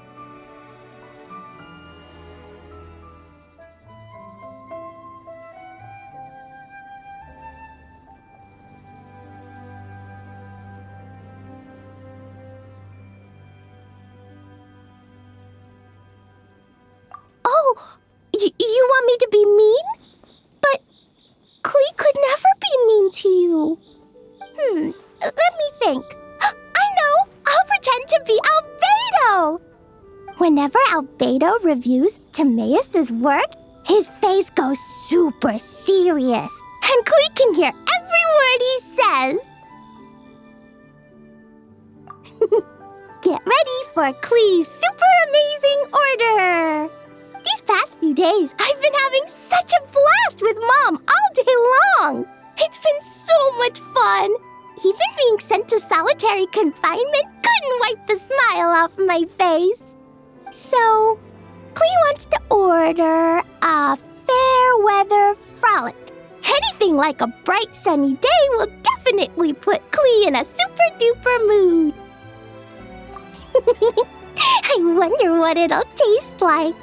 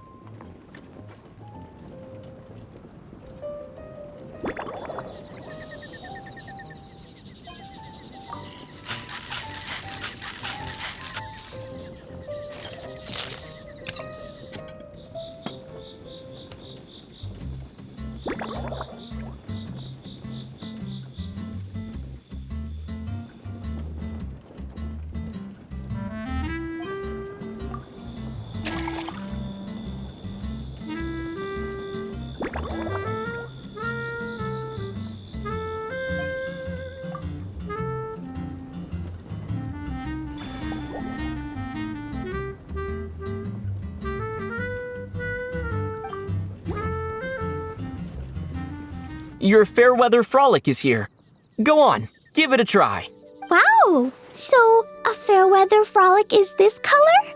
Purple sky. Is it supposed to be a bright, shiny night?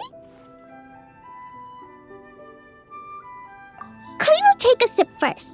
Then you can think about it more carefully. Ah, finished! Yummy! Both sweet and sour. If Clee drank this while eating grilled fish, I could definitely gobble down 2, or 3, or 4, or even 5! But one drink isn't enough. Clee wants to try a drink that tastes like cake. Clee doesn't know what drink to choose. Why don't we decide together, Mr. Honorary Knight?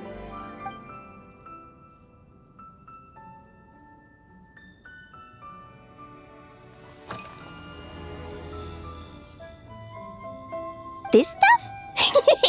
Mom taught me how to make it using the alchemy bench.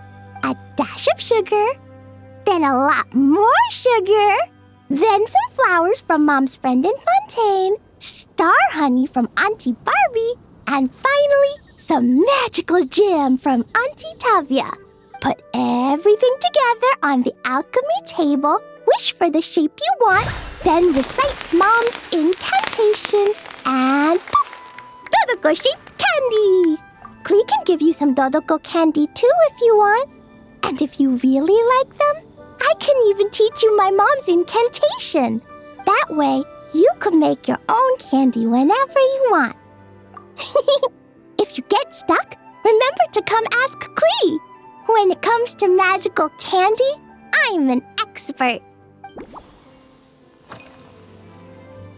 Yeah, Mom gave me an amazing book recently. She said I have to read one chapter every night, learn something useful, and then go to bed early.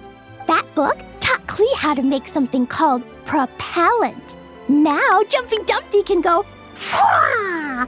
And bounce even higher. It's not hard at all. In fact, it's a lot like making bombs. You just have to be careful when trimming it down. It's like sharpening a pencil that could suddenly go boom. Bedtime's an important part of Clee's schedule, too. Mom sits by my side and tells me all kinds of wonderful stories. She has a lamp made of gemstones, and when she turns it on, it goes ka-bling and lights up the ceiling. Yeah, when something happens in the story, the lights on the ceiling make pretty pictures. Sometimes Mom falls asleep before the story ends, so Clee has to tuck her in instead. As soon as Clee learns how to use the lamp, I can come tell you stories, Mr. Honorary Knight. Clee has memorized so many wonderful stories, enough to make everyone happy every day. Yeah, when Clee gets back home, I'm gonna eat some salted nuts while reading my book. Clee used to eat cake after dinner, but Master Jean said it's too sugary, and it's not good to eat sugary things before bed. Apparently, it makes you chubby and gives you toothaches. So, Mom got some advice from Auntie Barbie, and now she gives me nuts instead. She says they help my brain remember things better. Nuts don't have much flavor. It's like chewing on grass, but they're okay if you add a little salt.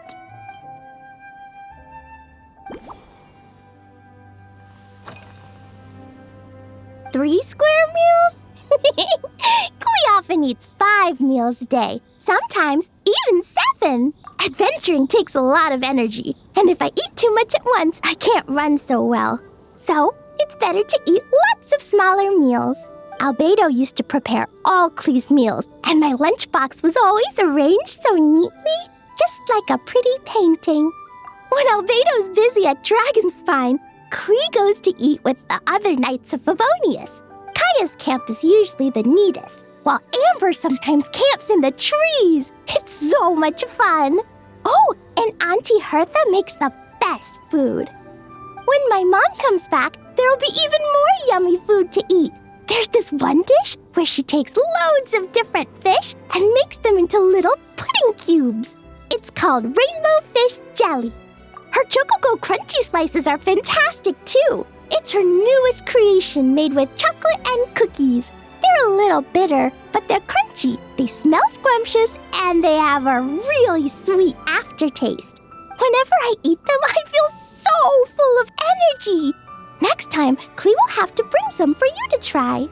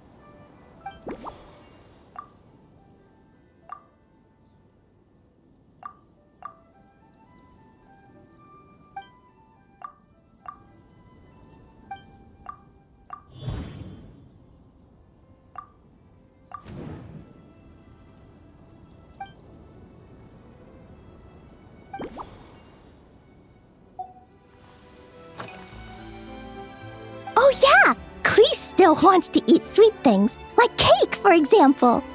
Maybe we could just go easy on the cream? Or add more fruit? Oh, right! That friend of Mom's who's always wearing glasses gave her a big bag of Fontanian Buell fruit. They're so round and rolly. Klee ate a whole bunch of those, and they were super sweet. But Master Jean said it was okay, because sweet fruit isn't the same as sweet sugar. So if Klee really has to eat nuts, maybe I can just soak them in some fruit juice first?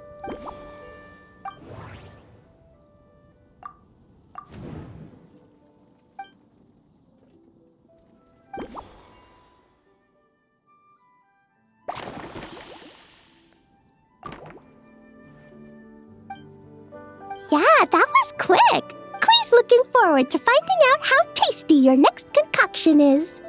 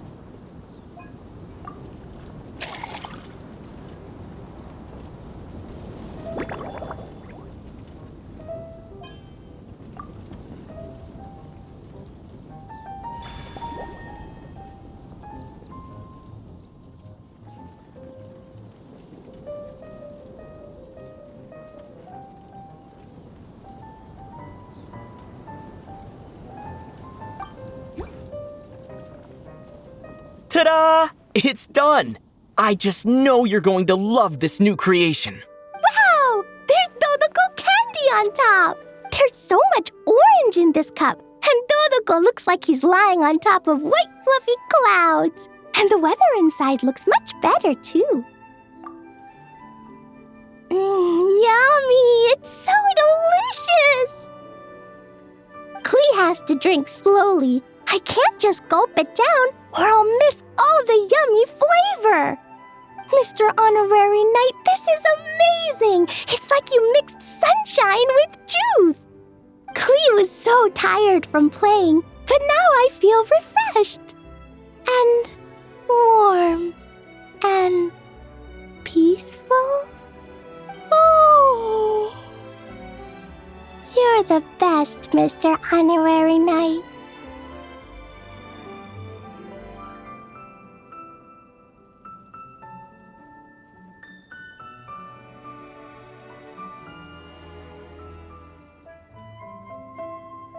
Really? Let me think.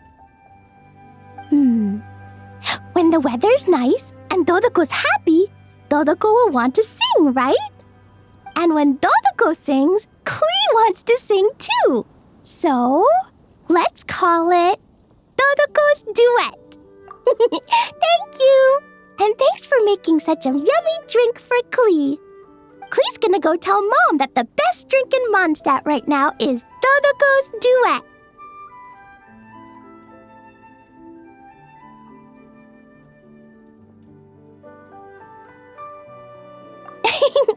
Klee's gonna write down Mom's incantation and give you a copy, Mr. Honorary Knight.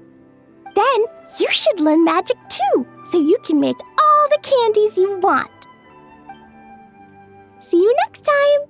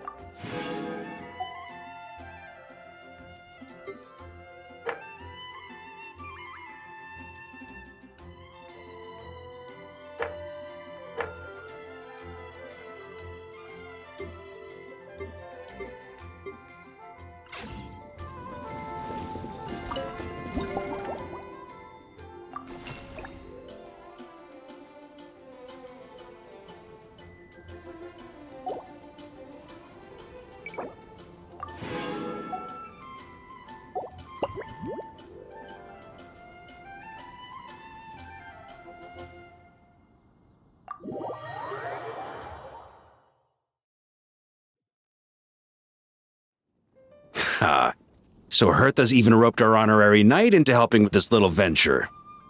Now that I'm finally free to relax, it's time to start doing just that.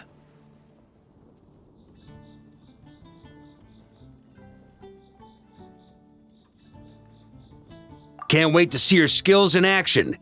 Give me something that goes well with casual conversation, but still packs a punch. Of course they don't clash. A drink that packs a punch means you have to drink it slowly. And if you want to chat, then it has to go down smooth. So, something with a sweet aftertaste. A conversational connoisseur requires the perfect balance. The most suitable choice on this menu would be the Thorny Lake. It's a drink with a real kick that you can find in almost every bar. It's not enough to know the recipe, though. The key is in the mixing.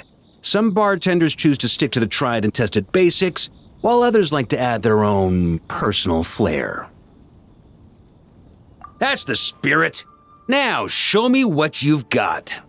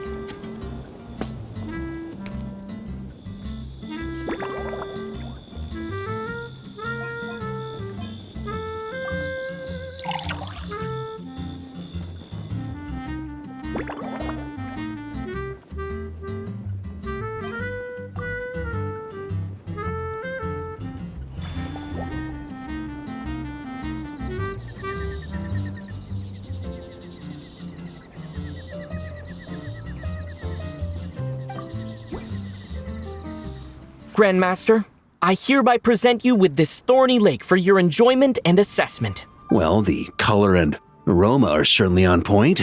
But as for the balance of flavors, I'll just have to taste it and find out.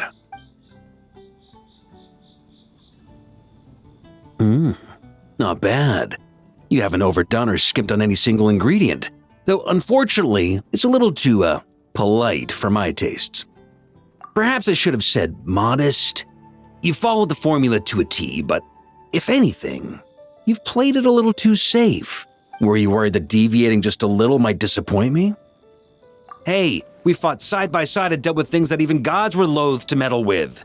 Ours is a friendship forged in the margins between life and death. That said, if you ask me, you can ditch the nerves and work your mixologist magic. I'm looking for something that shocks the senses. Mull it over, there's no rush. We can chat while you think. Who knows? You might just find some inspiration to mix in with your magic.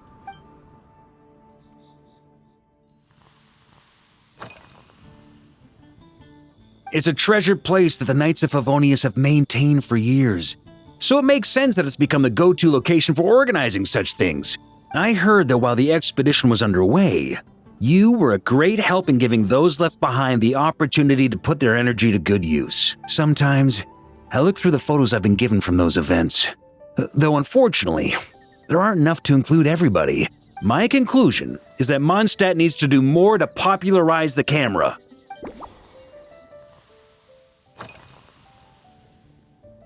Pretty awesome, huh? It's like a hammerhead that you can fill with wine when you're not using it to pound in nails. It was a gift. Hoffman came up with the idea, Charles supplied the design, Wagner helped cast it. And about 10 or so knights chipped in to pay for the materials. They've been waiting to have a good drink with me. And this is my crucial weapon to aid me in a fair duel with them all. I'm the Grand Master, after all. I've been drinking a lot longer than them. I've practiced more assiduously, and I have a bit more, meat to absorb the blows. So it's only fair to my subordinates that I drink a teensy bit more per round. Wouldn't you agree? Of course, some of them have been training as long as I have, and those ones won't be getting any special treatment.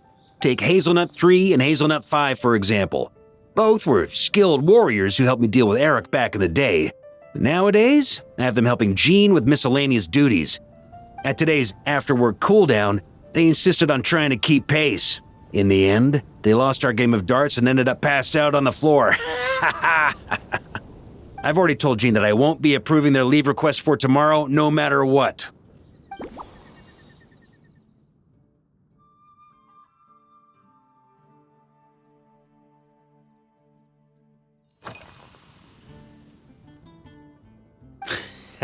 I like your style. Speaking of this garden, it brings back memories of something that happened many years ago. When I was young, I like to find ruined guards to test my fighting skills, both armed and unarmed. Once, I failed to take down a stray missile, and it ended up destroying a watchtower on the city walls. As punishment, I had to run 50 laps around the city, repair the watchtower, and help rebuild the shattered walls in this garden. Indeed, among the misadventures of my youth, this is one of the most memorable ones.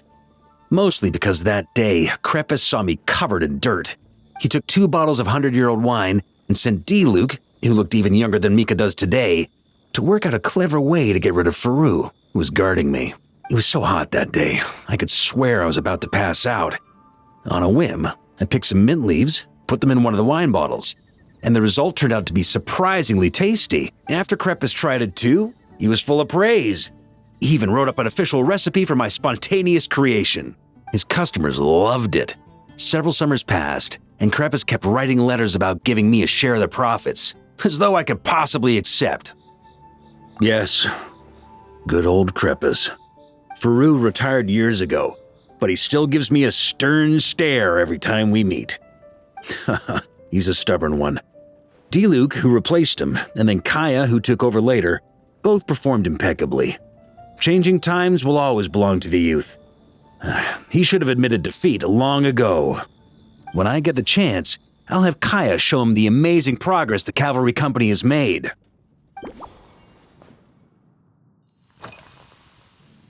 Well, let me think. I guess you could say it lacks impact. Even when following the same recipe, the techniques used to mix different ingredients can affect the taste. Sometimes, deliberately creating layers between spirits can bring out the different waves as each one hits the taste buds in sequence. In this regard, too, you've taken quite a tentative approach. Why not be a little bolder? Ha ha ha. You catch on quickly. No need to explain further.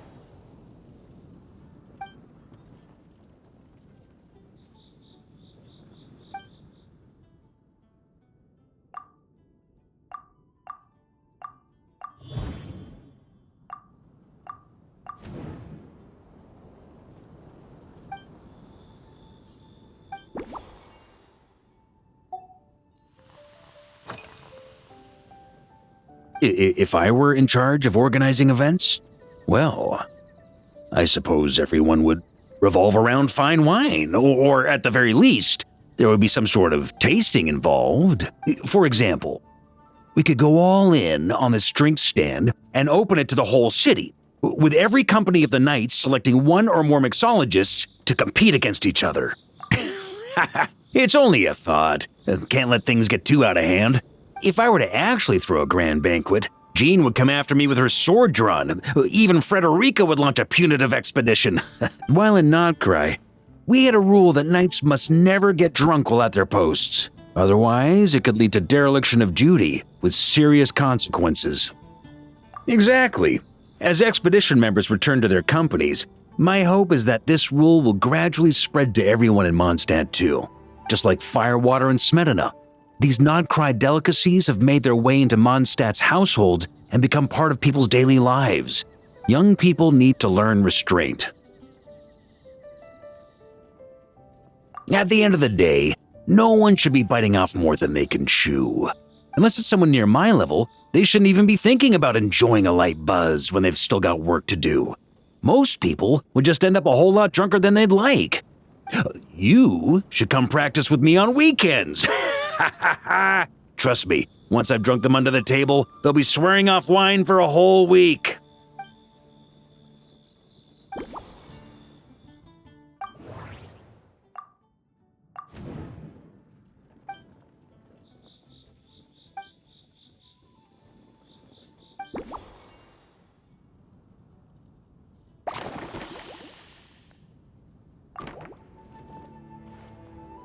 Huh? Oh, feel free. Whatever you're about to do, I've got a feeling I've hit the jackpot.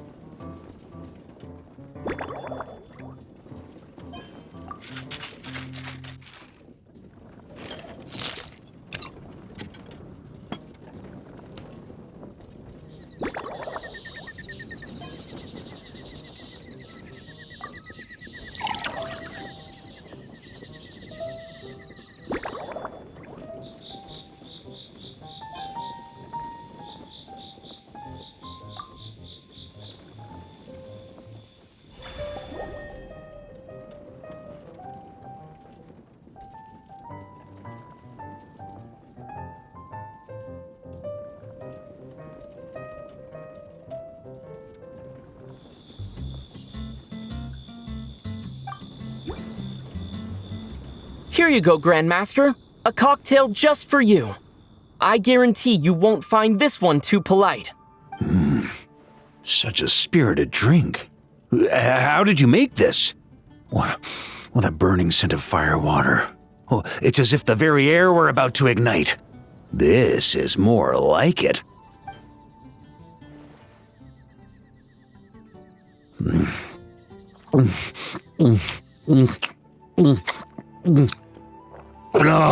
Perfection. It's clear that once you let go of your inhibitions, your talents really shine through. That first hint of mint is like a cooling feint that masks the firewater underneath.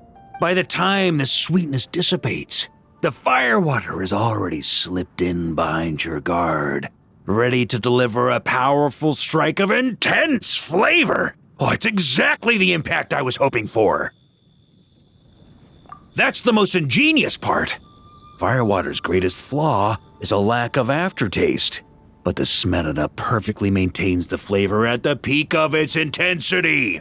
It's hard to imagine something this good was created by a mixologist who doesn't even drink firewater.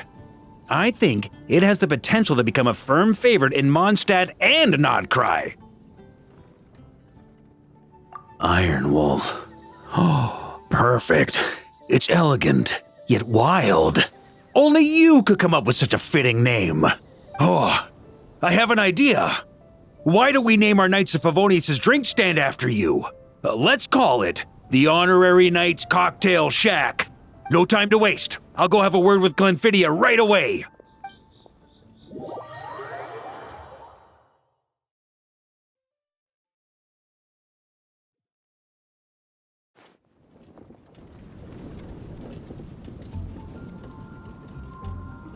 Hey there, Traveler!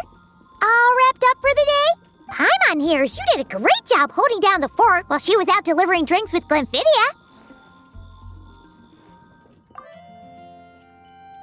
Whatever the reason, the Honorary Knight is clearly one of the most talented mixologists in Mondstadt. Considering how short a time he's been doing this, I believe that someday he has the potential to give the legendary bartender at the Cat's Tail a run for her money. I fully support your decision, Grandmaster. The Honorary Knight has really put in the hard yards. The drink stand will remain open for a little while longer to provide a proper welcome to our returning expedition members. Then, once we locate suitable premises, we also plan to look at operating a permanent service. Hooray! Everyone in the Knights of Favonius will get to drink all the delicious cocktails they like! Nothing short of what I'd expect from a true disciple of Hertha. You've really considered this thoroughly, Glenfidia. Also, if I may, Honorary Knight, regarding the special cocktails you've developed, would you mind leaving the recipes with us? We'd like to add them to the official menu. Paimon feels like there's something you still want to say. Let Paimon have a guess. Based on your personality, you probably want to introduce the origin of each different cocktail. That way, customers will know who inspired you to create these amazing drinks. No problem at all. If you need, I can even have someone draft the paperwork on your behalf to secure you the rights to these new recipes. I hope when we recruit some new bartenders, they'll be able to learn from your incredible skills. Even if they can't quite match your work, if they could be 2/3 as good, that would still make them industry leaders.